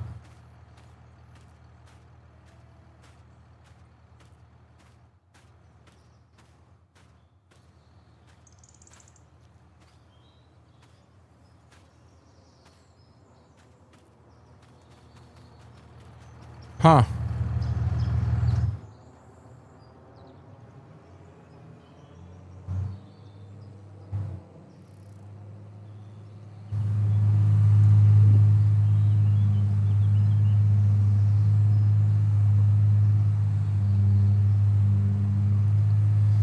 Yeah, I think we're going to retire this tractor and move it to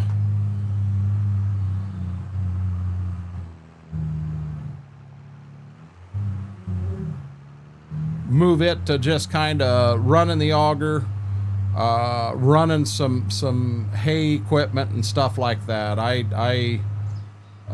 Even spreading fertilizer. I think its days are done. I think the 4240 would have pulled this a lot better back there. And like right here coming down the lane, it throws me all over. I've got them red ones, the 66 and 88 series, Big. I know Mortar's interested in them, but that's all I got. I am working on a 7720 and an 8820, but it could be a little bit of time with some stuff that has happened here recently.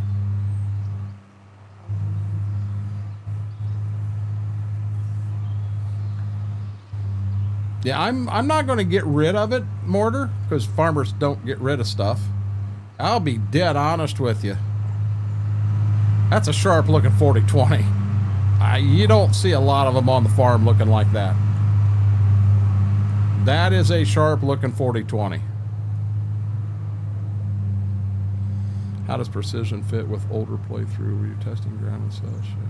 In the game? Or is there a way to control output of what you're running? So I mean, the output isn't really the output's going to be that fertilized buggy, and I just spread that field back there, and it said it's perfect as far as the level that it's got. It's perfect. When you look at it on a map, I don't think it's perfect. We're going to try to do it here real quick without wrecking. So I was back here, and I'm in nitrogen. So this was all, this back here was all like a really yellow color. And now I'm here, and it says it's good. It says that's what it needs when I actually walk the field. Oh, Lord.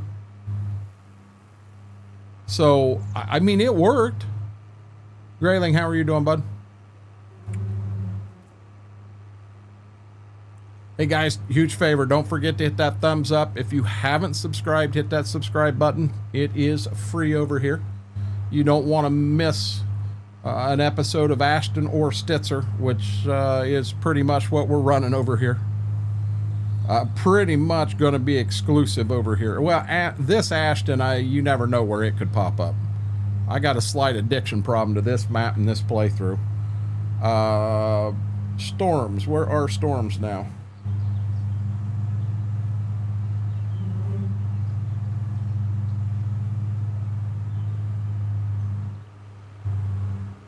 I would say as of now, unless if something doesn't fire up that isn't on the map, I'd say we're going to be fine here. I don't want to see, an hour ago. I want to see what it's going to be for the next 2 hours.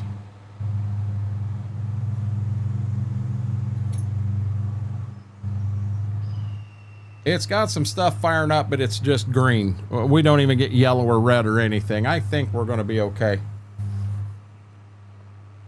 These long shifts. Me mean Stitzer, huh?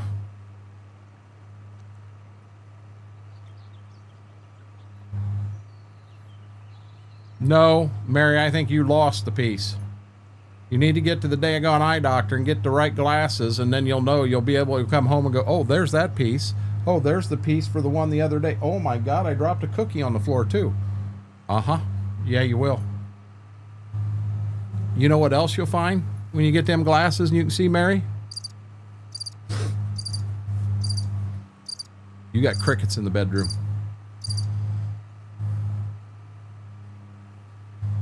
Next 2 hours is arc building time. What the heck do you mean arc building time?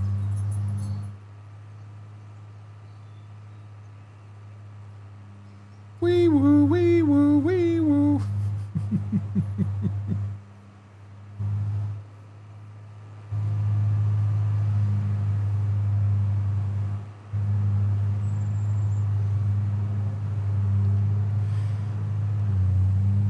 Using the slowest tractor I own to run this buggy back up to the daggone co-op.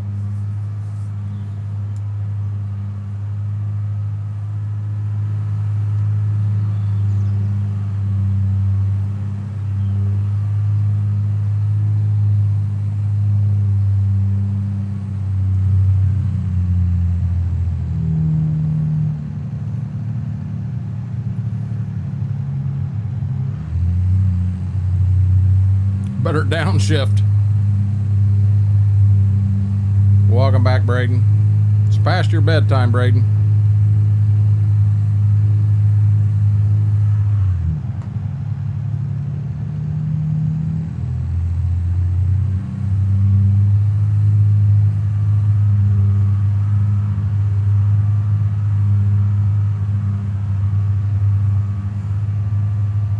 That's strange too, Wolf. You may run into a situation that you have to do them yourself. I mean, I prefer, so you guys know I've only got the one eye, and I prefer a contact over glasses. I used to put a contact in and I would wear it for long time, 2 weeks, 3 weeks, 4 weeks, 6 weeks. That's horrible on your eye. Horrible on your eye. You want to put it in, if you're running dailies, you take them out every night, every other night at the very, very minimum. Mortar wasn't wanting to take his out like he's supposed to.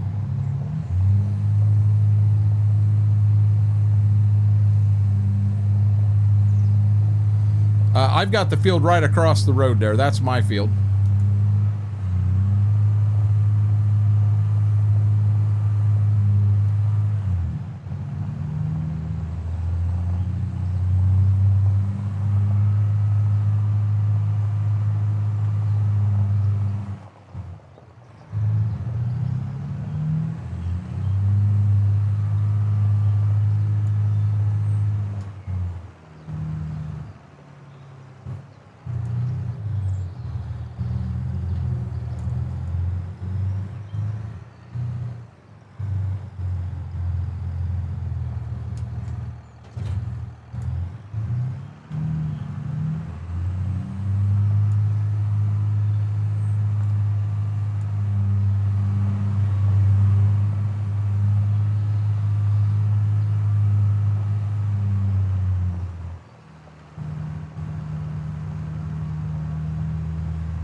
Mortar, I'll be dead honest, I didn't even know they had them out.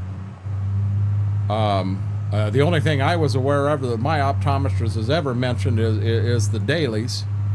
And I'm not going to lie, I leave them in for 2 days at a time. So tonight, this contact comes out.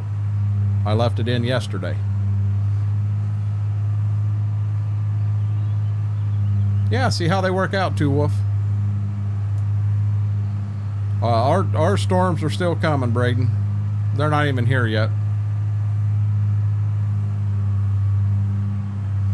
I don't know if anyone noticed, but on this tractor, if you look at the gears, it goes 1, 2, 3, 4, 5, 7, 6, 8.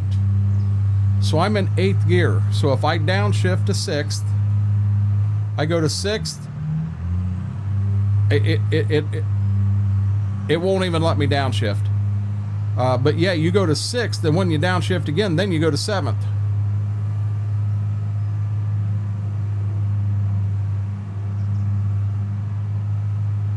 Well, if you didn't have okay, bye.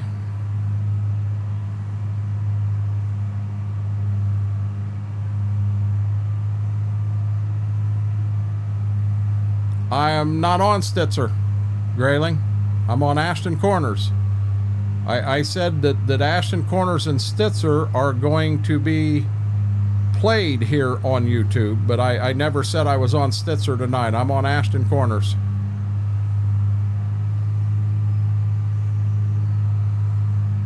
I don't know, Mortar. Do not know. Chances are I got it off of itch.io.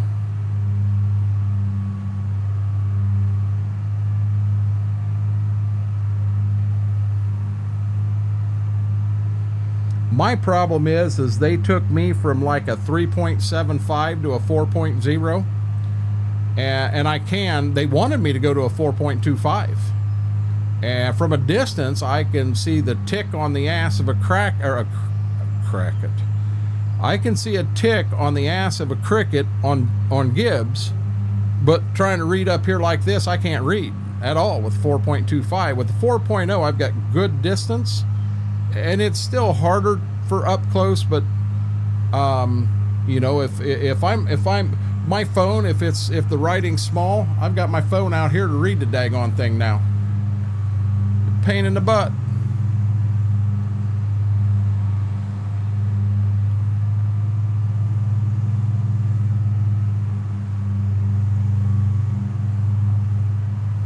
Well, the only two places I've got mods is Itch. Well, I guess I have had a couple sent to me, but outside of that, Itch, and I haven't done any Mod Network or FS25 mods or any of them because, hell, I'm getting junk off Itch. That one guy, and now all of a sudden he's putting mods out that are updates from the mods he originally put out, and it's an update and it works right now. I'm afraid to even download it and try it, to be honest.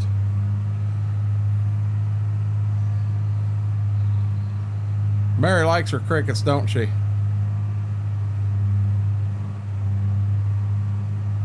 Well, they told me, Grayling, they told me there was no way I would ever be able to sleep in these because when I woke up, my eye would be so dry they'd fall right out. They were wrong.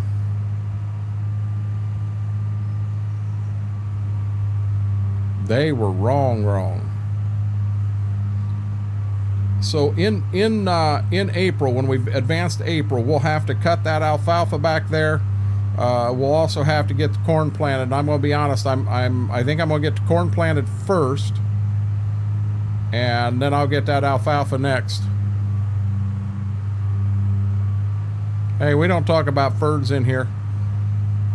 I ain't seen Frank all night. I may have pissed him off in Kylie's stream.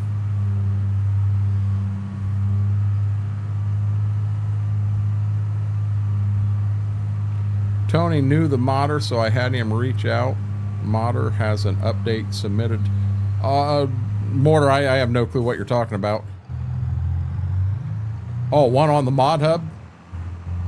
I thought you were talking about from the modder that did all the old tractors that started coming out.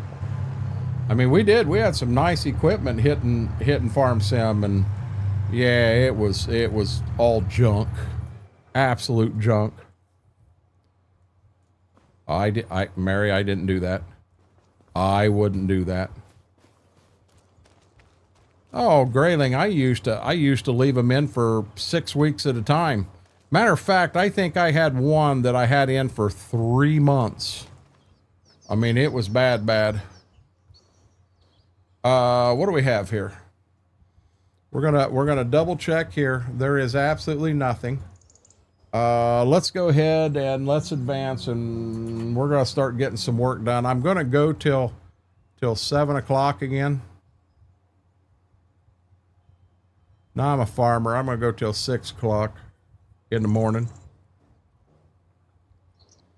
But yeah, when the optometrist found out I was leaving them in that long, they threatened to not allow me to get contacts. And I said, well, you don't understand. I'm not trying to be an ass here. But if I want contacts, I'll go to 1-800-contacts and get them. You don't have to allow me to. It's not a problem. You know, I wasn't trying to be mean. I was just being honest.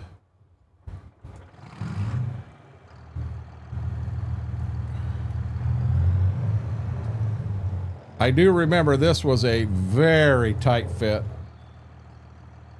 Yeah, we're not coming out right now.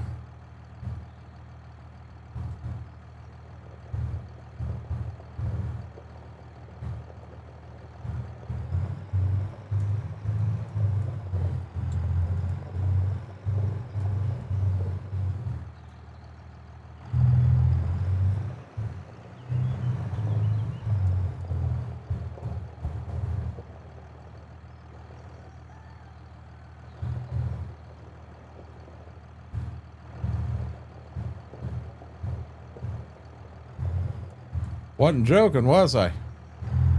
Tight fit.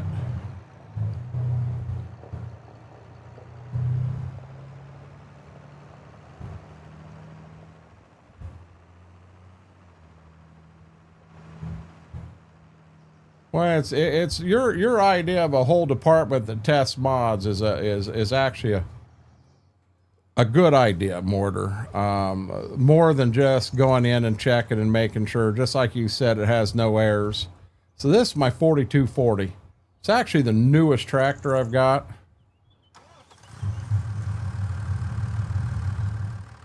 Hey, I got an idea. Let's pick the kern planter up.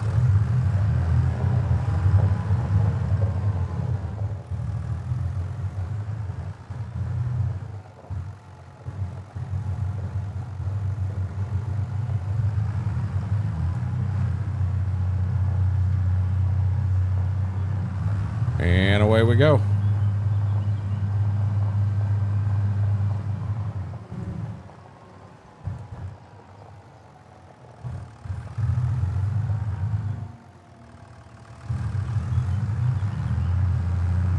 Now, one thing I have not tested on this mortar is the dry fertilizer and how that comes out. So I think I'm just going to stop at the shop and buy one bag of dry fert, fill the planter.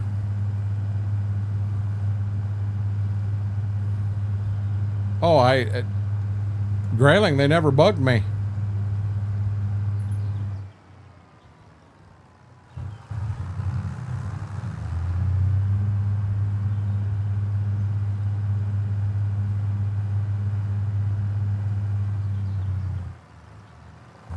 I don't even know what the ground texture of this planter is right now, Mortar. Is what? The planter? No, I've had that planter. The planter I got on right here, I've had.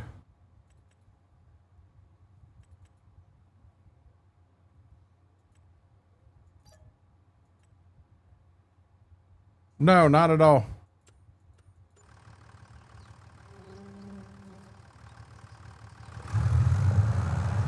What didn't fill? The dry fertilizer? Hey, you know what? Maybe I did get this that way. Well, let's see if the dry fertilizer fills or not. Dry fertilizer fills.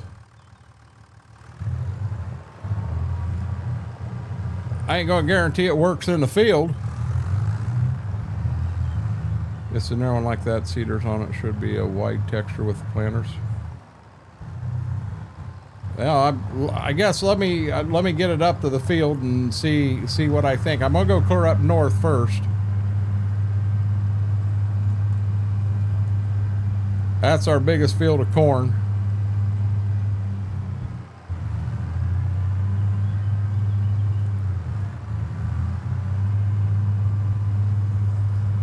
Right down the middle of the row, 15 foot wide.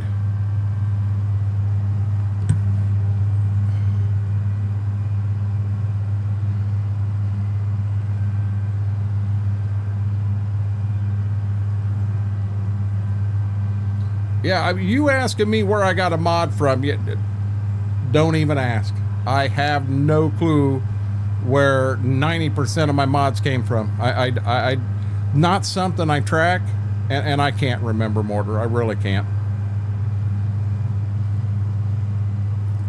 I think I might have a car behind me.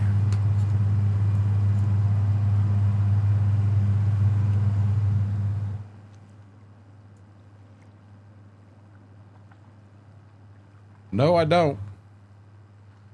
Drive at a distance. That way, if I get a car behind me, I can try to be a nice guy and slide over a little bit. This is a John Deere 7000 planter. Oh, there's a car.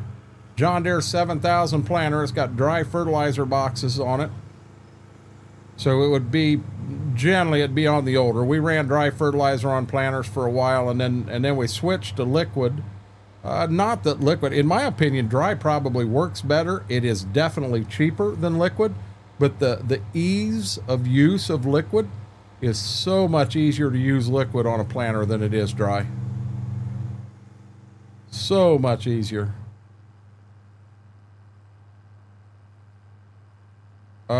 Steve, I've drove nothing but John Deere in this playthrough, buddy.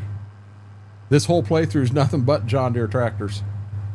Steve, how'd your stream turn out? I seen you pop up a few different times testing, so I pulled you up and I dropped the eye to let you know I was a-lurking on you. 30-inch row. I'll be dead honest with you. You know what? It almost looks like it's a 30. It's on 36s. Cause see, that tractor's on row crop. The two middle rows should be inside them tires. And then the next two should be just on the outside, and the tire should go right in between them. This almost looks like it's on 36s. But I'm gonna pretend it's on 30s because the corn head's on 30s, and we're gonna move forward with that.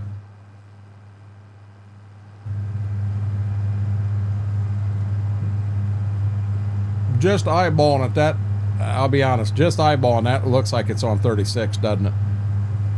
I ran a red combine in here because I've ran nothing but gleaner and all the playthroughs I did. I wanted stuff that was different.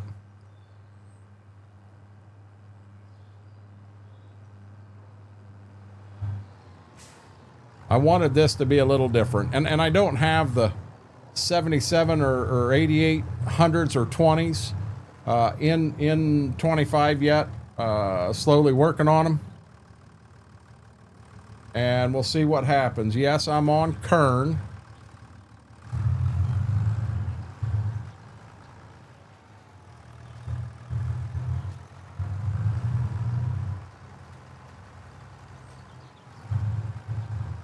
So that does not have the same ground texture that the Cyclowares have. I like that Cycloware ground texture. That's pretty nice. No clue, Mary. No clue. I'm going to kind of keep an eye on the weather. I'm probably not going to run all night. No, I guarantee I'm not seeding sunflowers. You need to understand something big. I checked that before I put it in the ground and took off. Oh, Lord. Oh, Lord. Get out of the tree. I guarantee you that a tractor or a planter like this in this time frame does not have automatic row shutoffs. That's a fact.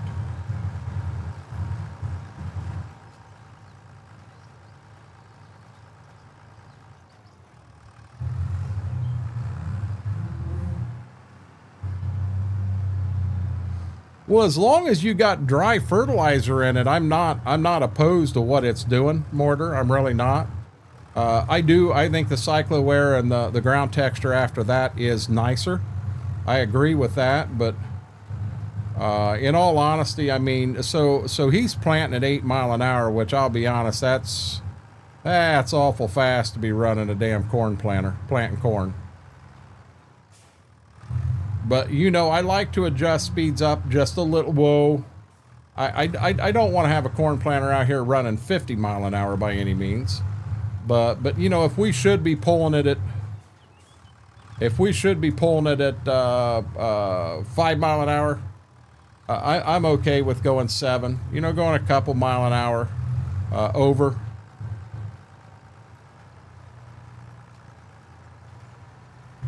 I think Mama took a bath. I think I heard the bedroom door flip open. To me, it looks wrong because it's not the wide rows. I think this is wide rows. What you're seeing there's the tires. You're not seeing where the actual planter units are going. You're seeing where the 4 tires on the inside of the planter are going.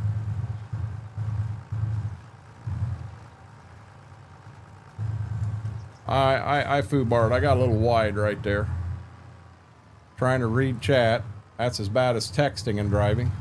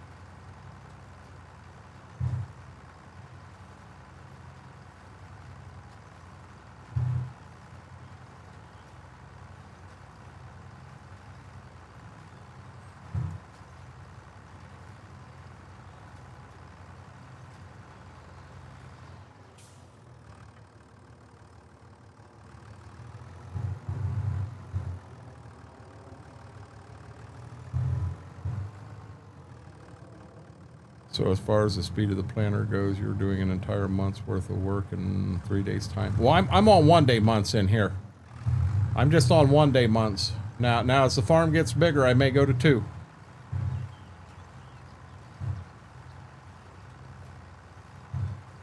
Oh, that would be my problem. My OCD would step in, Steve, and it would take me, by the time I got a map around and out for Farm Sim 25, you'd have Farm Sim 33 out. Nobody'd be playing 25 anymore.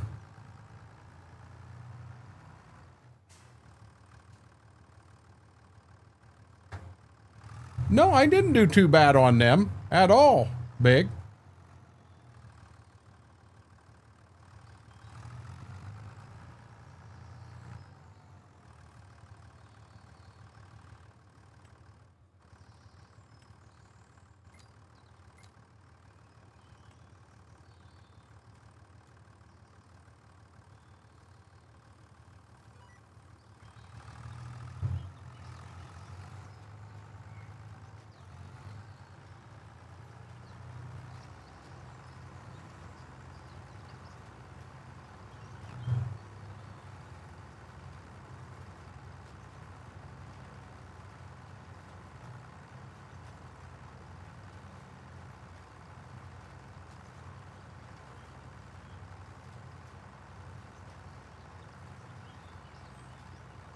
I am getting a row in the fence row here.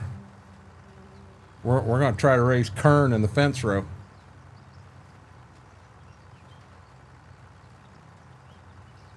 These end rows down here suck, coming out and around that damn thing.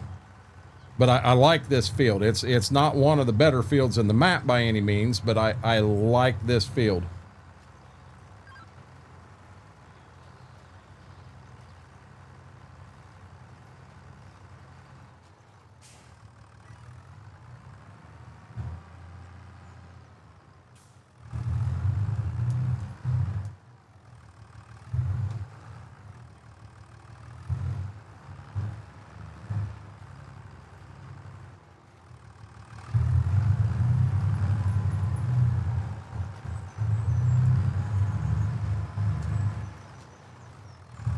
I hate to turn too many 90s with all them planter units in the ground.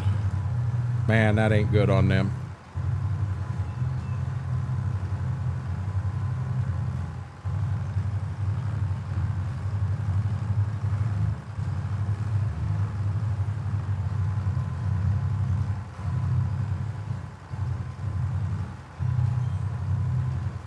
We're going to do the same thing. We're going to get 18 rows in back here in the back.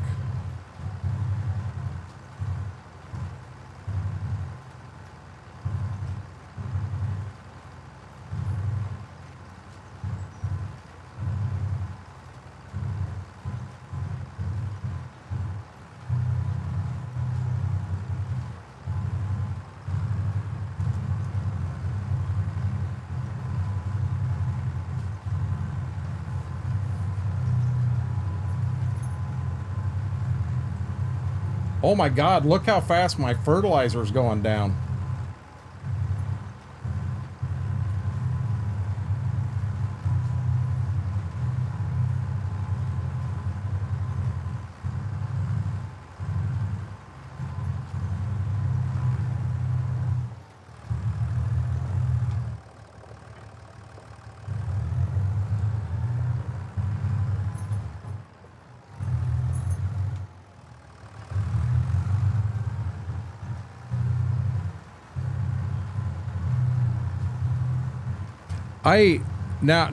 That's where I'm a little different too, Wolf. I like leaving stuff like that there. I think those trees give the map a lot of character, and I like, you know, even here in the center, you know, is it a pain in the ass to go around that like I am? Yes, it is, but I don't want to take them out because it gives the map a lot of character.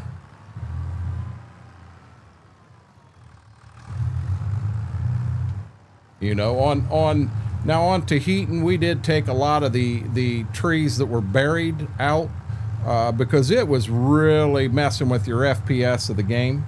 But as far as regular trees, I didn't want to take any of mine out. I didn't want to tear them out. I didn't need fields that bad. I left them in there. And Midwest Horizon, I mean, if it made sense to pull something out, yeah. But even on Monteith, when we went in and we split the one big field, I dropped trees in the center of it. Are they a little bit of a pain in the ass to go around and what have you when you're going through, ducking down so you can see? Yep, they sure are.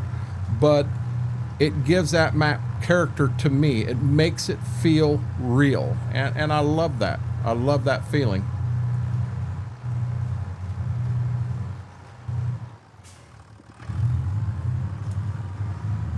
Oh, we turned real sharp there.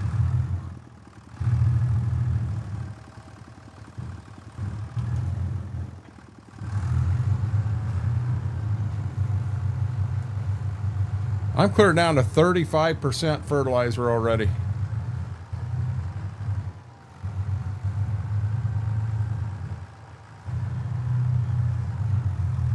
Holy crap, guys.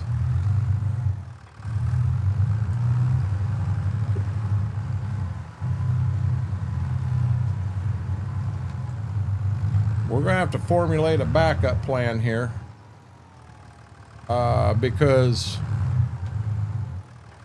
we're going to have to bring a truck up here that has some fertilizer on it.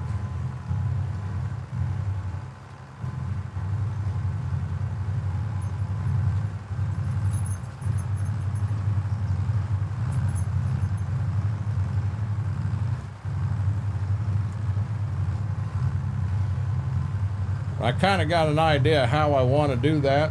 I guess I do have the money. I'm going to buy a second seed wagon because we do use them for fertilizer also. So I'm going to buy a second seed wagon, and it's going to be the fertilizer for filling this.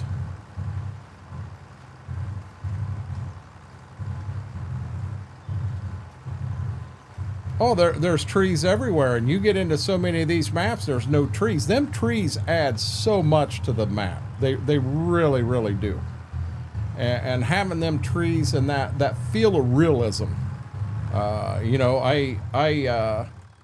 Monteith, for the way we're doing that playthrough with the older, smaller equipment and the whole grandpa story, that's a good map, and it's a good fit with how that ties in. This map here and kind of what I don't really have a storyline behind this. This is, you know, I'm a first-time farmer. I took out a hell of a loan, and here I go. You know, I may have been born and raised somewhere else, but I've moved my family here and we're starting fresh. But with the equipment I'm using, getting the equipment, you see I missed a few spots here. Getting the equipment to match the size of fields you have is huge too. Well, the fertilizer is going to be coming off Precision, Eric. It's going to be coming off Precision 100%. So my pickup truck, I've already got a pallet of seed in it.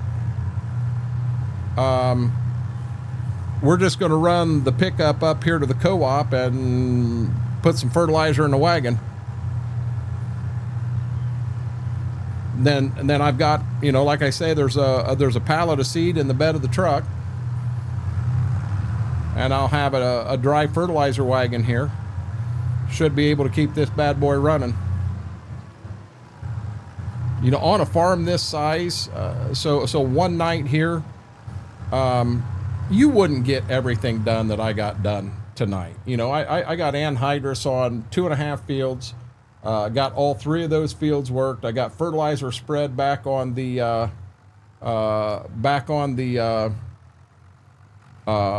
alfalfa.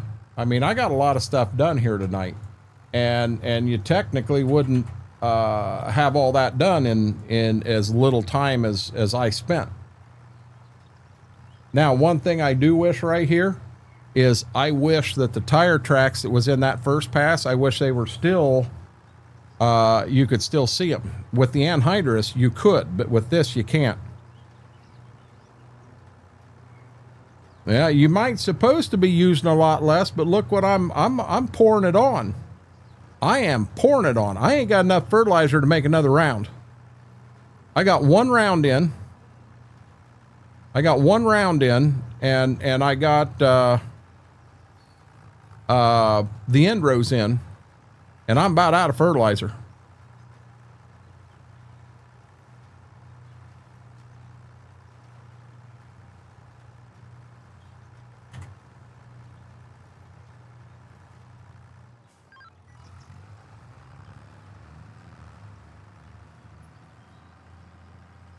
So I'm going to move this up here real quick.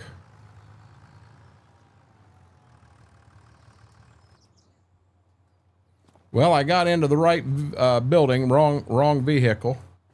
I've got some seed in the truck.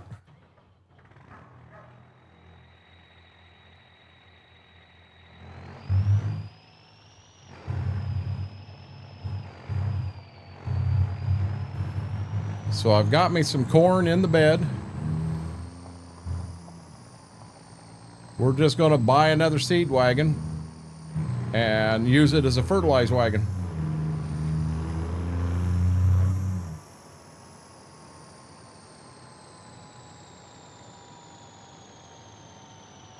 The farm field to the right off the main road at the end, clear up north.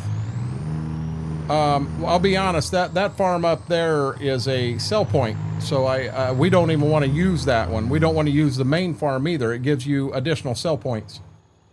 Twisted, how are you doing, buddy?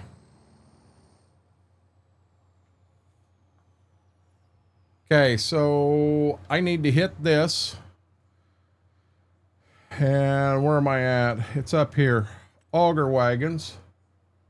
And I'm going to go to this guy right here, and I'm going to crank her clear up. I want the big boy rims on it, and I want I want a 10-foot auger on this bad boy. $11,000 out the door. We got us a wagon. Now, I want to fill this up at the co-op, but being I've got one bag right there beside me that I've already bought,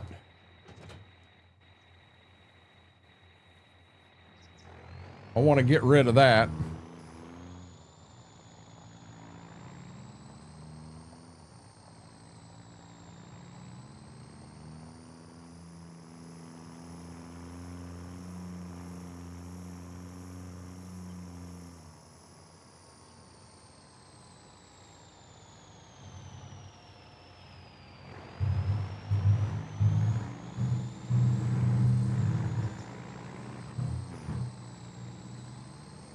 And off I go.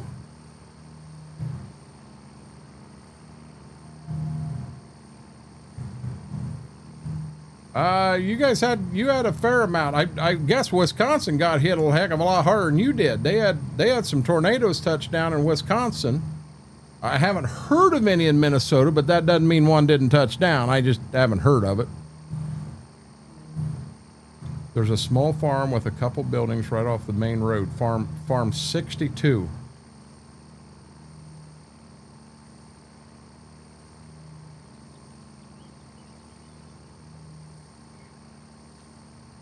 I see 61, I see 63. I see 64. I'm going to be dead honest. I don't see a farm 62. Oh, Twist, I thought you were in Minnesota. That's 72. 64 is these two. 65, 59, 60, 62 up here. Yeah, I've never used that farm. I don't know anything about that one.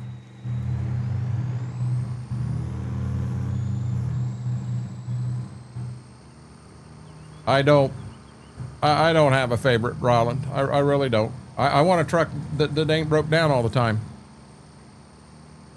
As you get older, you don't, I mean, if you get a hell of a deal on a Ford, if you get a hell of a deal on a Chevy, a GM, a Dodge, I mean, you get a good, reliable truck and a good price on it, you jump on it.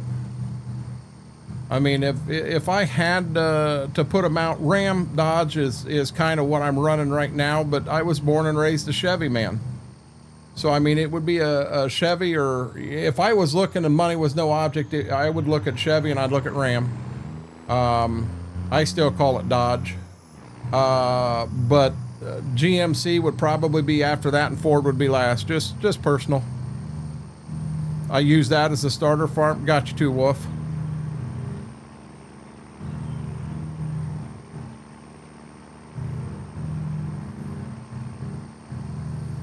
I use the Sleep Anywhere mod, so I'll be honest, too, Wolf, I don't worry about it. I don't go to a sleep trigger. I haven't went to a sleep trigger for a long time. I use that Sleep Anywhere mod. I just go and hit Shift Z. I could step out of the truck, hit Shift Z, and sleep to the next day right now if I wanted to. That's a nice mod. That way, when I'm clear back at the back in the alfalfa field, I did what I needed to do. I'm done. I can just go right ahead and sleep and make it happen.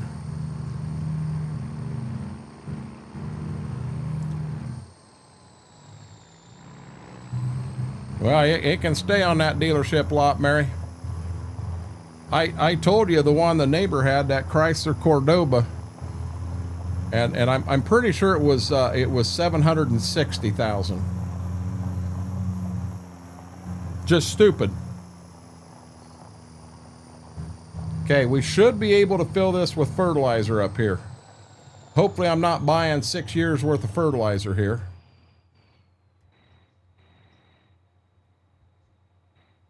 Whoa, whoa!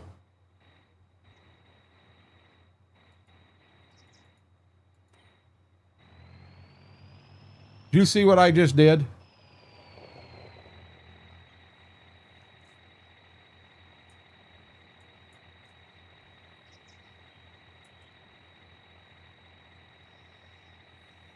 Now what the hell do I do?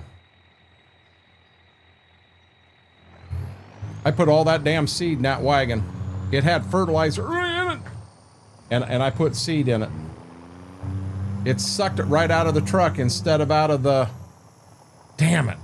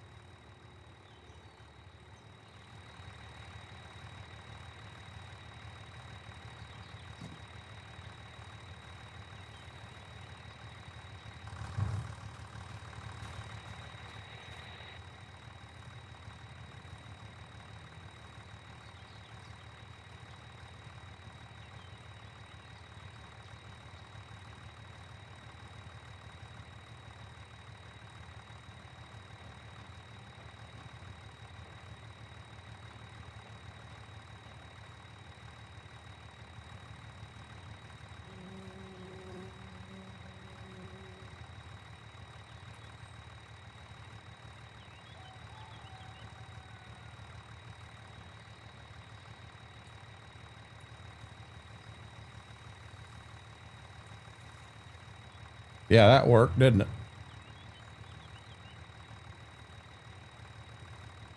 You got to be freaking shitting me.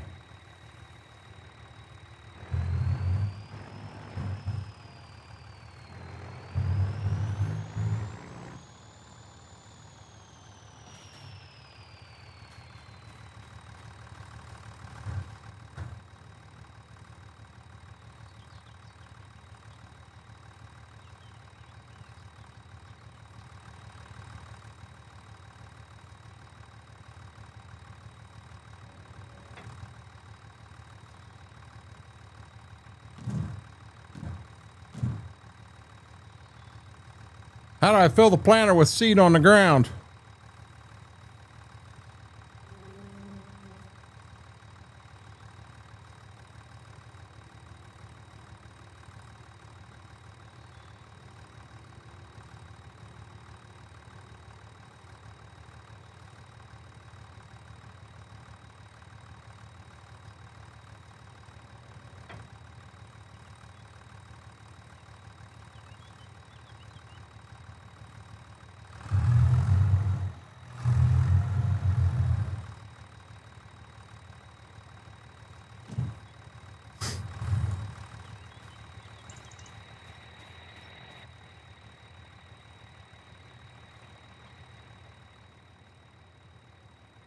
Oh, I got a hell of a mess now, don't I?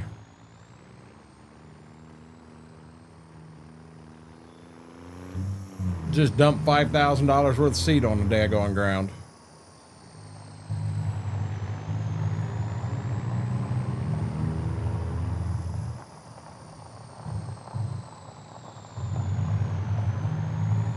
Well, the problem is I don't want the seed in this wagon. This wagon's supposed to be fertilizer.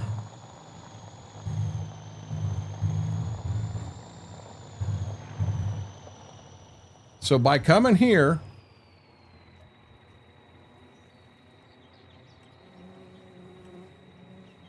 now we're getting fertilizer. It is not, Lane. I do have a bucket on the skid loader, and I've got a trailer. And we're going to try to do this legit. Let's see if we can get fertilizer in a damn planter.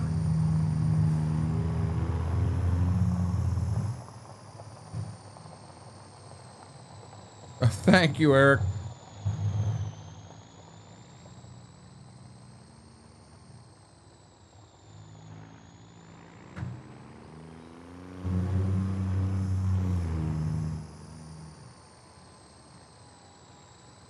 Might as well come down here and add insult to injury and drive through the damn.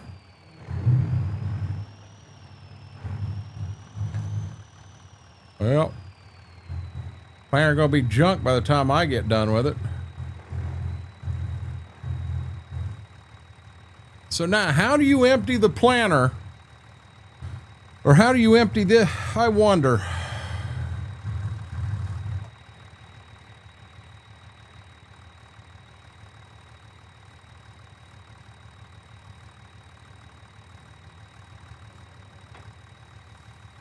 Look at that. Look at that.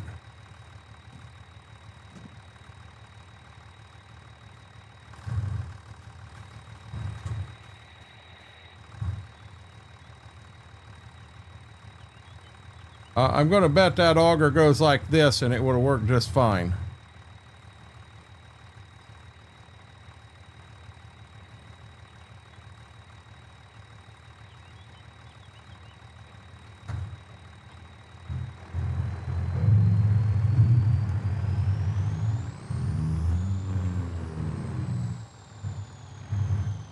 We got a mess here.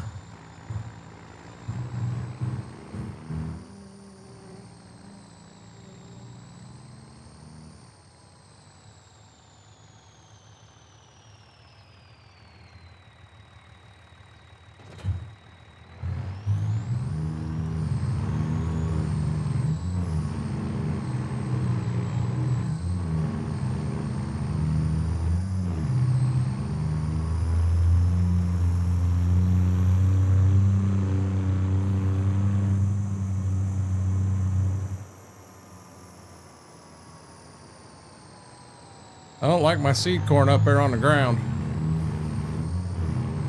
Can you imagine the cleaning I'd have to do that to get that to run through that planter? That was a expensive mistake in real life. Daddy's in a hurry. Stay out of his way.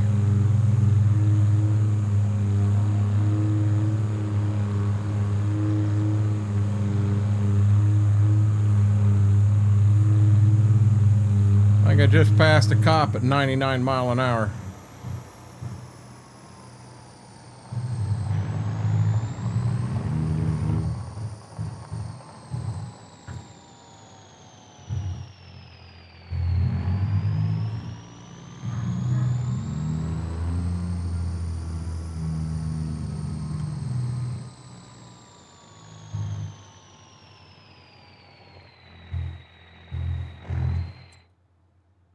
Wrong button.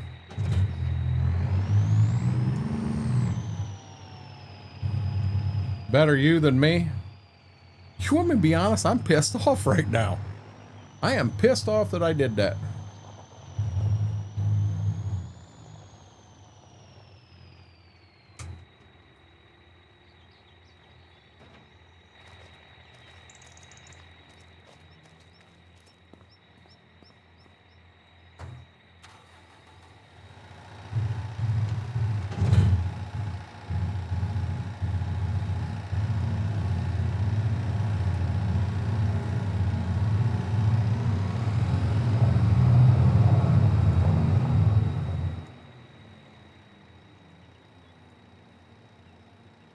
Is it this playthrough that I have the the buckets, or is that a different playthrough? Yeah, see, I've got that international bucket. I just got to drive around the farm and find that international bucket. I found it.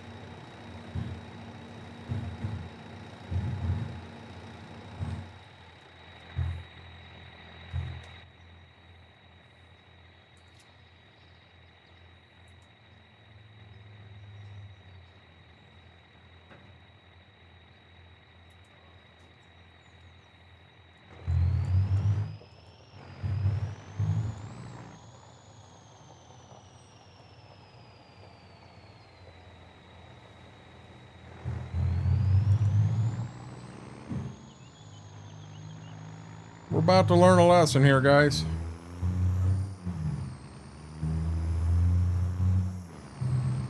Ain't it bad when you get pissed off at yourself about screwing up in a game?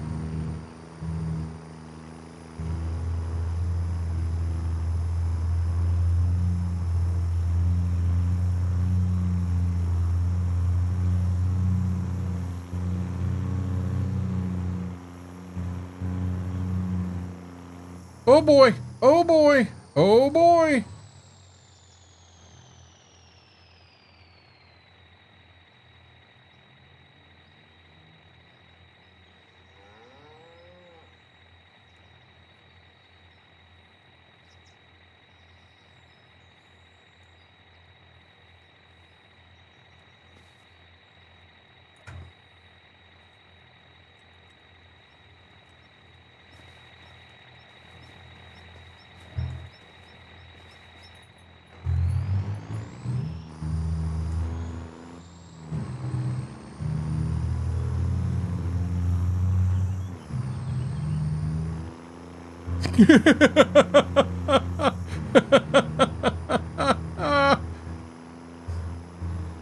I went full belly rub right there, didn't I?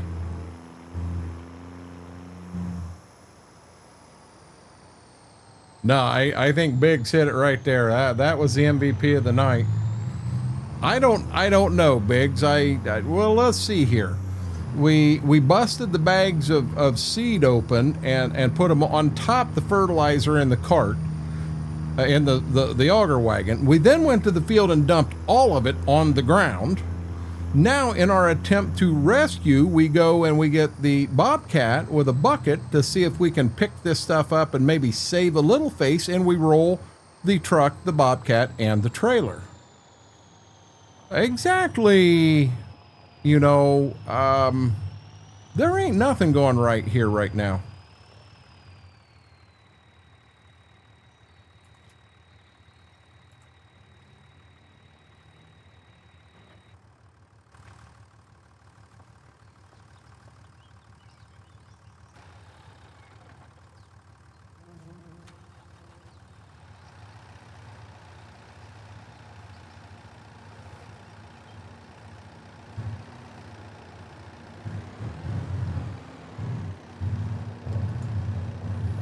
Okay, the next question is going to be is if I can get it, where do I put it? You know what, Oli? It is. And I think that's the reason I'm about half pissed off, because this is something that definitely could happen in real life.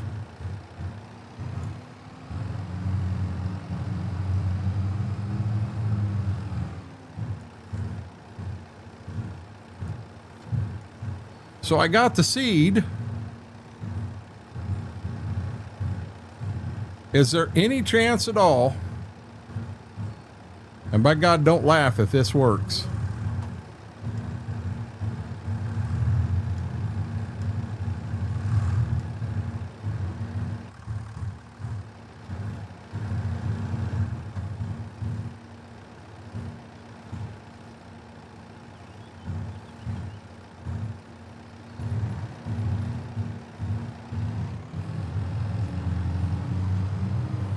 Hey, I got them at Harbor Freight too, Wolf.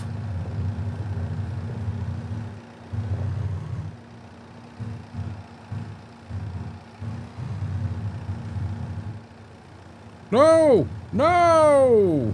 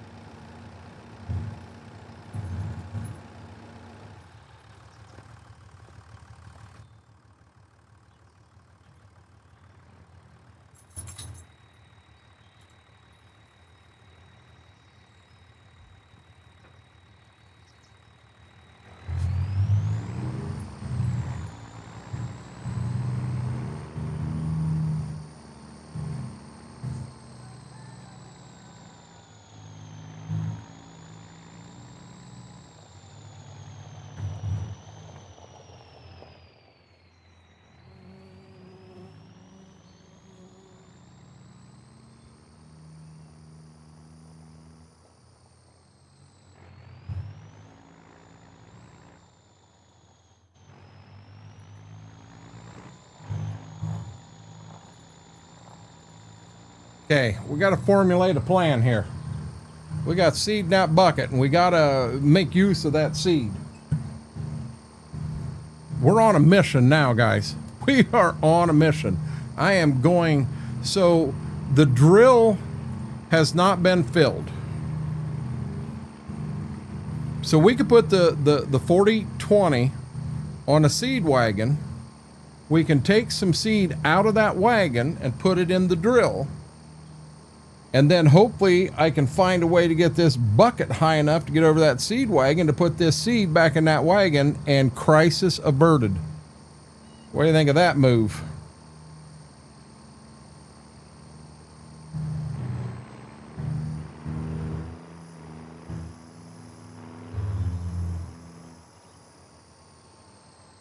Michigan stop. That's what we call them in Ohio.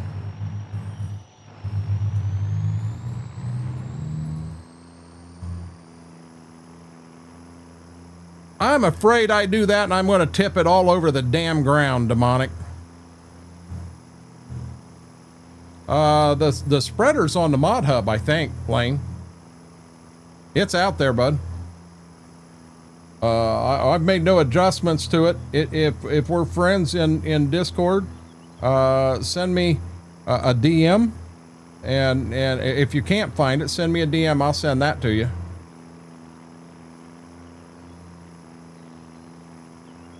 God, again? You get any on the floor or the bed or yourself, Gibbs? Holy crap.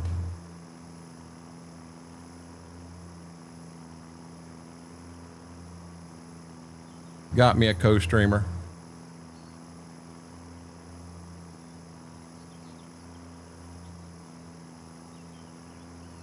It's with the fertilizer buggies.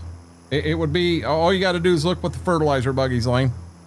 If you don't see it, bud, send me a DM.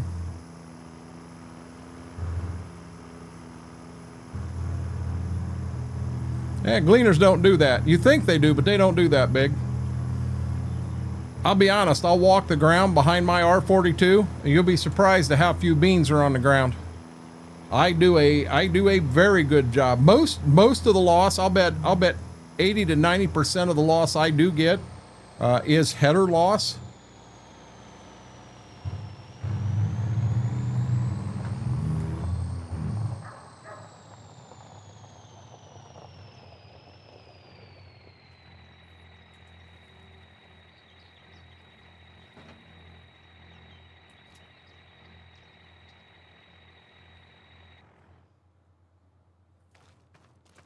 I really want to be planting kern and not screwing around with all this.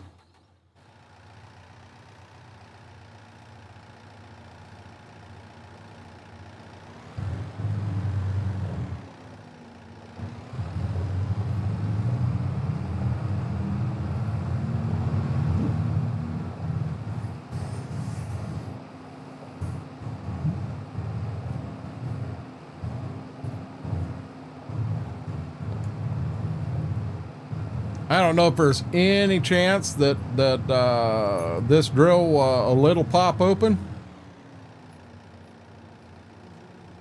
Lid will not pop open.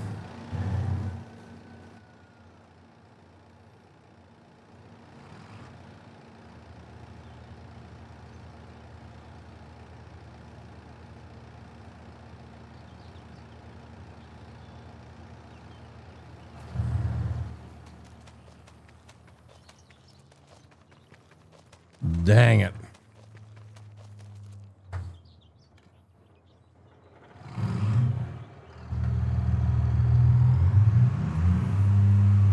This was a time-consuming screw up.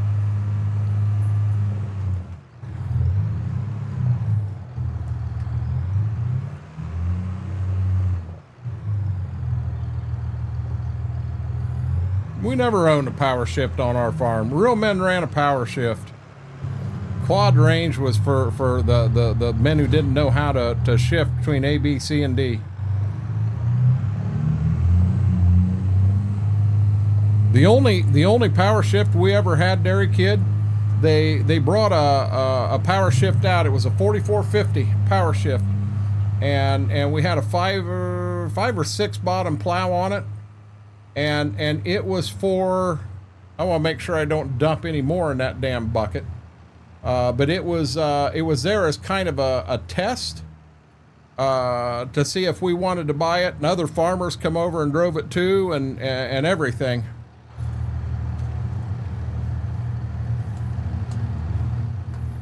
Yeah, the only quad shift I ever drove in my life.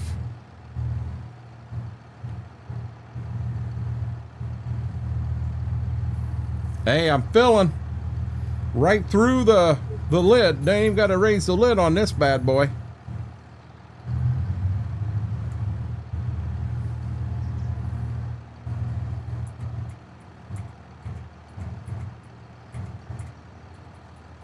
Blew right by soybeans.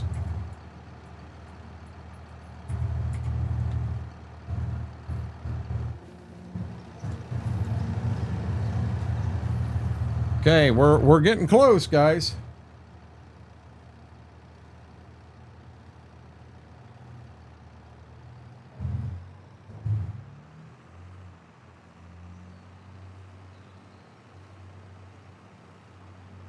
I'm gonna bet you $100 that I cannot get that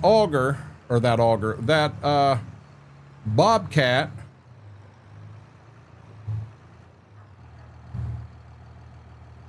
up and high enough to get in this wagon.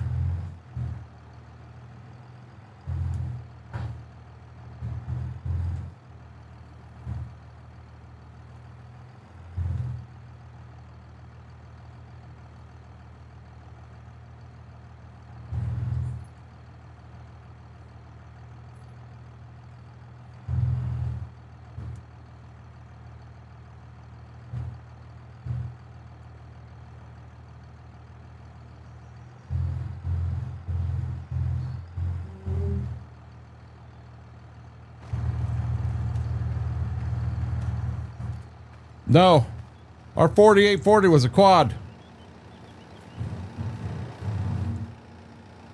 Biggs, I'm dead serious. The only quad or the only power shift I drove was that 4450.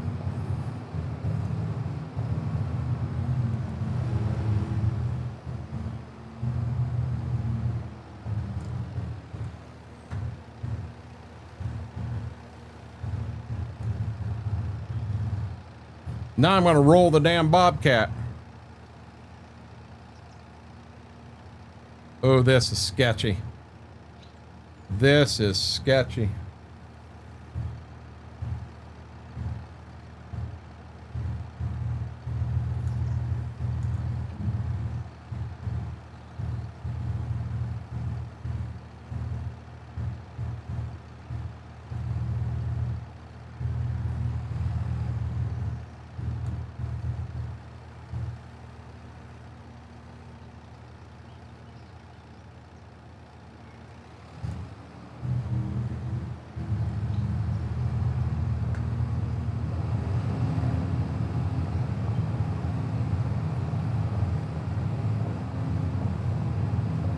What do you think of that, guys?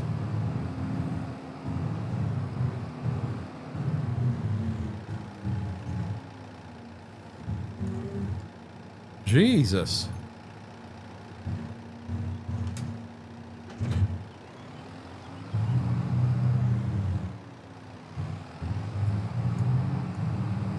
And this is why I shouldn't have been up at 6 o'clock in the morning planting corn.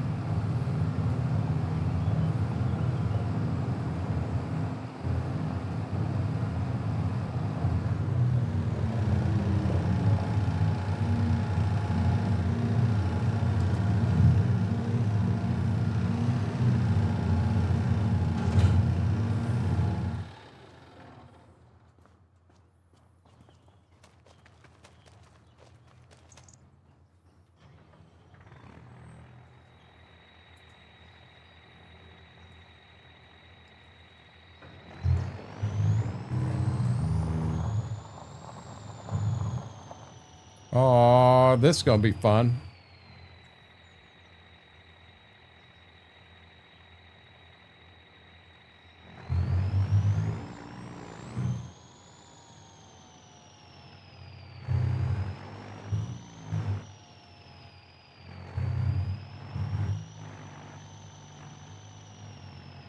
Woo!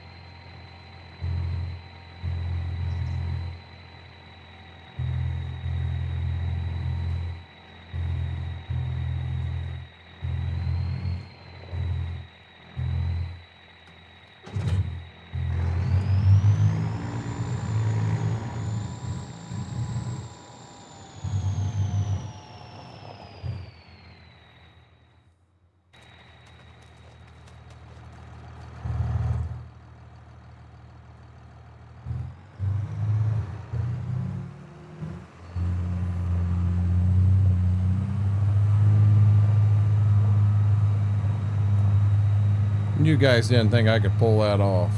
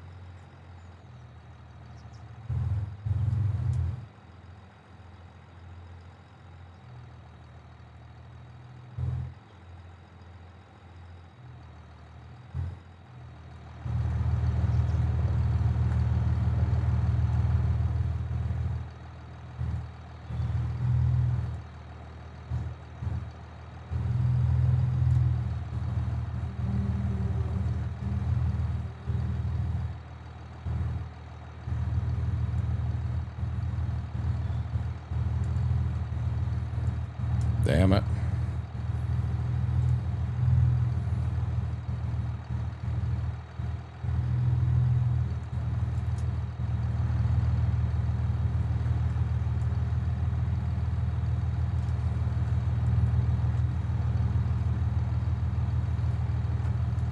Oh Lord, oh Lord. Auger through the barn.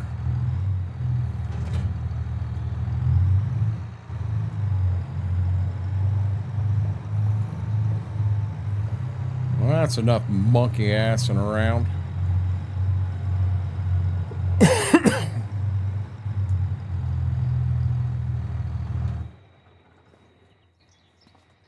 I don't know about you guys.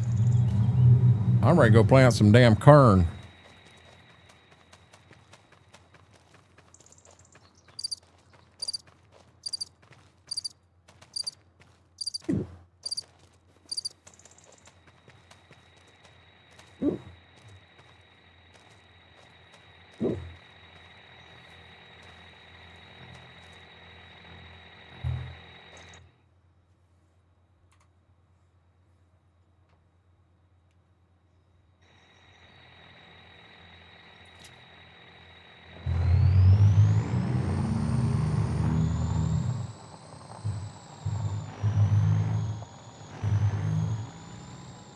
Oh, you are awake. Thought I put everybody to sleep with my wonderful crap there.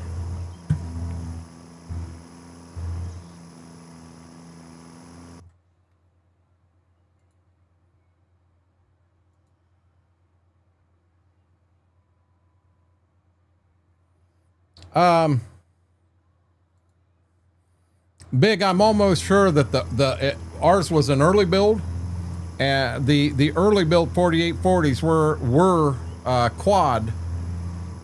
I have no clue how many was made, but I'm dead serious. The only power shift I ever drove was that 4450. We never had a 50 series on the farm when I was there. They did buy one when I was off in the military. And then Dad went straight to a 7800. We never had a 55 or a 60 series, but on the 40 we had everything except for we never had a 4040. And on the 30 series we had a 4230, a 4430, and a 4630. And I'm not including any of the four-wheel drives. We had a 8430 and 8630. We had an 8630 with the 50 series kit on it. We had an 8440. We had an 8640. It's for some reason I'm thinking we had an 88, but that would have been a 50. I don't think they made an 8840. They may have. I'm pulling off memory here.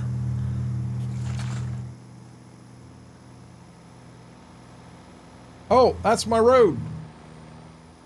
I didn't hit a sign. Nothing happened there.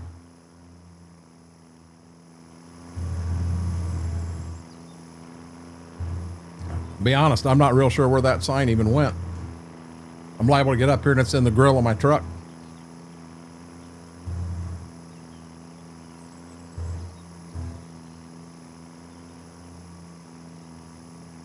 I will say this. A 4840 and a 4640 was what, 160 to 180 horse. You only added 20, but in the field did not feel like 20. It felt like you significantly added more ponies.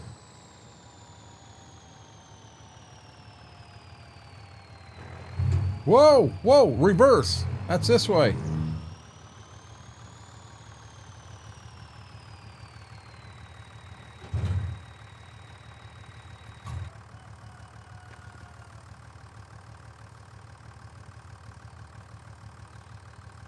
I got to start the engine of the truck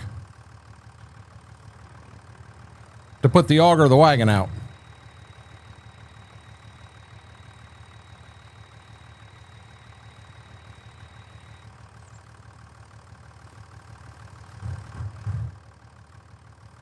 Seat's still at 85%.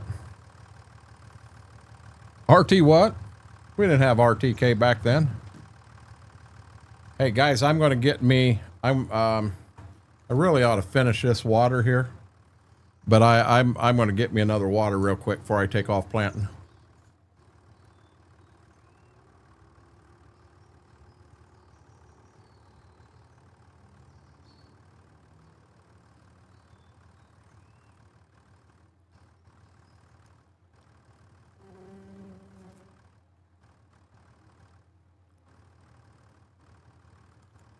I kind of hate to put, oh, no one on over here.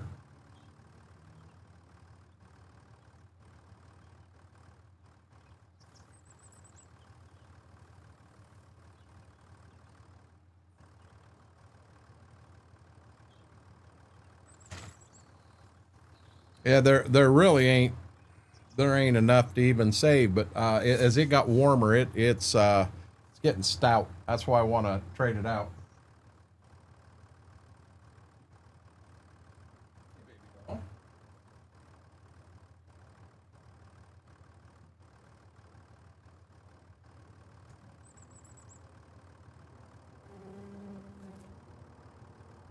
12:30 at night, I think I'm gonna go to straight water. Oop.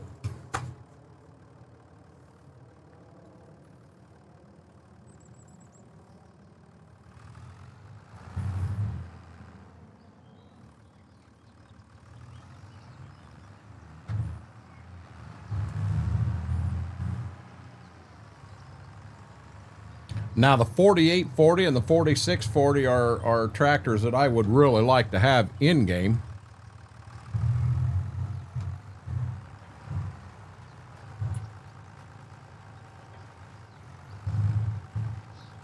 And away we go again.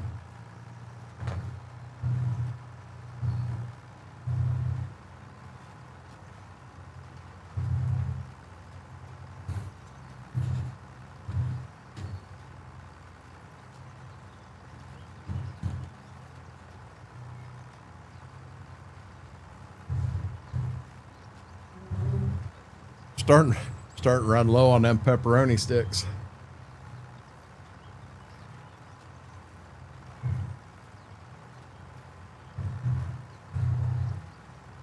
I wonder, did I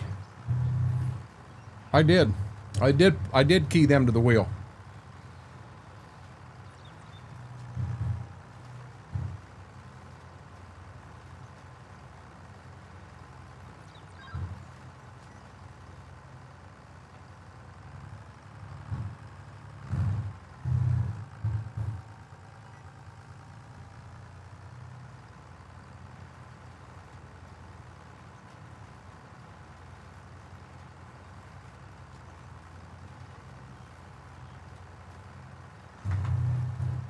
I don't think I got enough seed and fertilizer.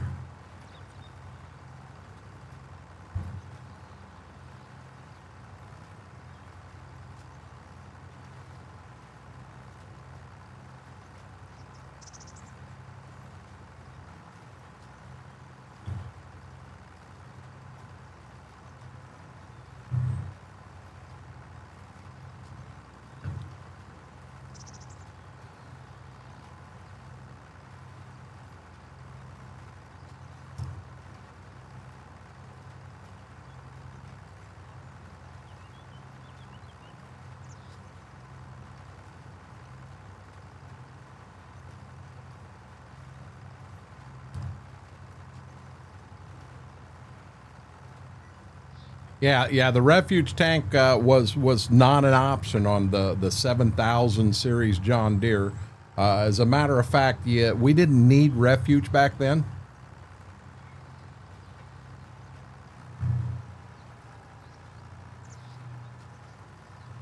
And markers are off. That mark should be right in the center of the tractor. And it ain't.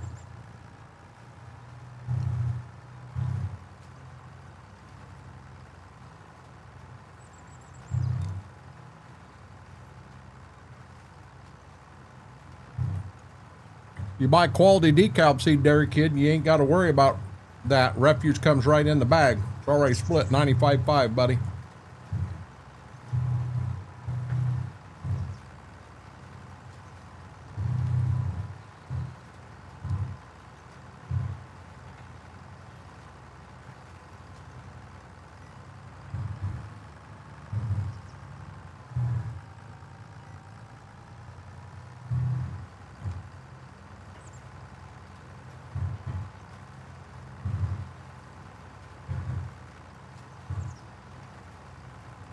Now it looks like I'm on going this way.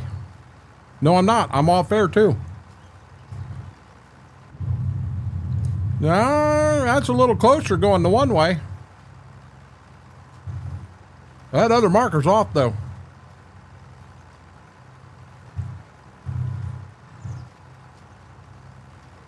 I got a 4430 cab on this farm, and then this is a 4240, but it's what you call ROPS, rollover protection system. So it's basically the 4 posts in the cab roof. Well, so let's back up and let's throw a lesson out there. LG and Agrigold did not merge together. Neither did Great Lakes. There is a seed cord company, or there is a seed company called Lima Grain. Lima Grain owns LG, Agrigold, and Great Lakes. They own all 3 of them. They actually own more than just them, but that's the 3 main ones they own here in the Midwest. So Agrigold and LG are sister companies. They didn't merge together.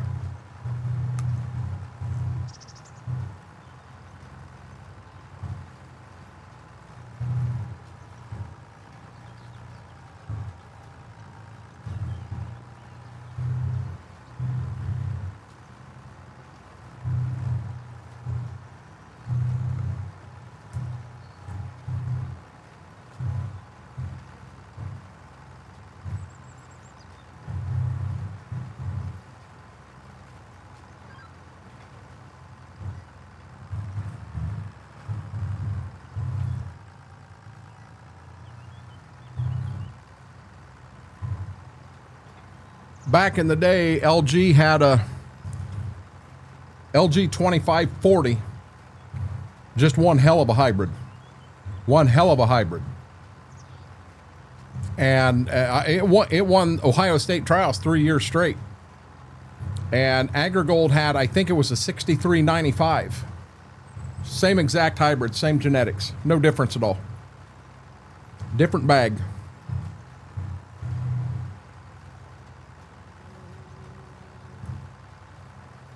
You go back in the day, we sold a bean that was called a Vigoro 315. Teddy had it out here as a 314. Dynagro had it in a bag as a 37K32. No, 37K30. Yeah, that was Dynagro.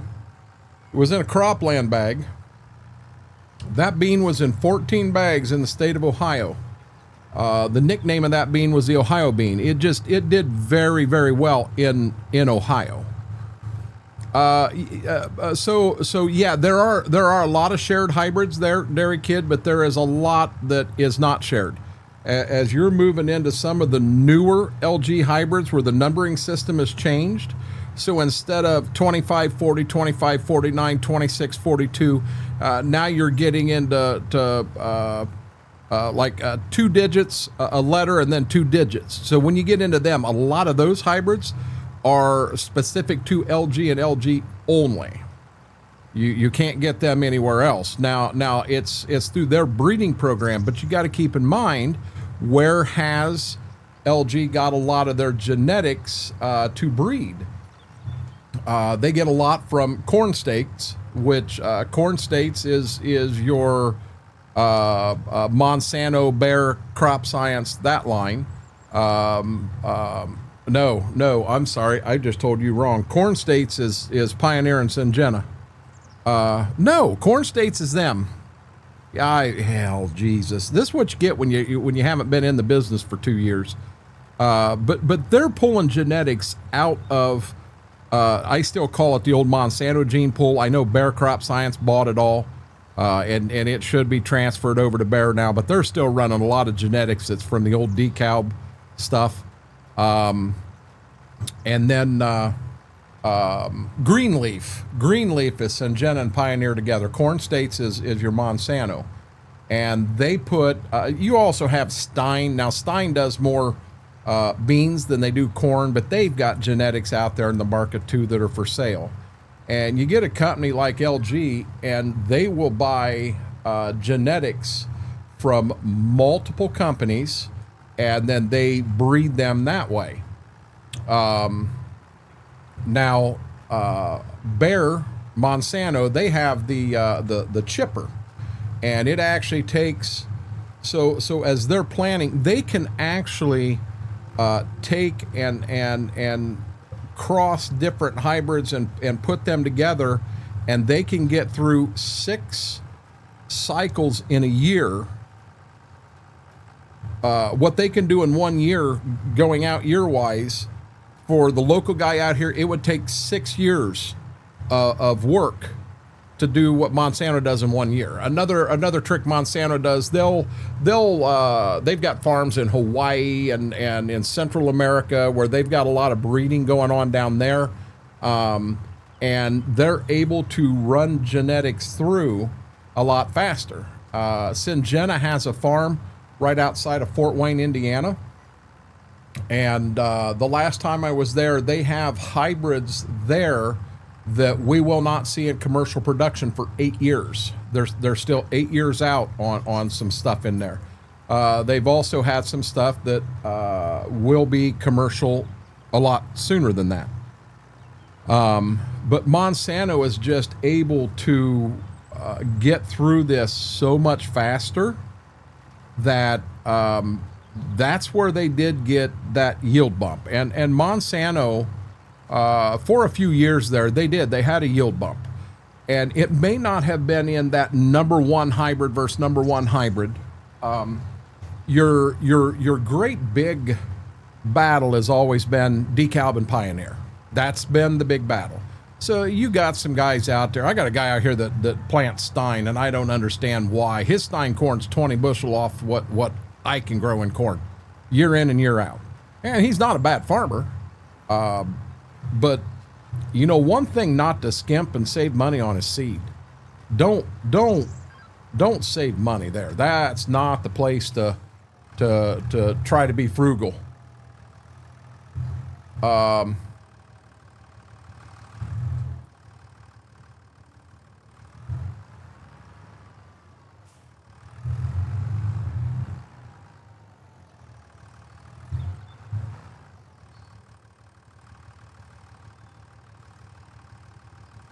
See if I can get this thing to work this time.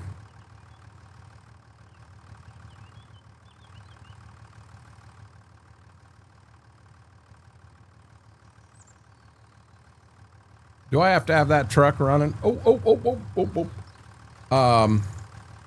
So what I was saying, in your hybrids, your hybrid number 1 from Pioneer and your hybrid number 1 from Monsanto are a lot closer together than what you'd think. It's when you go to you're not going to go out and plant your entire farm to one hybrid. You're not going to put all your eggs in one basket. That would be dumb. So where you start seeing a difference is when you get into hybrid 2, 3, and 4, and maybe even 5. You're saying Channel's trying to get up there. So do you realize that Channel is actually owned by Bayer, and what they are using? So DeKalb goes through, and DeKalb gets so many hybrids come out in a year, and let's say they come out with a good 104, 205s, 108, and 111. But one of them 105s, not 111, those are studs. Those are all-stars. The other ones, that 104, hey, Channel needs a good 104. They don't have one. So, yes, they want that 104. DeKalb said they didn't want it. They took that 105 that was better, and they gave them their seconds, is what happened, really. It happens a lot on the other side, too. Companies like... the one down here, Beck's. Beck's does do a little bit of research and development, but a lot of their stuff, I probably still have it out in the garage. The CEO of Pioneer made the comment, we have all these genetics sitting on the shelf, and we wouldn't put them in a Pioneer bag, but they're not bad, and we should start a company which they did, Greenleaf, and sell these to other companies, which they do. Beck's, that's one of the big ones. Down here, God, I can't even think of the name of them. There's a lot of companies that are buying them. The Pioneer CEO flat out said, this stuff is not good enough on average. Now, to say they don't have a hybrid that does really good one year, it'll happen. But on average, they don't have the oomph to be in a Pioneer bag. So we'll give them to Beck's. And then the following year, the Beck's CEO, Sonny, comes out and says, look what we did. He's got a big hammer in the ad, and we just beat Pioneer and we beat DeKalb. Okay. You can market and say whatever you want. You can run your test plots and say whatever you want. I ran a test plot right out here on County Road 14. I had 2 LG numbers, 2540. No, 2549. And I don't remember the other hybrid I had. I had 2 hybrids in there. There were 2 hybrids of Dynagro. There were 2 hybrids of Syngenta. And then there was like 14 hybrids of Beck's in this plot. It was a Beck's ran plot. So when the farmer was harvesting the field, he asked me to ride in the combine and take notes for him on how different hybrids did and everything. And I said, no problem. And when we would get up there, in his notes, he wanted the number from the weigh wagon in each hybrid. Out of 20 hybrids, my LG took first and third. Out of 20, first and third. I can take you to the Beck's book from that plot that year. It's got all their plots in it and how their hybrids did. And the Dynagro that didn't do good, the NK that didn't do good, was in there. But you know what? There was only 18 hybrids in that plot, and LG wasn't even in it. Good job, Beck's. Good job. I still have the original paper. I took a phone screenshot of it from the Beck's rep before I left the plot that day. I have that picture. It's got her signature on the sheet, and I have the book Beck's sent out to everybody. So if Beck's wants to play a game and say, well, you're slandering us. No, I'm telling the truth. You didn't put that stuff in your book.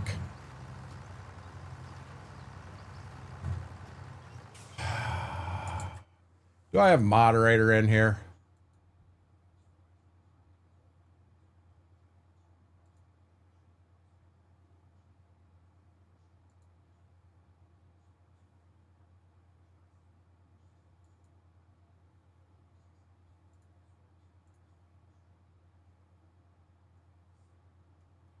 But that's a true story. Brady, how are you doing, bud? I don't know why some people think they need to come in and be a dick like that, but I'll say it here. But probably a Beck's lover, guys. Probably a Beck's lover. But no, I have no issues with Beck's. Beck's puts some decent stuff out. Where my problem came with Beck's is when Sonny Beck made the comment, you know, we can help the American farmer. We don't have to get rich quick. We can sell seed and crops and what have you to the American farmer at a fair price, and we don't have to get rich quick. Ask Sonny about the island he owns down in the Caribbean. Yeah, we're not getting rich quick. Now, Sonny has donated a lot of money. Sonny Beck's as a company have donated a lot of money to Purdue. So that's pretty cool. But anyhow, I just don't like how, you know, I actually did a side-by-side with a Beck's dealer. He was a good friend of mine. And the deal was we had to go back a lane and do it in the back of the field, and I could have no signs up. He didn't want anyone to know it was there. That was the deal. No problem. I never said a word. I won so we did 2 of his, I I had 2 hybrids, he had 2 hybrids side by side. And we did it by maturity. So I think I had like a 105 day against the 106 that he had out. And then I had a 111 versus a 112 day hybrid he had out. Now his hybrid, the Beck's agronomist, his actual agronomist come out and place them hybrids for him. I was an agronomist on the other side, and I just took 2 of my Monsanto decal numbers. I won the first one. We just did test 1 of each hybrid. We didn't do the second one of that one. I won that one by 30 bushel an acre. The one over there, I think, was like 18 or 19 bushel an acre. And that was we did 2 dumps of his and 2 dumps of mine. When we went to do the second dump over here, he was harvesting the decal and looking over at the Becks. And when he got up, he wouldn't even put it in the grain cart. He went to the other side and dumped it straight in the semi. And I ran over and I said, hey, we're not done yet. We still got to do this. He's like, nah, we're done. He said, we don't need to test anymore. We're done. That's a true story. Mary been hiding all night, Brady. She's getting a new desk, and she's building a model, and fire trucks went by, and we haven't seen Mary much tonight. I've made a few rounds here, and I'm about out of fertilizer again. So, I mean, you know, that was my whole kick. You know, the whole genetics thing, I'll tell you, that's where I tried to focus on and tried to learn, and I did. I talked, why is that light in color there? That don't look right. But I talked to a lot of people that were a lot smarter than what I am, and I learned a lot of stuff.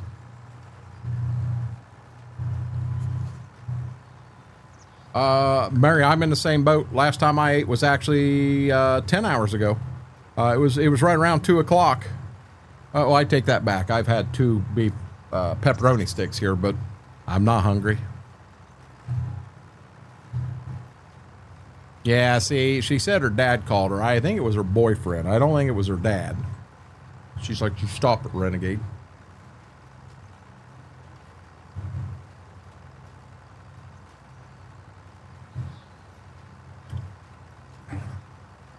So, Dairy Kid, in all honesty, it took me about 6 months in of that job to realize that there was 25, 30 other people just like me in the neighborhood that was trying to get that same seed or that same chemical or that same fertilizer on that farm. So I had to find something to make myself different than everyone else. And what I chose, I had some interest in genetics. So I chose to try to learn as much as I could about genetics. And that's where all that came from.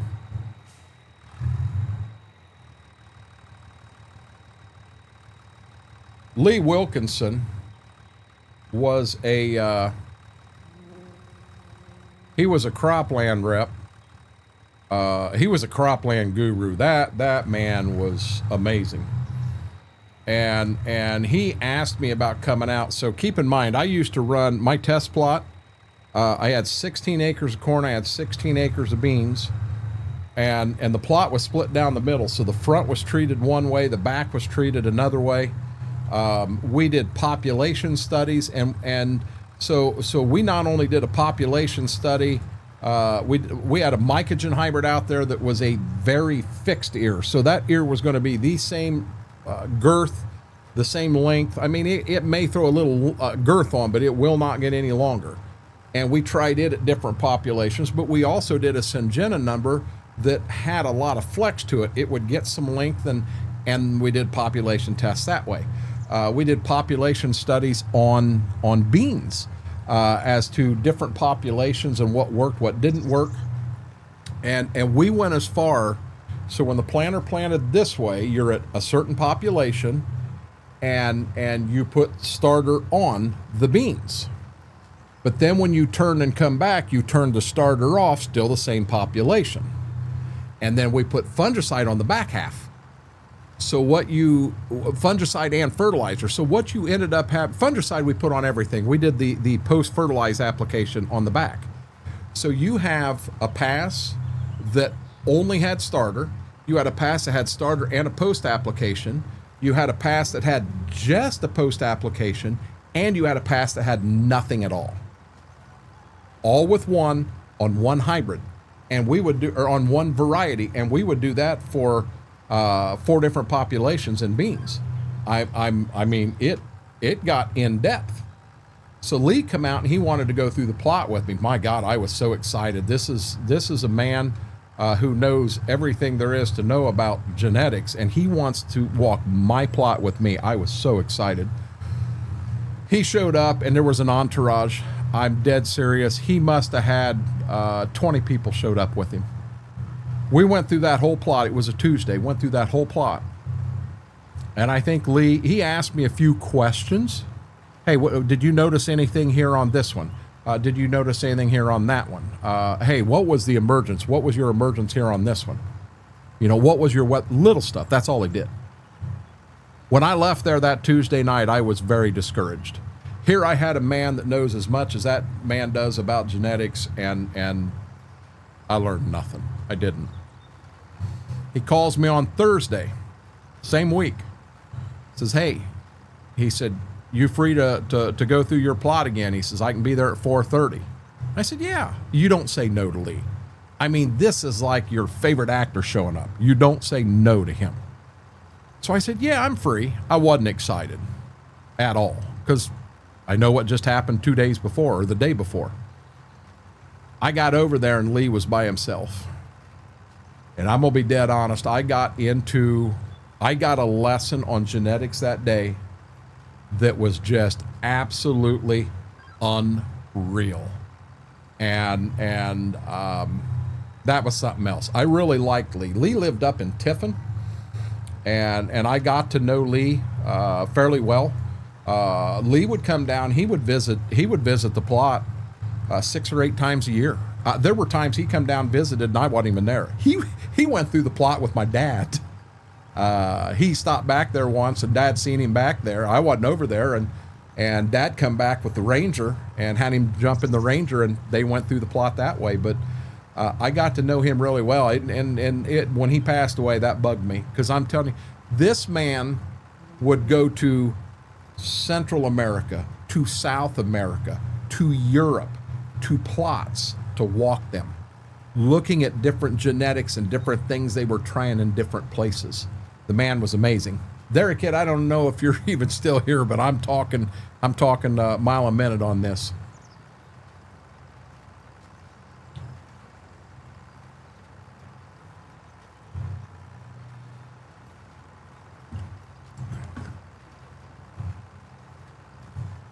Derek, kid, are you still here? Did I put you to sleep?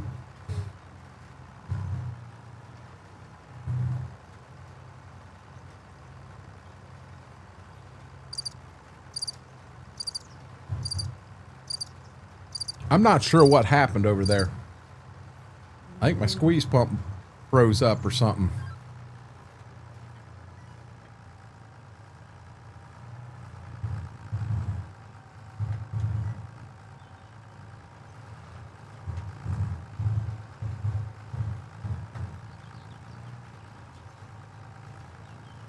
Ben Lovely, thank you so much, guys. We that should actually put us at 219 or 719. We're 1 off our goal for the night. Hey Biggs, did you hear me when I said ours was an early build, and I don't know the ins and outs of the whole history, but I swear our 4840 was a quad shift. I do know it was an early build, and I don't know if that had anything to do with it. I really don't. The other thing I said about the 4840, I'm dead serious. The 4640 to the 4840 was only 20 horse difference. And I know not all tractors are created the exact same, but I'm going to be dead honest. It felt like that thing had 50 more ponies than the 4640. True story. What seed are you looking for, Brady? Corn, beans? Corn, beans, or wheat?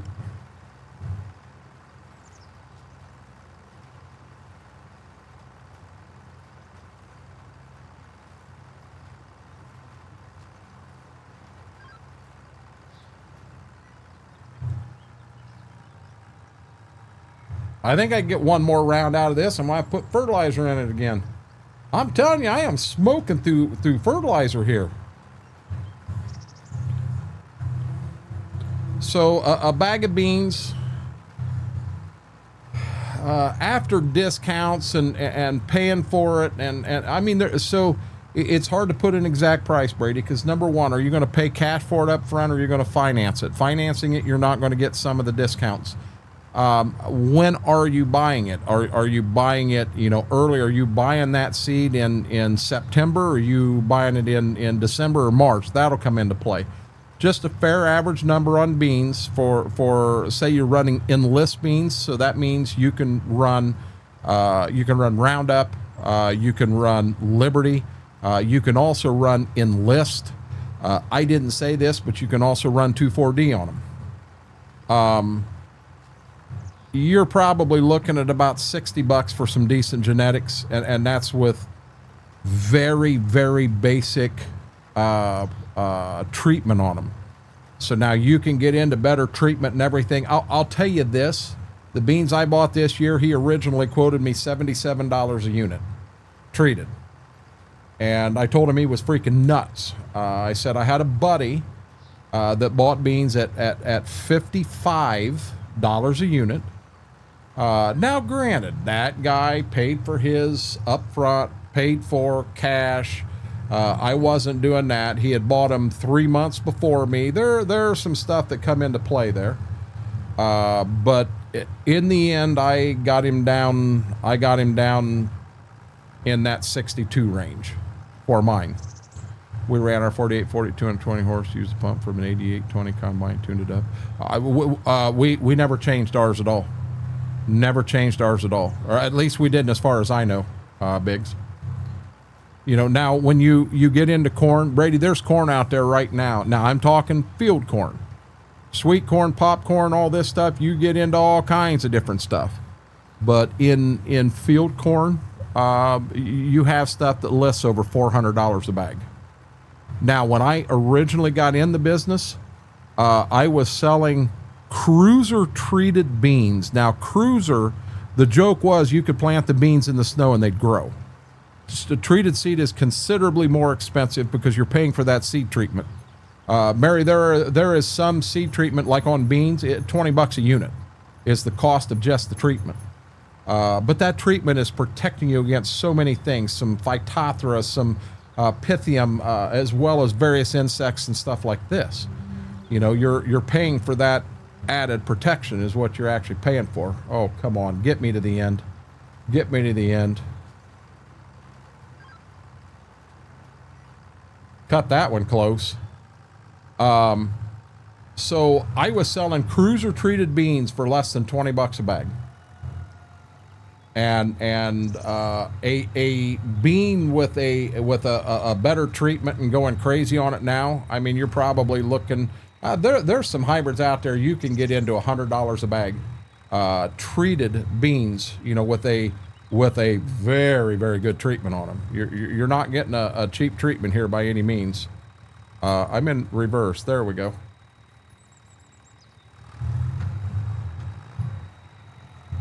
So, yes, treated is much better. And when you get into corn, it's the same thing.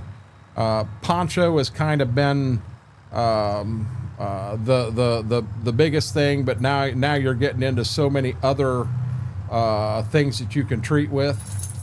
I can't believe Dairy Kid drugged me into this conversation and then he left on us. But, the big thing about seed, yeah, you got to kind of pay attention to what the cost is up front, but you're actually you got to pay more attention to what you get in the backside. So if this seed treatment, you break everything down on the acre. So if this seed treatment is $20 and that cheap seed treatment is $12, I'm paying $8 more. Now remember, population, he did the Irish goodbye. I don't know what the hell that is. So you're paying $8 more, and you're running about 1.4 units on the acre. Okay, that's getting the population close to average. So you're actually spending another $11.20 an acre on treatment. So if that treated bean at $10 an acre beans, if you get 1.1 bushel better with that better treatment, you paid for yourself. Well, a lot of the data that's out there is showing 4 and 5 bushel an acre increase in yield. So think about this.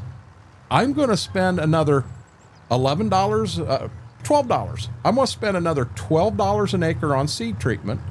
But let's just say I'm going to get 3 bushel an acre increase. Well, 3 times 10 is 30. I spent 12 and I made 30 back in the end. That's what I'm getting at. I mean, it packed up in the local salvage yard, had a few 8820 type tubes worth the upgrade. I didn't even know you could do that big. That's a new one. Irish goodbye is leaving without saying anything. I think he fell asleep. We don't plant corn. We do plant wheat and potatoes. I mean, I don't know. I couldn't. Now, Brady, I can't tell you anything about potatoes. We don't plant potatoes here. Now, wheat, on the other hand. So back when we started wheat, you could save wheat. And what we always did is we would have one field of certified wheat. It was brand new certified. It may be a 30-acre field. And then we would have a couple wagons in the barn, and we may have 150 acres out of wheat that is 1 year old. All the seed come from that certified field. So it was 1 year from certified. So then this year we got 150, 1 year out, we'd have 30 certified. And then when we went into harvest, that 30 certified, we'd fill them seed wagons back up, throw them in the barn. That was the 150 for next year. And we would only buy 30 acres a year. Well, these companies now have actually put patents and stuff like that on the wheat seed. So you can't save. I mean, you can't save beans. You can't save corn. You can. You get caught. You get spanked bad. But they're doing that on the wheat now too.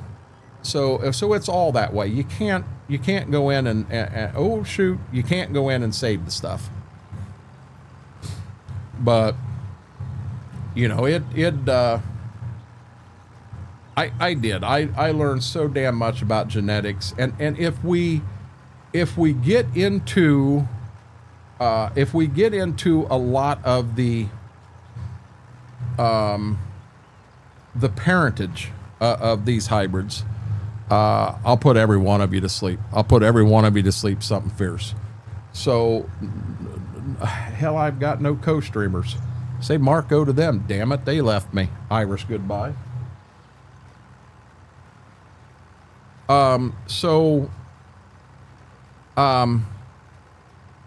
You know, on the female side, you have a high yield gene, you have an early health gene, a late health gene, you have Flint, which gives you better test weight, the grain looks better, stuff like that.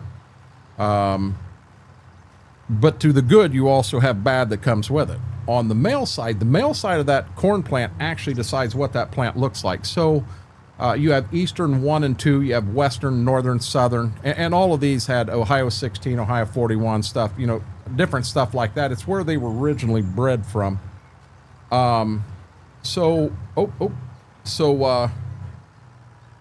Let's say you run a hybrid, and you're getting crosses where it's not just a straight Eastern hybrid anymore. You get into other things. And the different companies, Mycogen tends, well, it ain't Mycogen now.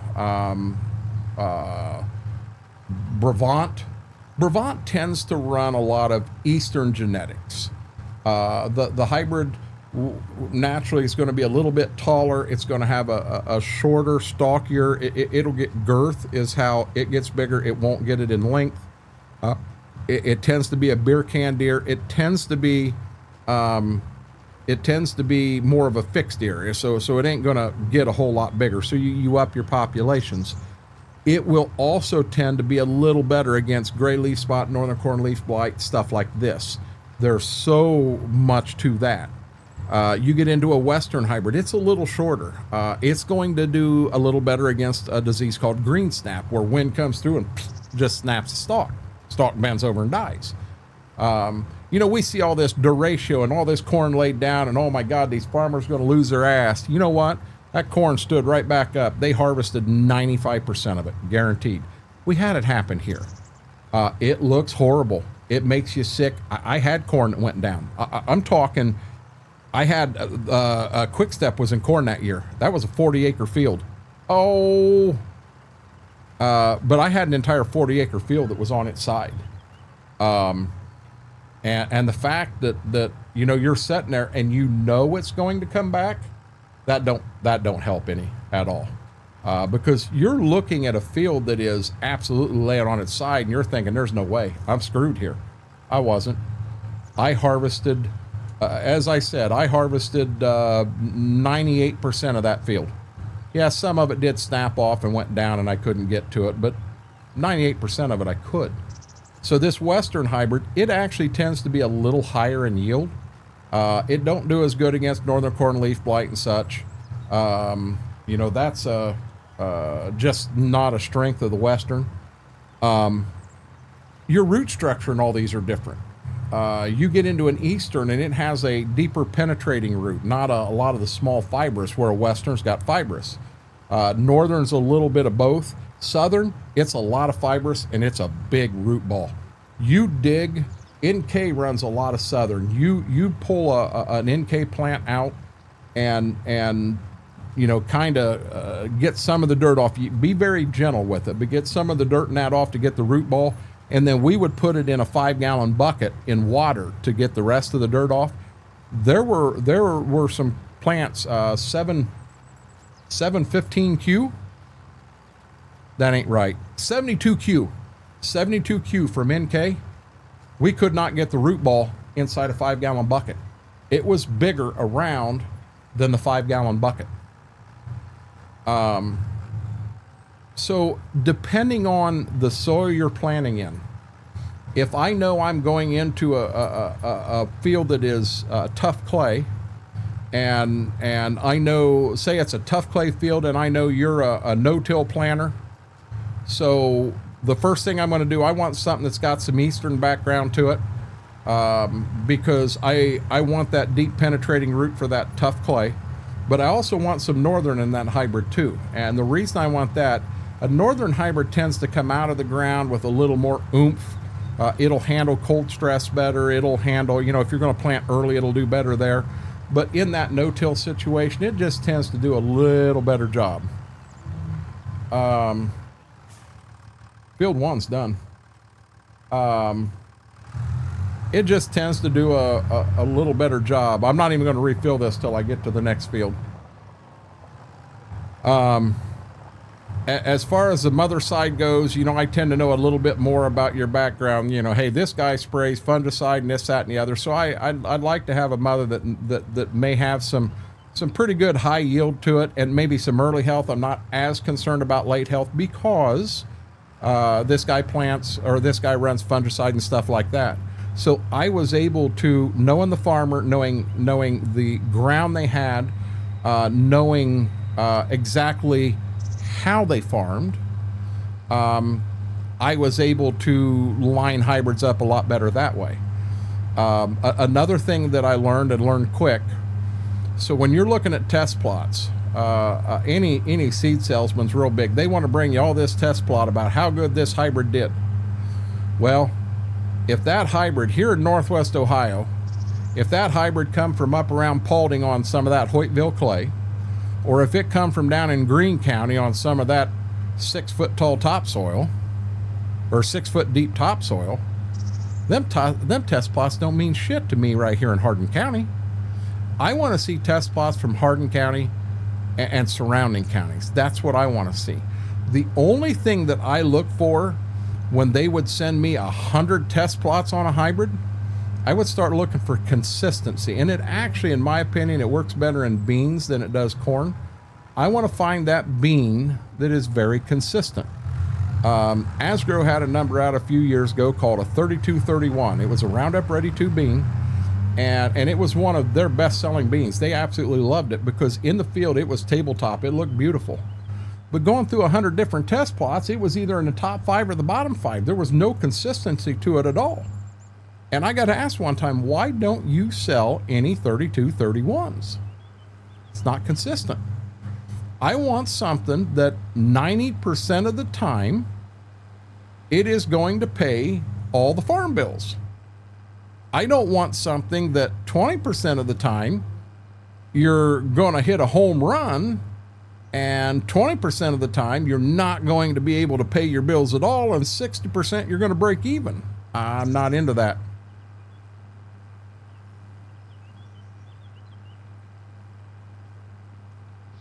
I didn't know that, Biggs.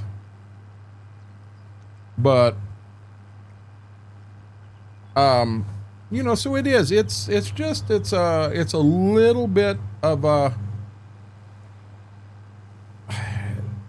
You can help a farmer, and even with that. So I sat down and I talked to Big, and I get him the about as perfect as a hybrid as I can for his soil, his farming practice, and what have you. I also set him up with a fertilization program that is spot on, and I set him up with a weed control program that's absolutely amazing. If Mother Nature doesn't cooperate, he's getting screwed. Mother Nature wins everything.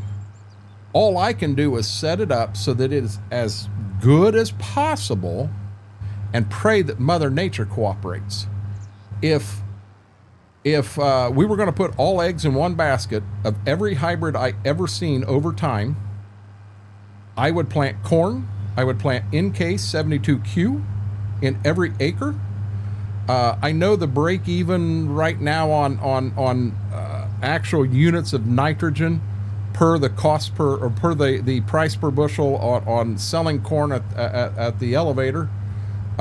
You're right around 210 pounds of nitrogen. Well, I want you to take this 72Q, and I probably want you to put about 235 pound on, because it really responds to nitrogen, and not all hybrids respond the same. Some you put an extra 25 pound down and you get no response at all. You just hit the limit. Other hybrids respond well. 72Q probably had the highest yield potential of any hybrid I ever seen, and I am not an NK man, but I'm telling you, that hybrid was an absolute beast.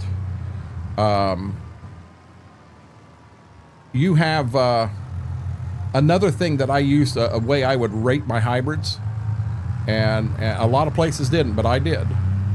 I would rate my hybrids by saying that I'm going to take, yeah, I do need to fill up before I get started. I put a speed on them, and that speed could be, you know, this hybrid goes from 0 to 150 very fast, but from 150 to 200, second gear is just not there. You'd have some that would speed right along to 200, but you know, when you get, there we go. It starts slowing down quite a bit. Yeah, I thought I took the straps off. Let me strap that back down so I don't end up losing that.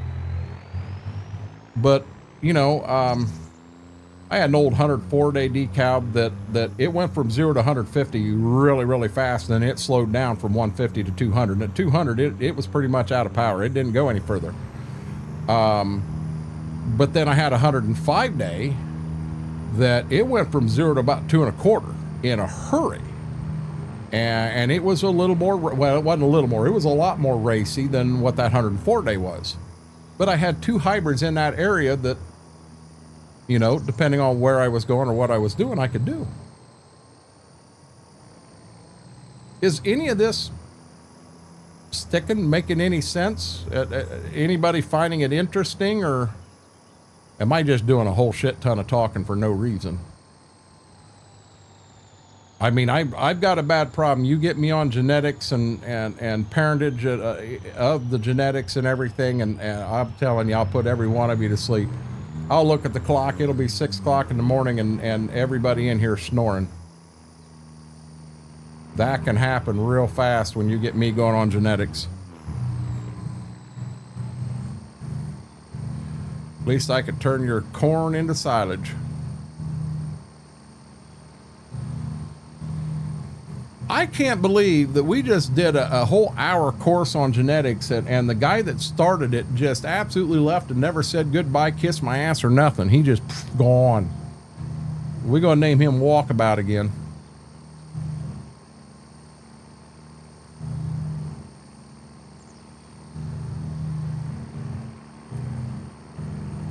Interesting but lost. There is a... Can I get...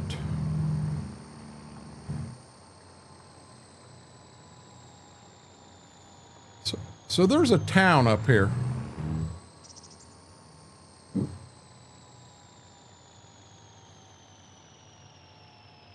I don't even know how to get to the town from here. I guess I ain't gonna worry about it. I didn't know if I could turn off this road and actually go through town to get to my field back there.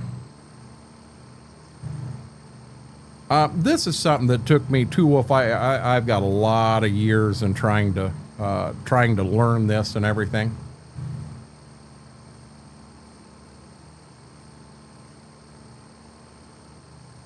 More, I ain't starting it over now. Not at 1:30 in the morning. I am not starting it over. We can talk more about it on Sunday. I mean, I do. As I was trying to tell Dairy Kid in the beginning, I had to find something to differentiate myself from the other 25 people that was within a 30-mile radius wanting to do the same damn thing I was doing. And I did mine with really learning. I spent so much time in test plots. I mean, at one point when I was really into it, you could take me to a field and just say, hey, this is a decal number, and I could start taking a look at it. You know, what's the ear height? You know, is it a pineapple shape, or does it really, do the leaves fall, you know, drop down? How ear height as far as where it is on the plant, you know, is it chest high, is it waist high? Dig, get some roots out. I could do some research that way, and I could tell you what hybrid it was. Another way you can tell is the tassel. Something else I started noticing. You start seeing differences. Every hybrid's got a life cycle. So you get a brand new hybrid out there, and you do. You've got to have somebody you really trust and walk these plots and knows not just the shit he learns in seed meetings, because there's a lot of people out there that just regurgitate a bunch of shit that they heard in a seed meeting. As far as what do they know? Not a damn thing. They're just talking shit, to be honest. So to find somebody that's actually been out there and done the walking and knows what they're talking about, knows what they've seen in hybrids, is vital.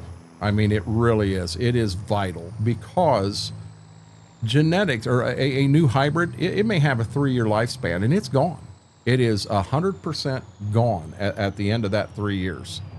So you want to have somebody out there that can get you on that new hybrid sooner rather than later, and get that life cycle started. Because you don't want to come in late to the race and get 1 year out of a hybrid and it's done. You know, that ain't it. That ain't gonna serve you well.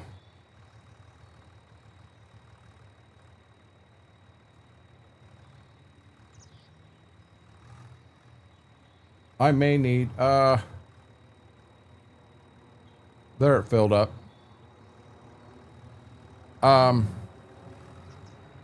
But so many people, they'll go out and they're running genetics that are older, and as a hybrid starts to get to the end of its life cycle, and when I want you to start being careful, start watching the tassel.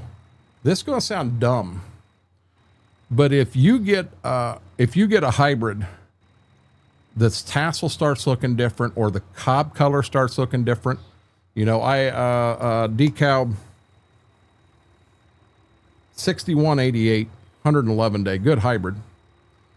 And all of a sudden the cob went